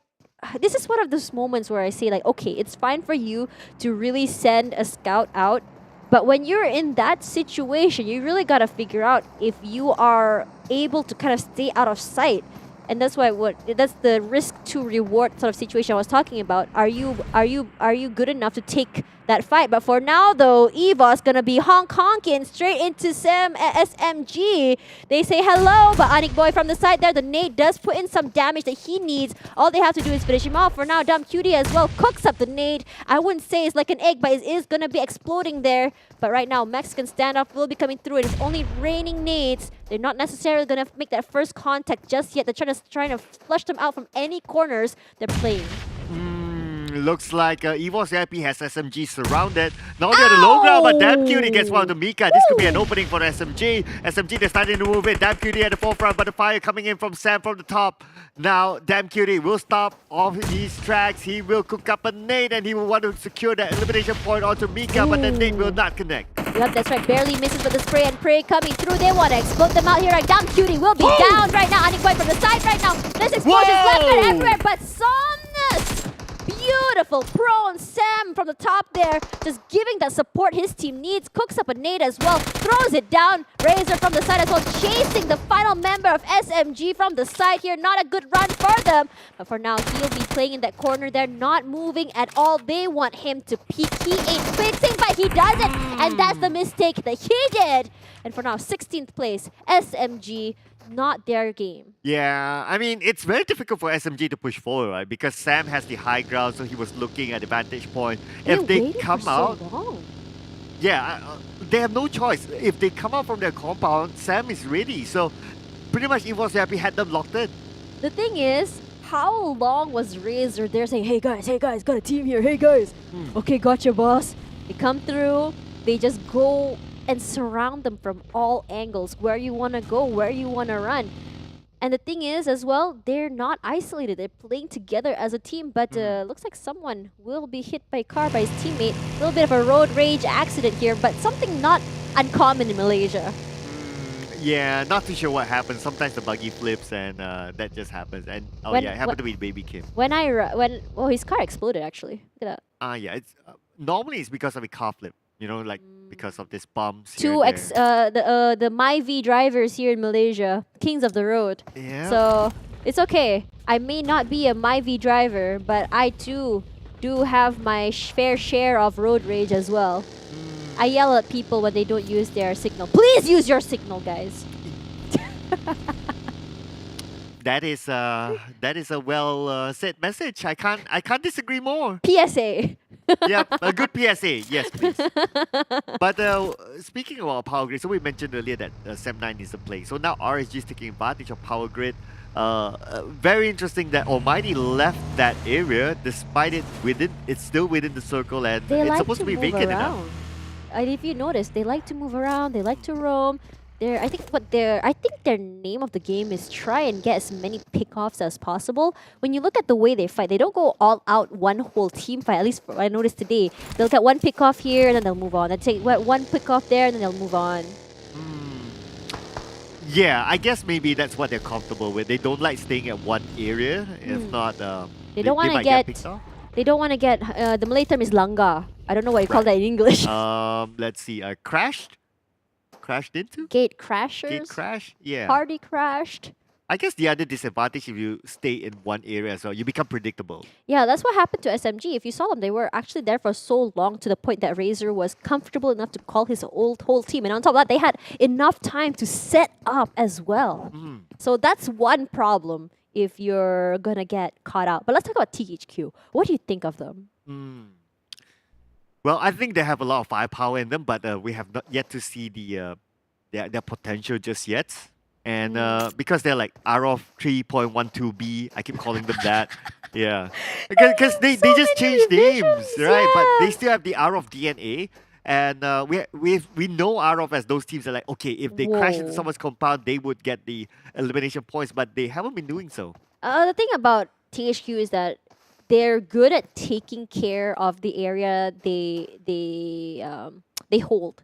But when it comes to like a one team versus one team situation, I'm not too sure if there's a disconnect in communication or something, because we aren't really seeing that teamwork coming through just yet. It seems like they're just playing from themselves a little bit. I think it's because the situation is so chaotic. It's hard for them to really pinpoint how exactly to tackle with that situation. I wouldn't say that, whoa, just speaking of that though, looks like someone from that team will be having a one-on-one here. And looks like it'll be THQ versus, I believe that was R2K? Yeah, it was R2K, and here we have visual onto their fight. Echo went down. Rensky tries to trade it back, but Rensky will be counter-fired down to 10% of health. THQ, they need to recover quickly as R2K will need to do the same. Let's see who moves faster. Aizen is waiting for the right moment to take out Dam as well as maybe Heiko. Yep, our previous chicken dinner players are very, very full, and they want more Rensky from the side there with the spray and pray. Nothing enough to make any damage, but there is still one person that has to be picked up. The nade will be thrown up. He eats some damage over there, but he will have enough time to actually reset himself. But for now, looks like it's going to be a Mexico standoff, but Zuli with that nade finds Echo, and now suddenly they're man down, and Harm as well will be following suit. For now, they're going to be pushing forward. Heiko going on the aggressive here. He does have the high ground. He's going to be looking down, and Harm as well will be sent back to the lobby. Another one in the front there. Right now, Heiko will be getting killed from the side. Aizen just going crazy, but it is just him on his own. Has to do something, at least get a point out of the way. But for now, he doesn't realize that he is actually getting caught out from two different situations. Aizen finds Dums from the side, sends him to the lobby. Suddenly, is 2-for-2 trade. Oh, and he has Ziggs at least still with him, so they can open up an angle. So and then close. Nate almost getting it onto Rensky. That was really, really close. But unfortunately, they do not know. As players, you wouldn't know. As casters, yes, we do know. But if only they have that information, they will push on. Yep, that's right. It's just so hard right now because both teams are playing on the side of the terrain. There is some smokes. There's all three sprays coming out as Aizen waiting for the right situations. Gonna be repositioning himself right now. They're just zigzagging forward. He does do the prone, throws out a bomb. But right now, he's spraying. Will he get one? He gets one. Will he two? Not quite. But Ziggs from the side has his teammate 1v1 situation here. Gonna be trying to speed through this. This is really, really hard right now. Get some smoke, some damage in right now. Ziggs, but for the problem is he's trying to run away. But Ziggs survives by the skin of his teeth. My goodness, and with that win, he'll be able to pick up Aizen, and R2K lives to tell the tale another day. I can't believe it. That was just in a situation like that. I thought that R2K might not come out alive, but the thing is, they're just so good with those sprays going left, right. I know, right? Like the strength, the accuracy of shots, even the courage that they push forward. That was a lot coming in from Ziggs. Yeah, I have to say that he is not scared of any kind of smoke. Usually in any situation, a lot of players, they try not to push if possible because you never know what's happening on the other side. But speaking about the other side, we have Yoodo Alliance for Rivals. Here's Voki. He does see his victim, CLC, down there at the bottom, and he sees everything. Yeah, this is a good location to look to know Can the we call rotation this for Pride the teams. Rock? What rock? Pride Rock. Lion King? Oh, right. Sorry. It's a very old movie. You said it was not in your era, and I gave something in your era, and you still didn't get it. I mean, that's how old I am. Wow. Yeah. I mean, it's been a very, very long look time. At that, Razor. Yeah. Oh, he getting himself another one. He's That's on the looking Bosskur. great this game, actually. But what's looking not so great is for Jimmy OP. Jimmy goes down immediately, and this is a civil war happening between Farang Legends and Clutch Guerilla. Why do you call this civil war? But Molly is out. Rippo Boy has to reposition himself. He wants those kills right now. He does cook up a nade. Gonna be throwing out right now. He doesn't have that information just yet. Gonna use it to kind of zone out. Maybe get some damage in at least for a little bit. Molly's are out, but he has to reposition right now. He does know that people are shooting at him through the smoke at least. He's very, very patient. But for now, look at that. Ox is in trouble. EVOS is the one to get them out of the way. Yeah, EVOS, they had the high ground the last we saw them, but putting focus onto this fight, it's still Farang Legends against Clutch Guerilla. They do have the circle, so they can take their time, but don't take too long as teams start to move in. There's another team on the other side. I'm not too sure which team it is, but what we are sure is that Razor and Mika gets one for themselves. Bosskur seems to be in trouble, but at the same time, Nate's toss by each team, trying to counter each other. Yoodo Alliance 4 rivals, they are watching this. They're waiting for the right moment to push it. Yep, that's right. That's how Yoodo Alliance works. But for now, look at that. Our Farang Legends moving forward. But look at this fight over here, though. This is Dingoz. They are very aggressive. They know that R2K just finished the fight. They want to go on the aggressive. It's Izin running for his life right now as the other members of the Dingoz are just trying to catch him off guard. But meanwhile, KHI Demigod, he gets knocked out from the Blaze Zone. Oh, okay. And interesting as well that Dingoz, they are going to go for the disengage, but Insomnus, he's not done yet with Axis. Red One takes out Hey Noob, and now these two, it's going to be a Mexican standoff, it seems, between Clutch Guerilla and Farang Legends. Mexican standoff? I guess because both of them in the circle, so they don't really have the urgency to push yet. Why can't we call it a Miramar standoff? We can call it a Tashbanding standoff if you want to. Tashbanding standoff will be more chaotic. I'll call it a Sir Cloud standoff, though. Okay, that'll be a very nice standoff. Yep, that's right. Because I'm nice. But Mika finds another member of EVOS, I believe, right now. But Taynoob is very much alive again.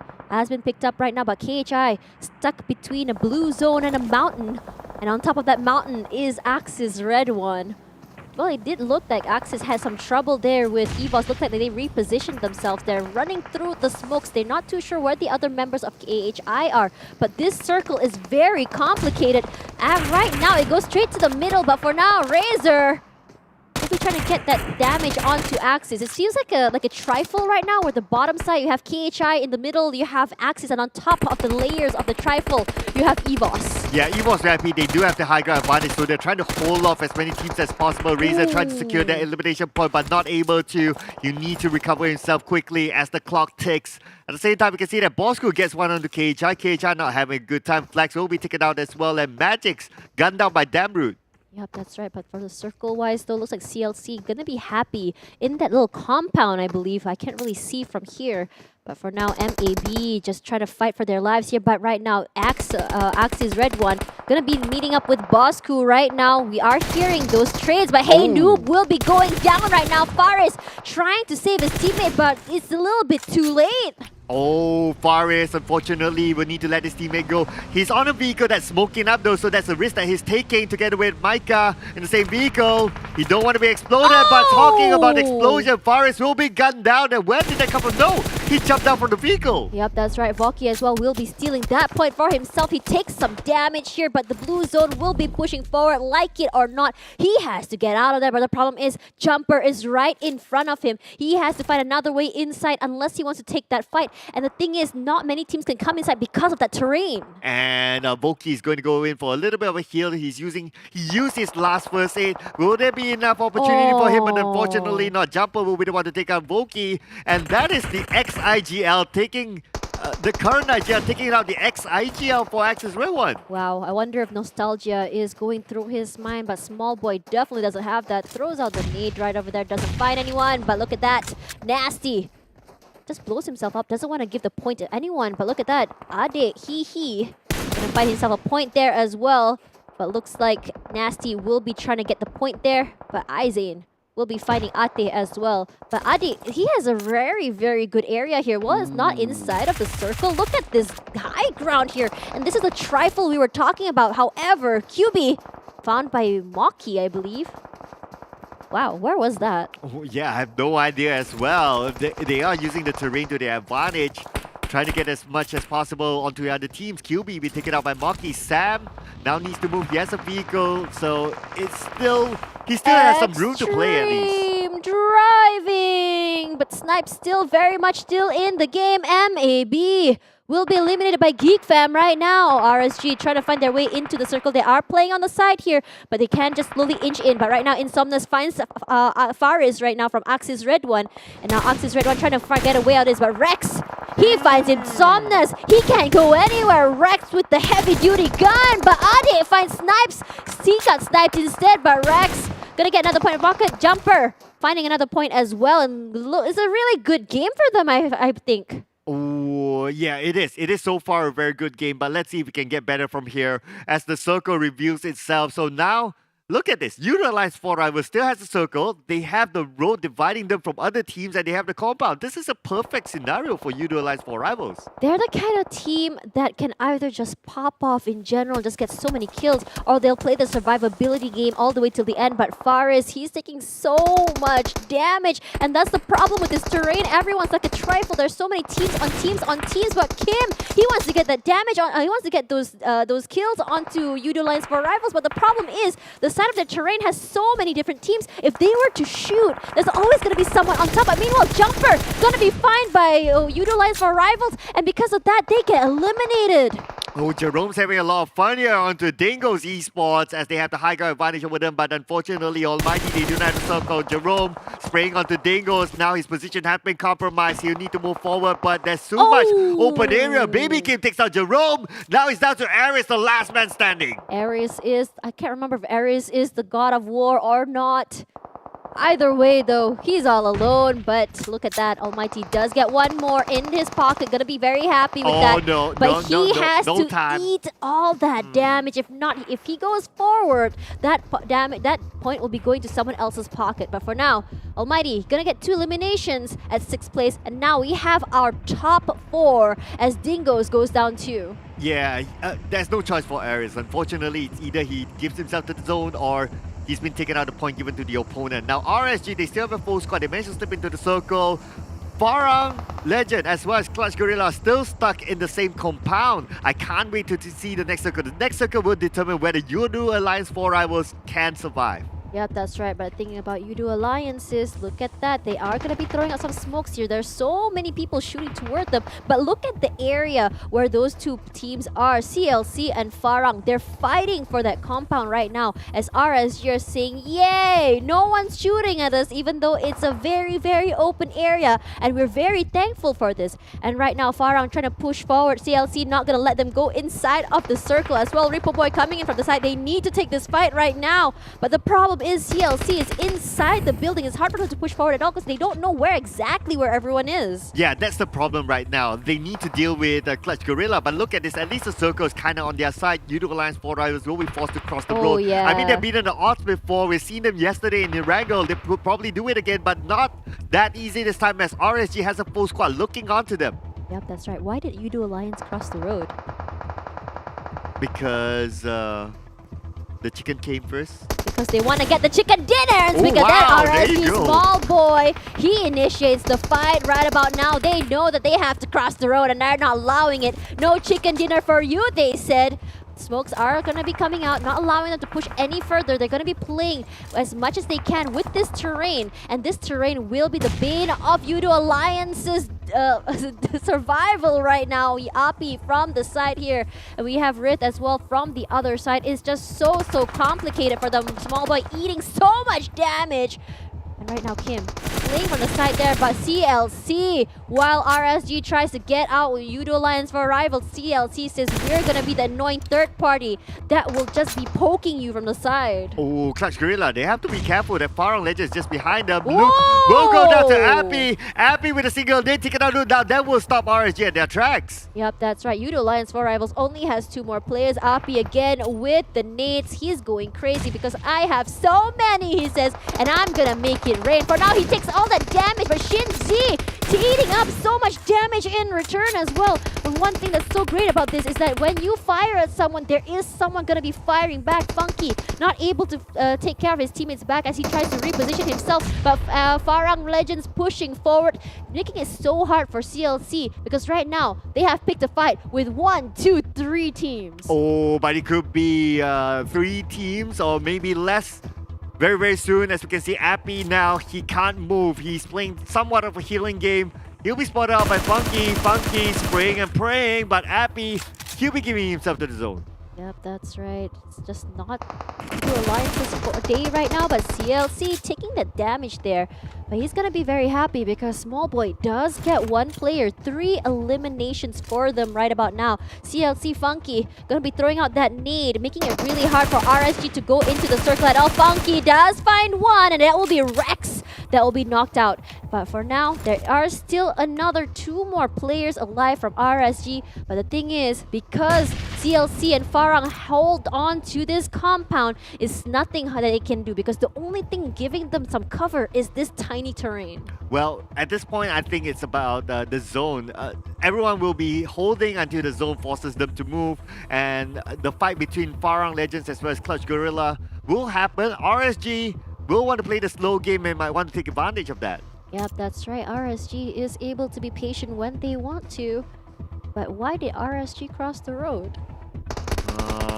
To get to Cash's To heart. kill CLC! Oh, wow. Small Boy gets Xerox out of the way. Funky will be next. Wow. Will it be one more? Shinzi, the only one left alive. And the only problem right now is Farang. Ooh, as Xerox been eliminated. And they're not done yet. Funky been taken out as well. So it's going to be Farang Legends with RSG 3v3. Let's see who will get this chicken dinner. But Rainbow Boy eats the nade from Luke. This will be an opening for RSG to push it. Yep, that's right. Helton and Olio just holding on for dear life right now. They are outnumbered, but it doesn't mean they're out of the game. Olio forced to play the healing game. He's running out of time. He'll be knocked out of the game. Small Boy unable to live, but Farang not able to do anything about it. RSG winner chicken dinner will be for them. But look at that though. Look at Ajay. 4 kills in his pocket. Yeah, well, they'll be happy with the second place finish. And they gave themselves to the Blues, so points not given to RSG, so they'll be okay. Because this is the fight. These 2 teams, at least, they're the fight for at the bottom half. So they're fighting to climb up to each other. And with RSG netting this chicken dinner, definitely will give them more points than Farang Legends. So Farang Legends did the best they could, but at the same time, they don't want to give the points away to RSG. Yep, that's right, because they want to catch up to RSG. And what's really good as well is that Farang, today, their phenomenal performance will launch them up a lot higher. Coming from the bottom of the bracket, coming up to the middle of the page is something very, very exciting. It's kind of reminiscent for what KHI did. However, we are going to be checking out the highlights to see what exactly made this game tick. So Contra, take it away.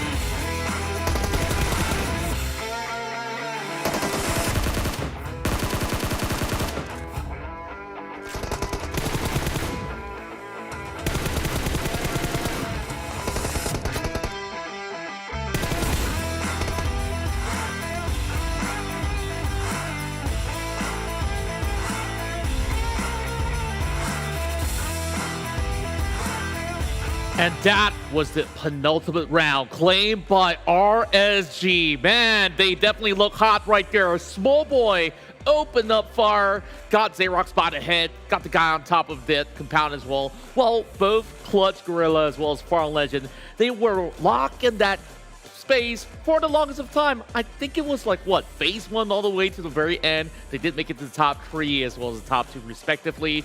But of course, there's a lot to talk about this matchup. But before we get to that, you guys got to check out something special delivered to you by PUBG Mobile, as they have this brand new collaboration with Warframe. And for those of you guys who have played this game in PC, you know what I'm talking about.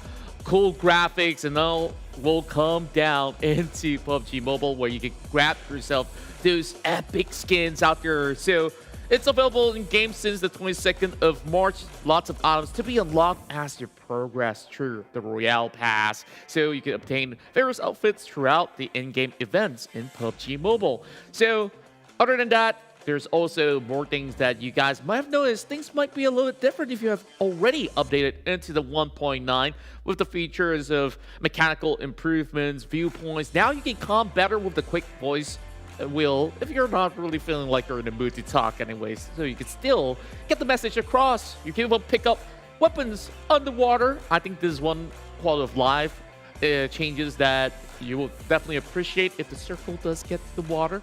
But not that you can shoot though. So maybe we get to that in the future. We got new bridges and of course the Vibrant Anniversary recall mechanic that's going to be able to help you bounce back into the game. RSG, they have a meteoric rise. We saw in the first Miramar, they went into the top 4 situation. This time they make no mistakes and they will claim the top spot. So let's take a look at the match ranking for now to see how many points have they accumulated. They have a total of 6 elimination points, and with that totaled up, that's 21 with that chicken dinner. Farang Legends, they have been able to bounce back up as well, so that's 18 points for themselves, while 14 goes over to Clutch Guerilla. While they have these two teams total in, they didn't have as much elimination points as compared to teams such as maybe EVOS VIP that was farming over the top side of the hill. Axis redONE was also fighting alongside with EVOS. We saw even Yoodo Lance was there as well. And man, everybody's walking away with points. KHI Esports, unfortunately, did not get any of their own, but there's still another game to go. So we're definitely faithful for them to be able to recuperate. And now it's only down to one final game remaining to see how much bonus points could they possibly get by the end of it all. It's going to be EVOS VIP's Razor that becomes the star of the show. Look at that. Almost doing 1,000 damage throughout the span of the battle. He got 3 elimination points, but everybody was picked on by Razor until, I believe, a member of Farang Lejund with the King of Suntik just pinning him down. That's where they did halt the progress of the rest of the White Tigers. Well, it didn't seem like they did have long shots though, but anybody that comes close to that Valley of Death, which I like to call it, across that region of highway between St. Martin all the way down to Monte Nevo, there was too much going on, and we will basically wrap things up in summary as we only have one more game left. GENEXUS now with 248 points on the top of the table. Axis still at number 2. Same goes to Yoodo Lines on third spot. But Clutch Guerilla, they've been able to push Geek Fam further down with a total of 173 points. Now in the top 4, looking pretty solid. RTK on the 6th spot. Team Secret now moving downwards as well. The rest have remained unchanged. Dingoz, 7-9 as well as Homebois will make up the rest of the top 10. While we take a look at the second page over here, RSG, after that massive chicken dinner, they will proceed forward, overtaking KHI Esports as well as, I believe, Bosskur as well. Now, it's only 1 point that sets apart them as well as Team Bosskur. EVOS VIP got some high frags. Now they're chasing into KHI Esports as well. And TABAH NSEA, along with THQ, they are sliding downwards. SMG now is at the bottom of the standings, and ALMGHTY will move upwards to the 19th placement for now with that 73 points that they've garnered. One game won't be enough for ALMGHTY to push through to 18, so I guess that won't be too much change. But on that middle pack, from say 7th place all the way down to 13th, a lot can change. And you got to take note of that, because after the next game, that's where we give you the summary of all the bonus points that they have acquired throughout the week 1 as well as week 2. But before we get to that, let's take a look at a little bit of a recap on how RSG got themselves this chicken dinner. So the circle didn't look unfamiliar to the majority of teams, right? The initial Miramar game that they had, the circle was pretty close by, so everybody had a hunch. So the rotation for RSG is pretty straightforward. They moved from Minas Generalis as well as Graveyard, the usual drop spot, into St. Martin, and slowly proceed forward, trolling the side of the road. And that's where they planted themselves into a very defensive terrain for them to hold out against the rest. And that has also garnered them a few pointers in throughout the span of the action. And look at that. The rest of the teams that were on the outskirts that were swarming in as well, they're mostly coming in from the southern end as well as on the far west as well. So RSG, they've cleared out Power Grid. All they have to worry about is Clutch Guerilla, Yoodo Alliance, as well as Farang Legends, where there's a significant distance between some of them, so that buys them enough time as well as space to play this one. But what's interesting to me is the battle that happens over the top of the hill, because Farang Legends, they circuit themselves on a 2-1-1 split. Adik Luke was on the peak of that hill where EVOS Rapid takes over. EVOS Rapid, they got 7 points out of all those sort of engagements that they have, keeping everyone else at bay, while Adik secretly taps them out slowly but surely. So that's how you want to eliminate your opponent and ensure you hit into the late game, while Farang Legends definitely had a great idea. Execution-wise, I guess at the very end, didn't look to be all too clean, because they were stuck with Clutch as well as RSG on the outskirts. So from here on, we saw Voki was trying to take down some of his ex-teammates from Axis Red 1, and after that, he was also pinned out by the blue zone. Team Bosskur, they had the same plan as Axis Red 1, and eventually all the shots were fired at them. Yoodo Alliance did have a few members to hide over a lower side of the shed, and we had Adik Luke that was on the lookout, creating a passage into the middle of this current scenery that we have. That ditch over there throughout the terrain was where they have been able to just outlast all the remaining teams out there, while ALMGHTY was picking up a fight against both Farang as well as Clutch, but they were stuck by the corner tree. Eventually, Ares as well as Jerome, they take turns to resurrect themselves and got taken out.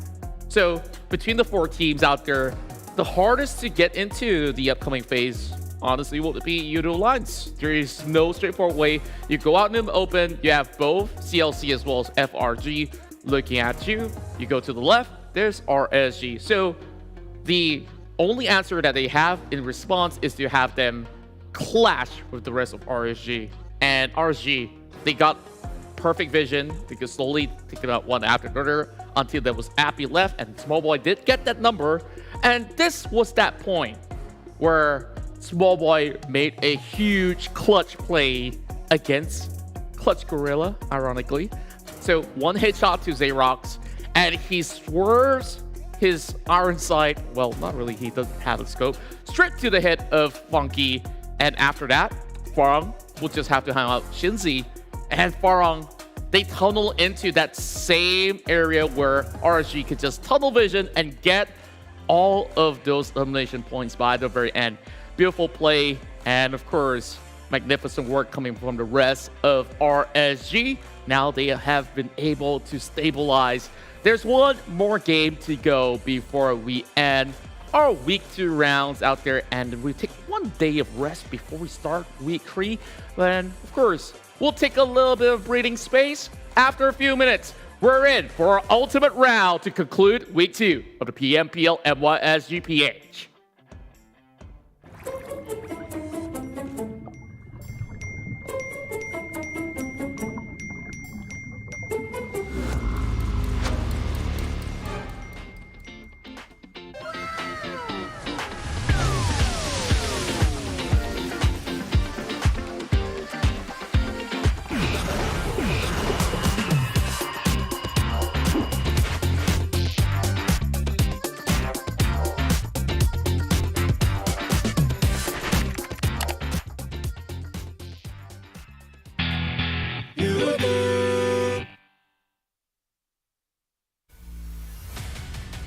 To be a champion, you must fail first. Sam9 on fire.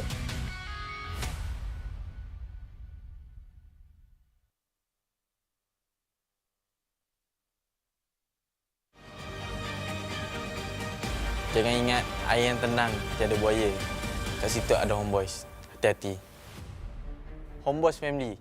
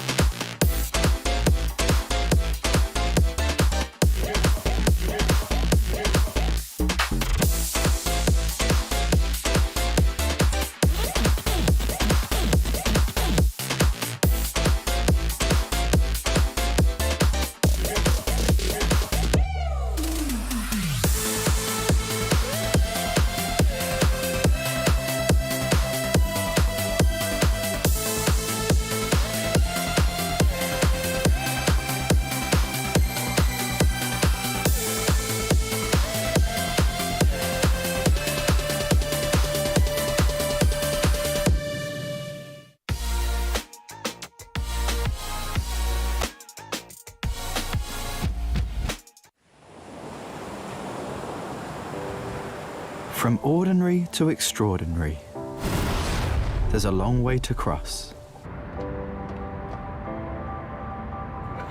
Whenever we lose our way, there's always a light that keeps us going. The light sparks from every young heart. It leads us to capture inspiration in ordinary days. It encourages us to seize the colors of sunrises after the darkest hours and create something amazing with it. We brought the magical color changing effect to life thanks to a dual layer chromic bonding process. Place the back cover under the light for just a moment and you'll see it go from a calming blue to a passionate red, just like the color changing of the sky during sunrise.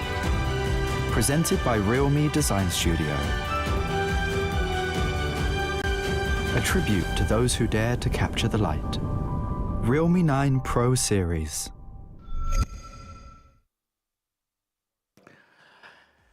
Hello once again, and that was just a really quick break as we head into our ultimate round here in the PUBG Mobile MYSGPH Pro League. Well, I kind of mixed that one up a little bit. Well, we're going to be mixing up the teams once again for our very final bout, and you can basically follow all the casters that have been doing a whole lot of hard work throughout the week. And you could also follow me on ContraCast, just a little bit of plug before we start our final game And then after that, we take 1 day break and we will come back for our final week of our league stage. And in the blink of an eye, it definitely went by very quickly, and we're about to get our way into the grand finals. But as we proceed to what's currently at hand in the present tense, we have some of the stats from the previous round, where we had Razor dealing the most damage output throughout the course of the battle. 973 is where we're at number 1 for the EVOS VIP White Tiger. Remember, well, we have another Tiger coming from MAB Esports, Maki matching it up to 759, and we got Adik Luke coming with his snipes from downtown, and he has been able to dish out 724 of his own. Great work from all of the players out there, and we still have one more game to go, of course. So we still have more of these stats coming your way. But tell us, who's your favorite player of the PMPL MYSGPH so far? And of course, no judgment, only praises for all the players that are on board. So far, everyone's licking fire. So one final chicken dinner remains here for them to claim. And the teams that are in a specific group will not be in play, but we'll get to that later on. We're going to move into the total damage as well as elimination points. And look at that high tower up in the middle. It's EVOS VIP with 7 frags of their own with 2,226. It tells us that they could have possibly gotten themselves maybe 10 kills or more. Maybe they were disrupted. That was definitely a pretty tough place to play out from. While we also have teams such as Farang Legends to come up with 6 points of their own, matching it up to the champions of the last round. RSG got themselves that chicken dinner, having more damage to dish out as compared to Farang Legends. The rest have an average of 3 frags all the way up to 2, while we also have some that will get a little bit less. Now, the ones that will be missing out on this matchup here will be Group A, taking an early rest to conclude their week 2, while Team Secret will be joining in along with 7-9 as GENEXUS will be popping on the radar as well, along with Homebois this time. Group C as well as Group D, they've been around for that past matchup, and this time, which team out of these groups will be walking out with that chicken dinner? You guys could definitely go in for another guess out there while I make my own prediction as well. So far, yeah, my track record on week 1 was better than week 2, but here we go. Hopefully, the ultimate game, I could get it right. So, with that being said, Yoodo Lions look like they had some decent chances out there, and they've definitely had some really high average points when it comes down to Erangel matchups. Even to conclude yesterday's round, back over Sunday, they had gotten themselves that final chicken dinner. Can they do it again? It takes a little while for Pambura and the rest to warm up. So I guess that maybe, just maybe, there's a glimmer of hope for them to wrap the week up here in style. And of course, they'll be matched by 15 other very talented teams out there. And speaking of talents, of course, we got our Casses getting ready for them to hop on the mic once more. But before I pass it over to them, I just gotta say that you guys are awesome. So go ahead, on to the last game. Thank you very much, Contra. I was asking, why did Contra cross the road? But we don't want to answer that just yet, because we still have one more match for the night. And we're going to go back straight to Erangel. I'm Tash Bunny alongside Sir Cloud, and we're your casters for tonight. Alongside our flame jokes, puns, as well as really weird timings. I just really gotta say, it's been fun. But you know what else is fun? Our sponsor for tonight, our official smartphone partner, Realme GT2 Pro. This year, Realme, as the tech trendsetter, will partner with PUBG Mobile to support the young talents in esports with the best-in-class products. And how dare they do that? They have affordable devices with the best specs on the market. But talking about partnering, of course, a phone needs to be partnered with a very good telco, and we'll also like to thank our official digital telco partner, that is Yoodo. And if you switch over to Yoodo right now, you can get free 5 GB of high-speed data plus 20 GB of PUBG Mobile data, and you can, well, like if you're like Tash, you need to update your phone, you can use all that data to update it before you play with your friends. Yep, that's right. With that 5 gigabytes, you can look at this show right over here to learn how exactly the pros do it. In your opinion, who's the best player so far? The best player? So far. So far. Yeah. That's really catchy. No, not the best player. Which player has caught your eye? I think that's a better question. Okay, I was about to say that I don't know a player named so far though. Yeah. Uh-oh. Well, I'm just saying. But the player that caught your eye. Naturally, because today we're casting and we watch this, right? So I think Long with his super duper clutch in that first game, that was mesmerizing. Absolutely. But for me, I'm gonna go with Small Boy. That was insane. Oh yeah, that's a good pick as well. That was really good. That was really, really good. But now, going back to Erangel, where so far, I think this map has an affinity with me. Why? Because every time I say something, something happens, you know? Okay, so what are you going to say next? I don't know yet. We have to wait for the feeling. Okay. We have to wait for the first circle. The first circle, Yeah, okay. yeah, we have to wait for the first circle. There you go. All right, Yeah. we'll be reviewing the first circle very, very soon. But of course, before the first circle, let's check out the flight path, ladies and gentlemen, and it will begin. Let's see. This is somewhere... Sosnovka military base. Yeah. Yeah, so so it's it coming goes in up from north. south. All the way to north, probably going up toward... I don't know. I think if it's going to be top north, let's give it to... Georgia Pole? Yeah, somewhere about there. Yeah. Yeah. Yeah, it looks about right. Oh!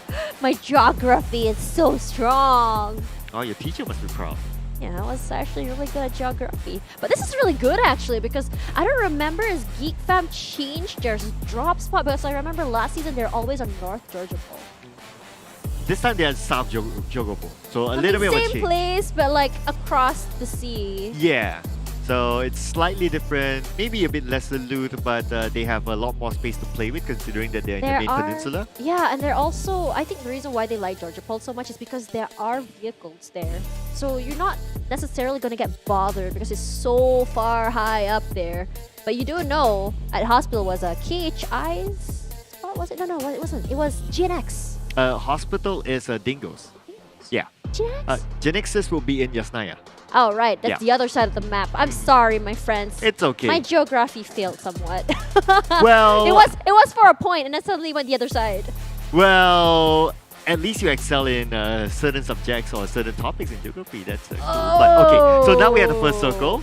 So do you think it's going to go down or it's going to stay on the main peninsula? There's no feeling just yet, so I have a feeling. If there's no feeling, it must be in the main peninsula. Main peninsula it is. Yeah, it has to be. It has to be. I mean, possibility is high, but there is still a certain percentage that it could still go down. But okay, I'm hoping it does. chill. I'm hoping it Oh, does. so you think it won't, but you hope it will. Yeah, because how do I say that name? Let's just call it Novo. Novorep There we go. Novorep is still in the circle area. So I'm kind of hoping it's there. Because usually when the circle goes to Sosnovka, it's always near the military base to the west. So if it's Novorep it's still island circle, but it's on the other side. But what's not on the other side is Sam 9 as they lose depth. And it's going to be first blood towards Team Bosskur. I believe this is because of the flight path. It was so a they bit, met somewhere in between. Yeah, so get caught off guard here. But the thing is, Depp didn't even get to cross the road. Ouch. He died on the side of the road. Yeah, just on top of it to be exact. Ouch. Ouch. How are we gonna make that joke again? Well, we still have time. We still have time. Don't worry. Yeah. If the circle is a road circle, I can do that circle. I mean, a joke again if you want to. But TABAH NC, I think today is just one of those, you know, those days where you're all, no matter how much you eat, Oh, you're the still coach hungry. is playing. Wait, are you serious? Yes, Aduka is playing. So he's making his debut this season. The coach himself has arrived to show you boys how it's done. Okay, in your opinion, Right. how does Aduka fare compared to the other members? Well, to be honest, I don't know because I know him when he played together with Olio and all the other team members from the Banks and from the previous lineup, basically. But for this composition, I'm not too sure. But let's talk about that a little bit later on as Damn Cutie goes down to its Kiddo. And what is SMG is just yeah, SMG. Okay, normally they drop into northern Jogopul, but somehow I guess because that Geek fam's not here, he took a little bit of a risk to come down. Yeah. Well, he was just like, Geek fam's not here. My area. Nope, surprise. Not today, Zerg. SMG is just one of those teams that just got really unlucky so early today. They did manage to get really far the other game as well, but in most situations for them, I just gotta say, are they cursed? Well, I guess it's just about sometimes it's just about being unlucky. Like you're at the wrong place at the wrong time. Yeah, just like how Contra is. Wait, what? Wait, what? Wait, what? Okay. But here's Yasnaya Poliana. Team Bosskur side by side with one member of GNX. Long skirt. Skirt. You can say that right? Skirt. Wait, you're the first one to say it in that way. I'll take that. I mean, it's an outdated meme, but I still like to do it now and then. Skirt, How is that a meme? Contra. Skirt, skirt. Oh, there we go. You're gonna hear the movie coming out. I am too old for this, ladies and gentlemen. If you're watching this and if you agree with me, we're in the same generation. Oh, whoa! That was an extreme U-turn near the water. He wanted some adrenaline there. He was looking for some action in his life. Yeah, he was testing out the gravity in Irangel, it seems. But looks like the team at least they have one representative over to the other side. So in other words, they're also kind of guessing that the circle would remain on the main peninsula. Yeah, that's right too. But M&B side by side with Homebois. But they're just gonna be like, nah, it's too early. You just wait. We'll come for you in a little bit. And then that little bit, maybe another 30 seconds as I bring my gun out. Always gotta be ready. You never know if anyone's in this house. If it's actually in the next 30 seconds, I would laugh. Don't be mean though. But that's not happening. That's not happening. But that ain't happening, so it's not a we're safe point for of now. discussion. Yeah, we're safe for now. We're cool. But RSG, they came over with a chicken dinner. It's been a very, very long time since we last saw their chicken dinner. Not only that, it hasn't been their week, but because of that chicken dinner, they rocketed up to the top 10.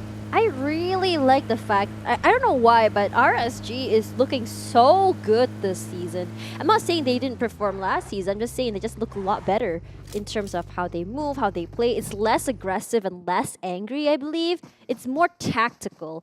And I'm just wondering, in that time between last season and this season, I wonder what happened, but Fredo is eating some damage here. And apparently EVOS, he's all alone here.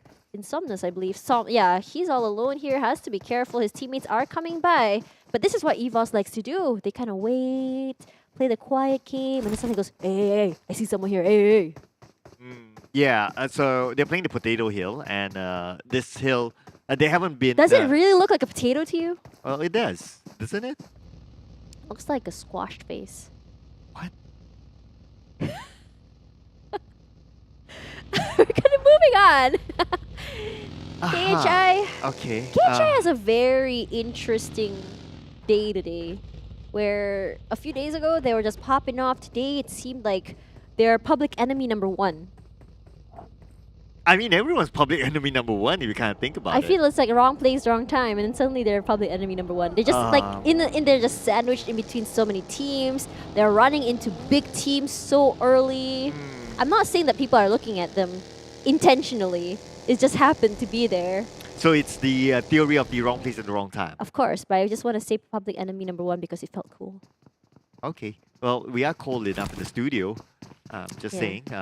Yeah. Could use some warmth. But anyway. We can burn the camera perhaps. Not we. I'm not involved in this. Yeah. If anyone were to claim any damages, it wouldn't be from me. I'm gonna give that disclaimer first. Almighty as well, not looking so great today, but they still had those moments where they get some pickoffs here and there. Right? We did talk about Almighty. They like to move. If there was a song for them, it's I like to move it, move it. Why? Because they're always moving. Oh, okay. They're never holding like a compound for long. They'll go there, they'll loot, get a kill perhaps, and then they're just like showing out of the area. See you later, maidenless people. I think if that's the case for them, then it's best because last week they were a very passive playing sort of team. So Yeah. and it didn't work out for them. I think they're better if they're like a more active and more confident play style. Will it So be a bridge? why I'm so not? sorry to cut you off, but will it be a bridge circle? I'm holding my breath here. Oh, please. Oh no. Okay, so it seems So like I you're- was right. I was right. Yeah, you were right at first. Then you kind of changed your No, mind. I didn't change my mind. I Okay. just wanted it to happen. I told you there's no feeling. Right. So I guess you needed. You that. have to follow the feng shui feeling. Right. I'm following the Tash Bunny feeling. That's it.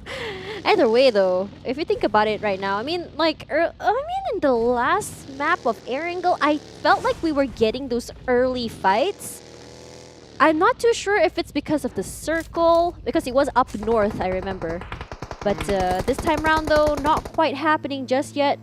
In NC, gonna have to go through the long way, crossing the bridge because they were kind of banking on Sosnovka military base being the where the circle will go. Yeah, I noticed that they went down south and looks like it's what we call a fake hope. So you went down, you thought they would There's go a there, word. but There's a word yeah. for it. What's the word for it? Hopium. What? Opium? Yeah, opium. How is that fake hope? Yeah, fake hope. How is opium fake hope? We gotta talk to Contra about that later. He will teach you the art of the hopium. Yeah, I know he has been disappointed a lot. But then again, Whoa! EVOS VIP, so they decided to leave the Potato Hill, or what you would call it, what face was it? Squash Face Hill. Troll Face Hill. Troll Face Hill. Yeah. SMG will not engage since they are only down to the last two members, so they're going to play it safely. I feel so bad for SMG. They always lose one so early. This time they lost two. I mean, okay, call me crazy, Crazy. but if You asked for it. But if SMG manages to get at least top 5 with 2, I would say their need to survive is very, very strong. If I'm not mistaken, in the overall, as far as I remember, they're currently at number 20. Yeah. They're at the bottom spot, so it's unrealistic for them to get that 100-point mark. So the best they could get maybe is like, if they get this chicken dinner, maybe it's a number 17 or 16. I don't think 17 it or really 18 matters. finish. It doesn't matter about the points. It matters about the statement you're making. Fair We enough. can get chicken dinner with just 2 players. Fair enough, yeah, definitely. Right? If they can do that, I mean, they would have broken their own record. Exactly. Exactly. But let's see how they fare though, because as I said before, they're the type of team to get picked off one by one. They may want to reevaluate how they move together and how they drop, because right now they're getting picked off one by one so early, and it happens so many times. So it's like fool me once, shame on me, fool me twice kind of thing. What's the fool me twice again? Fool me twice, shame on you. What? Okay. Yeah. Okay. But speaking about shame on You're you, not having that coffee tomorrow. no, Yeah. don't give that to me anymore. Yeah, you're banned from coffee for a month now. Yeah, that's right. But look at that. Everyone's in the circle. Everyone's so happy. And look, and see, they rotated so fast inside, and I think that's a good choice from them before bridge trolls happen. But the good news is that it's very unlikely that there'll be any bridge trolls, considering that the circle is on the main peninsula. Wow, you made it sound like it hurt somewhere. Oh man, that's a ping pong. Straight to the left. Well, the hard shift has been a thing in recent times, I guess. I know. So yeah, it's all about the challenge for the teams to adapt to hard shifting. I say oof because it's pain for them, but it's pleasure for me because to see people suffering is my job as a caster. Can I ask myself out now? Am I allowed to do so? I'm worried for my safety. You Sitting next to you now. You know who else should be worried for their safety? Yoodo Alliance for Rivals. GNX right side by side. Oh, they're like, nope, not today. Wait, no, Snappy was like, yeah, yes, today. We're gonna shoot them. Not happening though. Okay, just want to make some calculations here, right? So Yeah. the gap between GENEXUS and Axis Red 1 now is 33 points. Whoa, they caught up. Yeah, so for access to the bare minimum for them to catch up is with chicken dinner with maybe 18 eliminations. You know, even 15 is close enough, and they can just catch up another day. Well, there will not be another day. Today's the last day for the week. Oh no! Yeah, so it's either this round or it's nothing. Oh no! Yeah, and the 24s have been locked. They have to kill everyone in the lobby. Pretty much. I mean, yeah. I would love to see Mika Unchained once again, just like last season. But that's very dangerous because it's either if Mika survives, they get chicken. If Mika doesn't survive, they go out early. Yeah, so that's the dilemma, right? Yeah. Like, what do you do? And it is the last game. What do you do? What do you play it safely, or do you like go all guns blazing? Okay, so now Jumper's in their team. The question now is WWJD. WWJ winner, Jumper dinner. What would Jumper do? Oh wow. Okay. All right. Yeah, what would Jumper do? What would Jumper do then? Well, if it was me, I would just okay, let's play it chill, because you have another risk. The other risk is that Yoodo Lives 4 hours could catch up to you. There's also there's another way to play it. I really like the way they played this. Play at the edge of the circle, at least on phase number 4, when the shift happens. You don't stay in one spot. You just kind of like drive by, high by, get those pickoffs, and suddenly you have 10 kills in your pocket. So long as you don't stay in one spot. So your idea is that they play a little bit more aggressively, they try to pick fights and try to win all of them. Yeah, you play at the sides for a reason. But where Sem9 is, that's genius. Because they don't have enough players. What they do is, behind them is just a body of water. Oh, never mind. Well, that kind of shifts the dynamics for Sem9. Now they're forced to move. Almighty, though. They're just like, yeah! Yeah! Well, living up to their name, I guess, being the Almighty. For now. For now. We'll but see. One thing we talked about having the circle is that you have to be strong enough to protect your circle. Now, Almighty, they like to rotate. They like to move around. Now that they have the circle, are they still going to move around, though? Well, if you have the circle, I think that it's time to chill. Now it's time to find prime property. Yeah, prime positions that allow teams to come to you and or maybe pass by you and pick them off. Yep, that's right. Onyx boy taking so much damage, gonna be knocked out. They did not realize that GNX was in the back here. But for now, Jenny gonna make a U-turn, trying to save his teammate right now. But they're gonna be in trouble right now. GNX just pushing up forward. They have vehicles, they have terrain, and they have them pretty much run over, just like roadkill. Yeah, Team SMG again, another problem for them, and it is the worst week. I think they were number 20 if I'm not mistaken the last we saw them, so they're still well-paid for this week. Yep, that's right. For now, Ox is in trouble. Zuli, sorry, not Zuli. Ranked wants him out of the way, and now Jumper. No more WWJDs, WWMD. What would Mika do? And Mika, will you go unchained? Or are you still gonna do what Jumper says?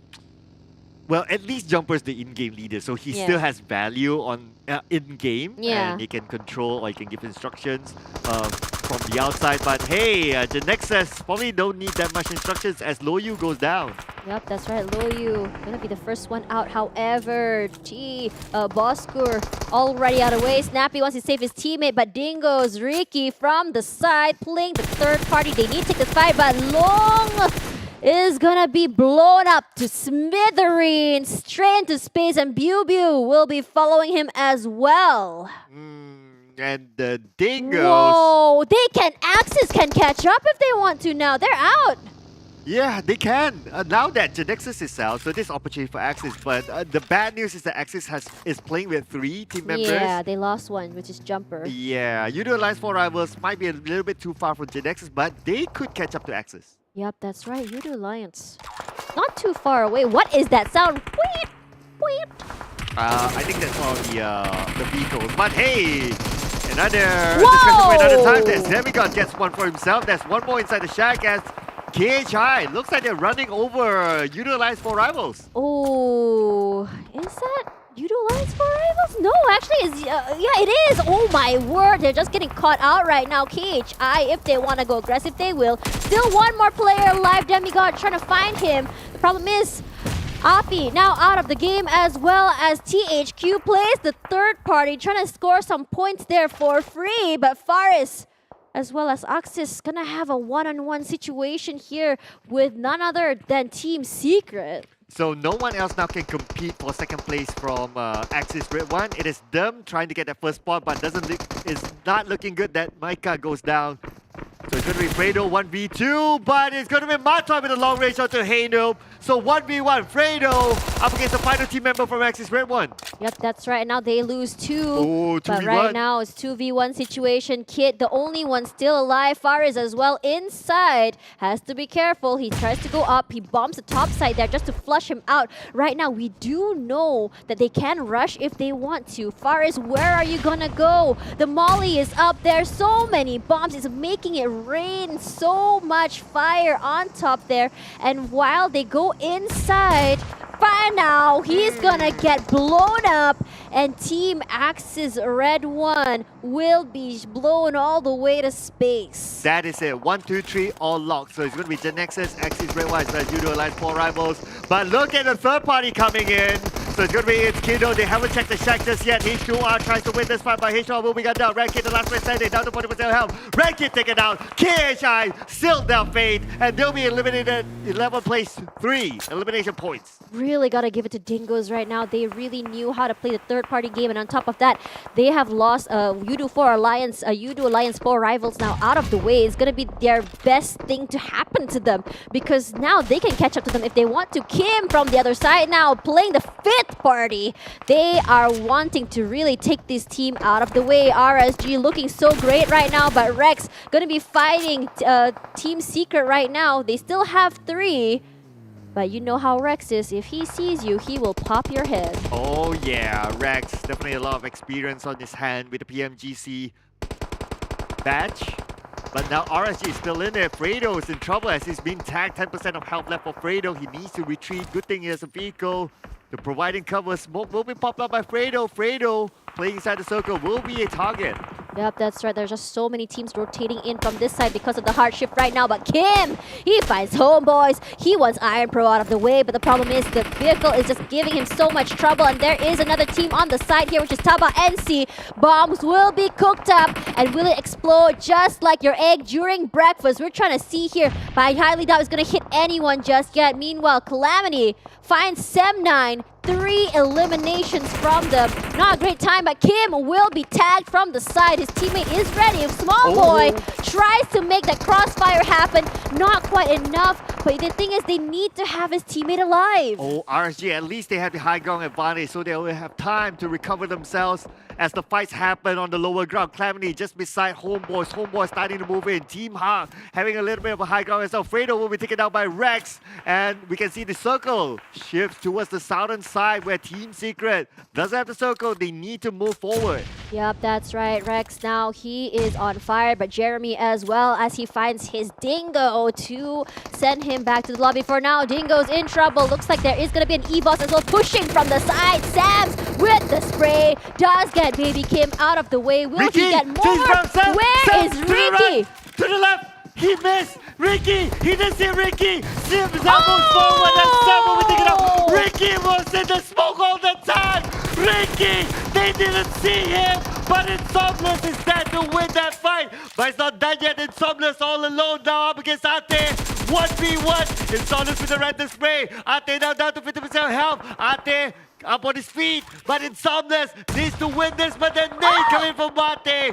They didn't see Ricky. If only they knew Ricky was there. I am so shocked at Ricky. He is that one guy that can ruin hopes and dreams. Just as you think you have the lead, he says, nope, not today, Zerg. But Rex is just the same. He wants to make it rain fire onto Team Secret. It's making it so hard for them to get into the circle. Team Secret has no choice. They have to push through. They have to find another way inside. Meanwhile, Kim gonna be resetting right now. This high ground is perfect for them. Like it or not, they need to get into the circle. But Team Secret just gonna be going and just pushing their way inside. But Team Secret in trouble right now because THQ is just doing so much damage. Oh, they managed to defend that shack from Team Secret. Team Secret out 6 place 4 elimination points. Team Hawk can recover themselves. They already got 5 elimination points on their side. And they have the circle at the same time. RSG still having that high ground advantage, but they don't have the circle. They need to move forward. Yeah, that's right. Small boy trying to make it rain onto Homebois.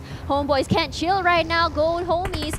But RSG is going to be doing the same thing right now. They're in a situation where they have to push in. It is circle number 6. The circle hurts like a sting of a bee, but that nade just annihilates the heck out of THQ. 5th place for them. Currently one of their better placings. But for now, Rex does find a Dingo, and that will be Ricky out of the way. The thorn on their side is now gone, but Rex has to reset right now. Tricks playing at the bottom side of the circle here, while Homebois does have the circle advantage. This high ground is not doing any favors for them. Wow, and look at this. Dingoz have been eliminated with 12 elimination points on their side. Now, Almighty, they are still in this together with RSG as Homebois as well. RSG closest towards Almighty. Almighty having a little bit of a high ground order in the circle. And look at the circle. It's famous towards Almighty. Yup, that's right. Almighty, they may have lost one, but they are definitely not out. They already cooks up a nade here, but changes their mind here. Tricks!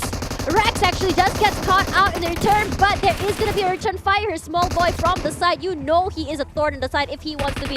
Small boy going to be pushing forward. Does get one. There is still one more Almighty member to worry about right about now. Homeboy staying quiet. They just want to wait here. They don't want to take a fight. But Iron Pro, they finally want to fight. They want some points there, and they'll be just shooting toward Almighty right about now. Nasty in trouble. Has to be shot in from so many different sides, but right now, looks like Bard gonna be finding Nasty out in return. Well, I don't think there's any way that RSG can drop this at this moment. They have the high ground, they have someone on the circle.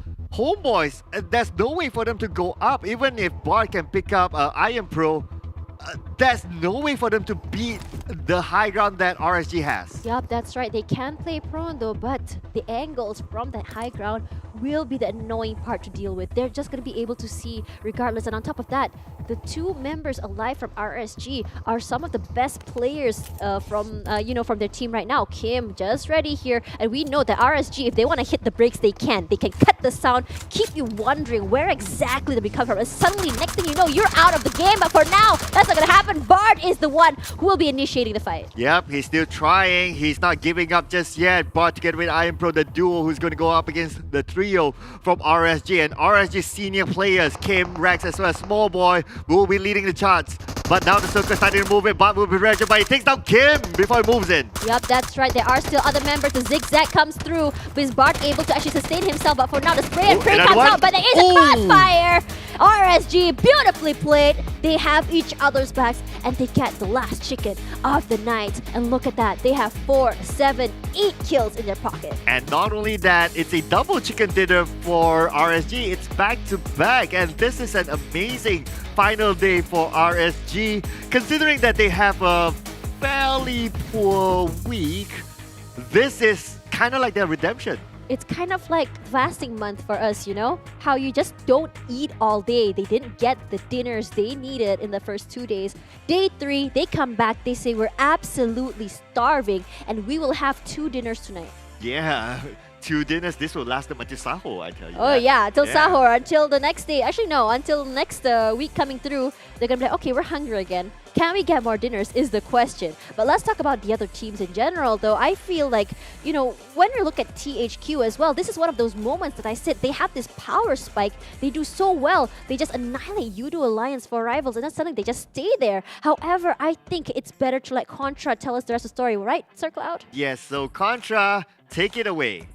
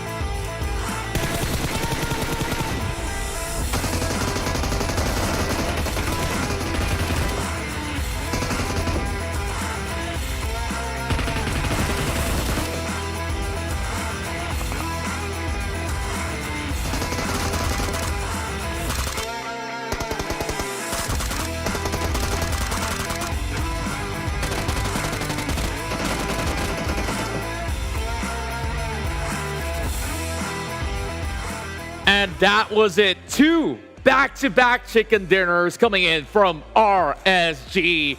Basically sweeping everybody else off of their feet and celebrating by the end of week 2 in high-flying colors. They definitely have been the most improved team by the end of it all. And today, they definitely showed their best level play. This is a team that have been crowned champions before, and they're looking for another strike at goal. This is just week 2. Let's hope that they can come in with more for week 3. So, of course, we're going to go into all this recap of those big plays that RSG made. But boy, oh boy, Small Boy, he's absolutely on fire. Same goes to Kim, Rex, as well as the rest. So far, things have been looking good, not only for RSG, but also for Team GENEXUS, as they have been able to remain consistent. They've broke so many records this week itself. So far, BU has been able to have that stellar round with that 20 elimination points of the match throughout the week. And of course, with that chicken dinner as well, they got multiple of it. And now they are the first team here in a PMPL MYSGPH to break that record high of 200 over points in a span of a weekend's run. So we're going to be telling you guys more stories, as all of this is brought to you by Tencent Games, PUBG Corporation, as well as Lightspeed and Quantum. And we definitely have to thank VSPN Crafting Games, and also our official smartphone partners, Realme, and our official telco partners, Yoodo, powered by Cellcom. Now we're going to be taking a little bit of a glimpse of all these sort of matches. So far, we had so many different chicken dinners out there. Tell us your favorite down in the comments below. And tell you what, later we have a special interview, so make sure you guys don't go anywhere, because we'll talk to some of the biggest winners of week 2 itself. I think that you guys can already take a guess who we'll be speaking to later on.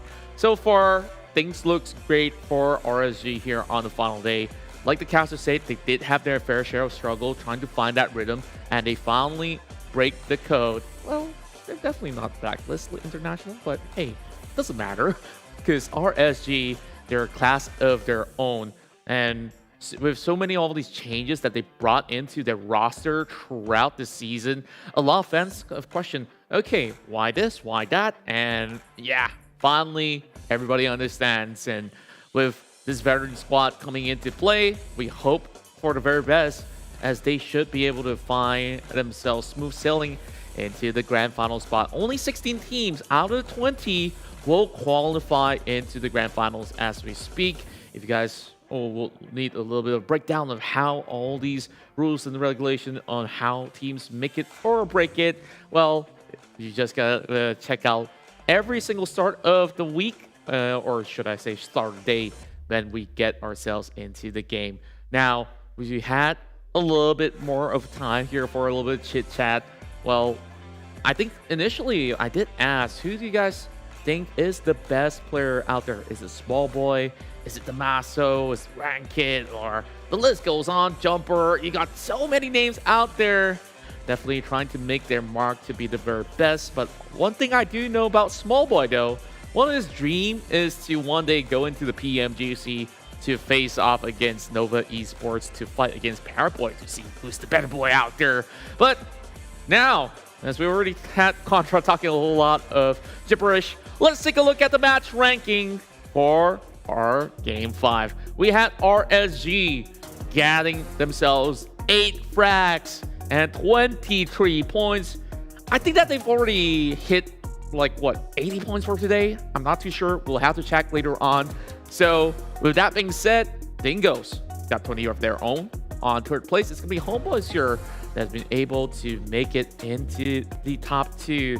And we saw Bart as well as Iron Pro. They were trying to fight their way. They only can get themselves 18 points, all thanks to Dingoz Esports getting higher elimination points. Almighty at number 4, they definitely show better results for today. Team Hawk at 5. Team Secret got themselves 8.6 for EVOS VIP. A little bit of an interesting scuffle they had. While 7-9 as well as K-Shot Esports, they walk away with 4 points each. 3 points for MAB Esports as well as TABAH NC. Axis, Red One, GENEXUS, 2 points of their own. And this is Rex here coming out with 704 damage being dished out. Well, he just wants to make sure he got that perfect 100. Don't really need to have too much of that long range. He would like to play up front. That's what he have always brought all those points back in for RSG. He got themselves 3 MVP points to book out of week 2. And that's not all. Look at that. That's just 23.8% of the contribution. So that also meant that the rest of RSG, they have equally done their job to secure 2 points apiece. And that's what balances in all things is all about. So we take a look at the highest elimination points being secured by individual players, and it's gonna be Ricky out there. They took a lot of fights, and I think one particular one that was interesting was that they were fighting EVOS VIP. He was hiding inside the smoke and somehow got away with that alive. So 6 points in, definitely solid stuff. Bart as well as Zilly, they make the cut heading into late game, especially for Bart, contending for that chicken dinner early on, but it was 2 versus 4 anyways. Now he will finish out on 2nd position, while Zilly will try to match that number. Now, as we take a look at the summary, we have RSG matched up against Homebois in that 2 versus 3, as I mentioned early on. And the casters did talk about the high ground advantage favoring RSG. Circle has pulled upwards as well, so Homebois definitely was in a really difficult spot, but look at the amount of damage. And considering the fact that they have spent 16 seconds in the blue zone and still make the cut, I think that they've been able to also prioritize on repositioning, playing it really well throughout the course of the battle. And this is definitely their best round that we've seen. Now, with the weekly rankings concluded, it's a perfect 250 points accumulated for GENEXUS to be the champions of week 2 in the PMPL MYSG, while Axis will be at 2nd spot with 217 points. On number 3, it's Yoodo Alliance 4 rivals that made a meteoric rise home to the top 3 of 190 points. We quickly take a look at their second pages here. Sure, we see KHI rising up with 132, while right 1 point behind them is going to be Bosskur as they get pushed down to 13. 14 for EVOS VIP, while Team Hawk on that final hurdle, they match up to EVOS's number, but don't have enough of those ranking points per match to be able to overtake them. NSEA getting pushed down. Unfortunately for Farang Lejund, ALMGHTY, as well as Team SMG, they aren't doing all too well this week. And here are the bonus points that they've been fighting so hard for. GENEXUS takes away 20, 19 for Axis Red 1. Yoodo Alliance with 18 points. Dingoz with 17, 16 for Clutch. We know that it dwindles down with -1 each ranking points. So we have the big winners here. GENEXUS really making that huge recovery. Last week, they were on the 2nd page, bottom half. And my goodness, what a massive improvement. And RSG, after those back-to-back chicken dinners that they got, they moved themselves into the top 9. Quite a beautiful play achieved by the team as they have accumulated such an outstanding result. So far, 7-9 with 10, KHI with 9, Bosskur with 8, 7 for EVOS VIP, 6 for Team Hawk, 5, 4, 3, 2, 1. And of course, that is based on their weekly rankings. And look at this. 2 weeks of play. Appy has been able to close on an average 35 points per week for the team. He is definitely one player to look out for, and he is also the captain of Yoodo Alliance. Coming up hot here, we're on 2nd spot is going to be Axis Micah, who is just 9 frags behind, and Bosskur is close to match that number as well with 58 elimination points. Bosskur really stepped up this week to deliver those points to ensure Team GENEXUS remains on top of the table of week 2. Now, this is the MVP race. This is what the MVP points were all about. They accumulate those points per round, and we will see who is the highest Terminator of them all. But first, MVP points is pretty close. We got 1.4 for Gamroot with 54 elimination points, and it's all about the damage that he's done overall. That's 13.290. and survival time, heading into the late game very frequently. And Appy is going to be cutting by pretty closely with 1.3 each. I think that we're having a little bit of tie here from second to all the way to fifth. Let's not think it is a tie. Well, it's all different when it comes down to delivery, when it comes down to how much points do they bring back to the table. Micah is the one with some high frags, and that's going to be 61 elimination. But interesting enough, Appy's got 70, so I wonder what's the difference here. It seems like it's just a 0.3 ratio for the headshot. If you have all three in your team, you're solid. You could possibly get chicken dinners after chicken dinners. Damroot comes on third place here for Geek Fam with 54 points of elimination points out of his own effort. Of course, it's all the contribution of the team that has been able to set them up for success as well. Now we're going to be looking at the survivor ranking, where Shinzi has been able to have the highest average, 20 minutes and 58 seconds. And I believe that he's also one of the best healers in the game as well. Trying to match up against Magics here, which have like what, close to 20 over seconds to try to compete with Shinzi. So far, Ricky have been able to dish out a whole lot of damage. I believe that Ricky should be in the top 10 of the Terminator rank as well. So make sure on next week, we should keep your eyes on him. Now, this is some interesting stat that we have. The field medic of the field. And on number 1, it's going to be Heiko here, rescuing his teammates 22 times. And he's basically the brand new addition to Team Hot. Noob coming with 19 of his own, and Demigod will be tied in with Axis Red One's Noob with 19 as well. Sure, there's going to be more conversation about Axis Red One as well as KHI as we journey into week 3 later on. So I think that's all that we have for the field medic ranking. Is there any more stats that we want to look out for? Well, I'll just wait for the queue as we do have the Eagle Eye ranking. This is the longest elimination distance, and I think this is pretty record-breaking. The past few seasons, we've not really seen anything that reached beyond 350, and MAB John tops it. 395, almost making it to 400 meters. That is unbelievable. And you take a look at that. Damroot comes in second, 368, and we got Aswar there with 339. Imagine if you can have that shot that goes more than 4 kilometers.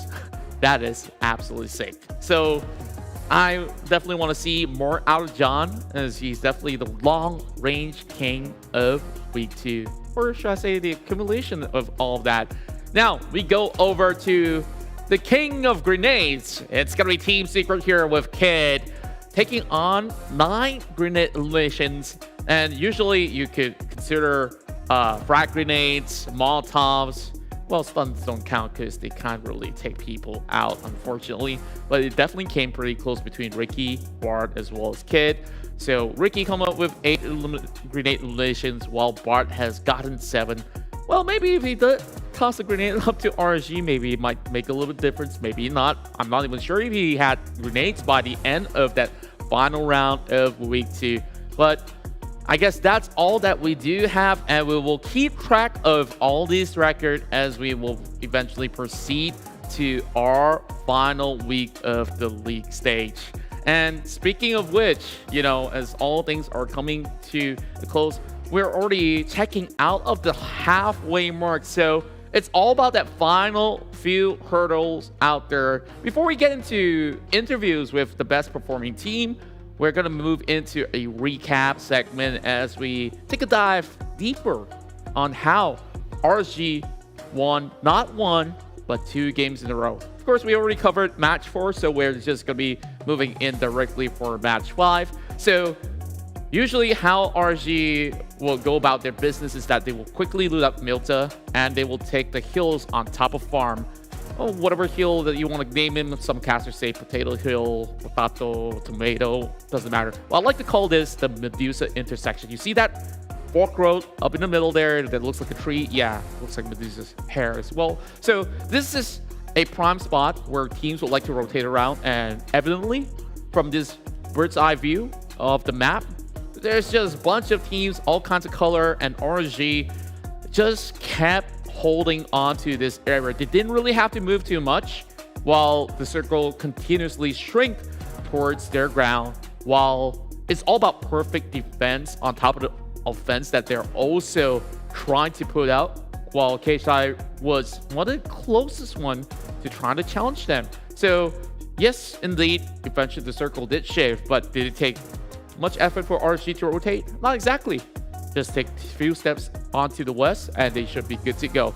And we saw a really big fight that broke out between SMG, Dingoz, as well as EVOS Rapid over the top side. Over the bottom, it was MAB, Homebois, 7-9, as well as Axis redONE that was basically taking each other out. So we let nature take his course, and after that, you see all these long-range taps that will happen across the field, while RSG didn't really have to move all too deep to basically pick people off. So that's going to be great for them. And Axis redONE definitely have shown some tremendous effort out there, but didn't really make the cut. This is the team that, of course, have shown us a lot of dominant performance. And now we're going to be moving into another bird's eye view. So from here onwards, while the fights up there was happening, Homebois, they have a little bit more room to breathe. There was a little bit of a care package to drop in, which they didn't manage to reach. A little bit of POV that we're not covering here is RSG. If you do look onto your top right of your mini-map, the one in pink has to be RSG. So the only challenge for them is to take on ALMGHTY. And then they slowly find themselves Homebois members over down below, and that's just easy pickings from then on. But Bart definitely put up quite a good fight. While he did get the revive onto Iron Pro, the damage wasn't good enough, and it's interesting to see, you know, ex-teammates going up against each other. So with that being said, RSG got the better of Homebois, and that's how we conclude our final match of week 2. With that being said, all that's being said and done, we want some fresh new perspective, because we'll be joined along with some of the best teams out there, and this time we'll be speaking to the manager of Axis redONE Esports, and please welcome along the manager. So hi there, could you introduce yourself? I'm manager for Axis redONE. Just can call me Kimi or Halkayaya. Halkayaya. Okay, I'll call you Kimi. So of course, your team so far have been doing such a phenomenal job here in week 2. Week 1 looked like you guys were adjusting for a little bit. So could you tell us through the journey of your team on how they've progressed, and yeah, go ahead. So actually the tips actually I can share with all the fans that what we're doing after the game and before the game is, the first one is teamwork. No matter what, you too soon or you get winner chicken dinner, reset again, clear your mental, and make sure whenever you enter the match, you in good mental to face the war. The second one is about study. Every time after the game, every day, we sit together, we study about hardship circle and how the other team rotation. That's what I can tell to everyone lah. Yeah, and that's basically a whole lot of work to be done by every respective member, and I'm pretty sure you as a manager, you feel nervous before they get into all these sort of games. But tell me another interesting thing about, you know, the players of Axis redONE. Like, is there like a regime that they usually do before they get themselves into like the first game? Like, you want to get them pumped up. Like, is that something that they usually do before they get in the game? Yeah, of course. Every What's time before the game start, we eat chicken. So when we eat chicken, we expect to get chicken every day. Yeah. So that's what we call something like, usually we not believe, but we belong in each other. So the communication first one. Yeah, most important. communication. Second, manifest that chicken dinner and hope that it happens. And you guys definitely have received a few throughout the weeks out there. So far, has your players reached a certain expectation that you have set throughout the course of the battle? Or do you feel like there's still more that should be done here? Yeah, I feel that especially during the first week, we expect to get into top 5, but we managed to get 11 placement. But never mind, when we start with second week, first day, we start with new environment, new mission to manage to get top 5. So yeah, we did it. So Alhamdulillah, this is what we call it, rezeki of Ramadan. Yeah. So yeah, this is it.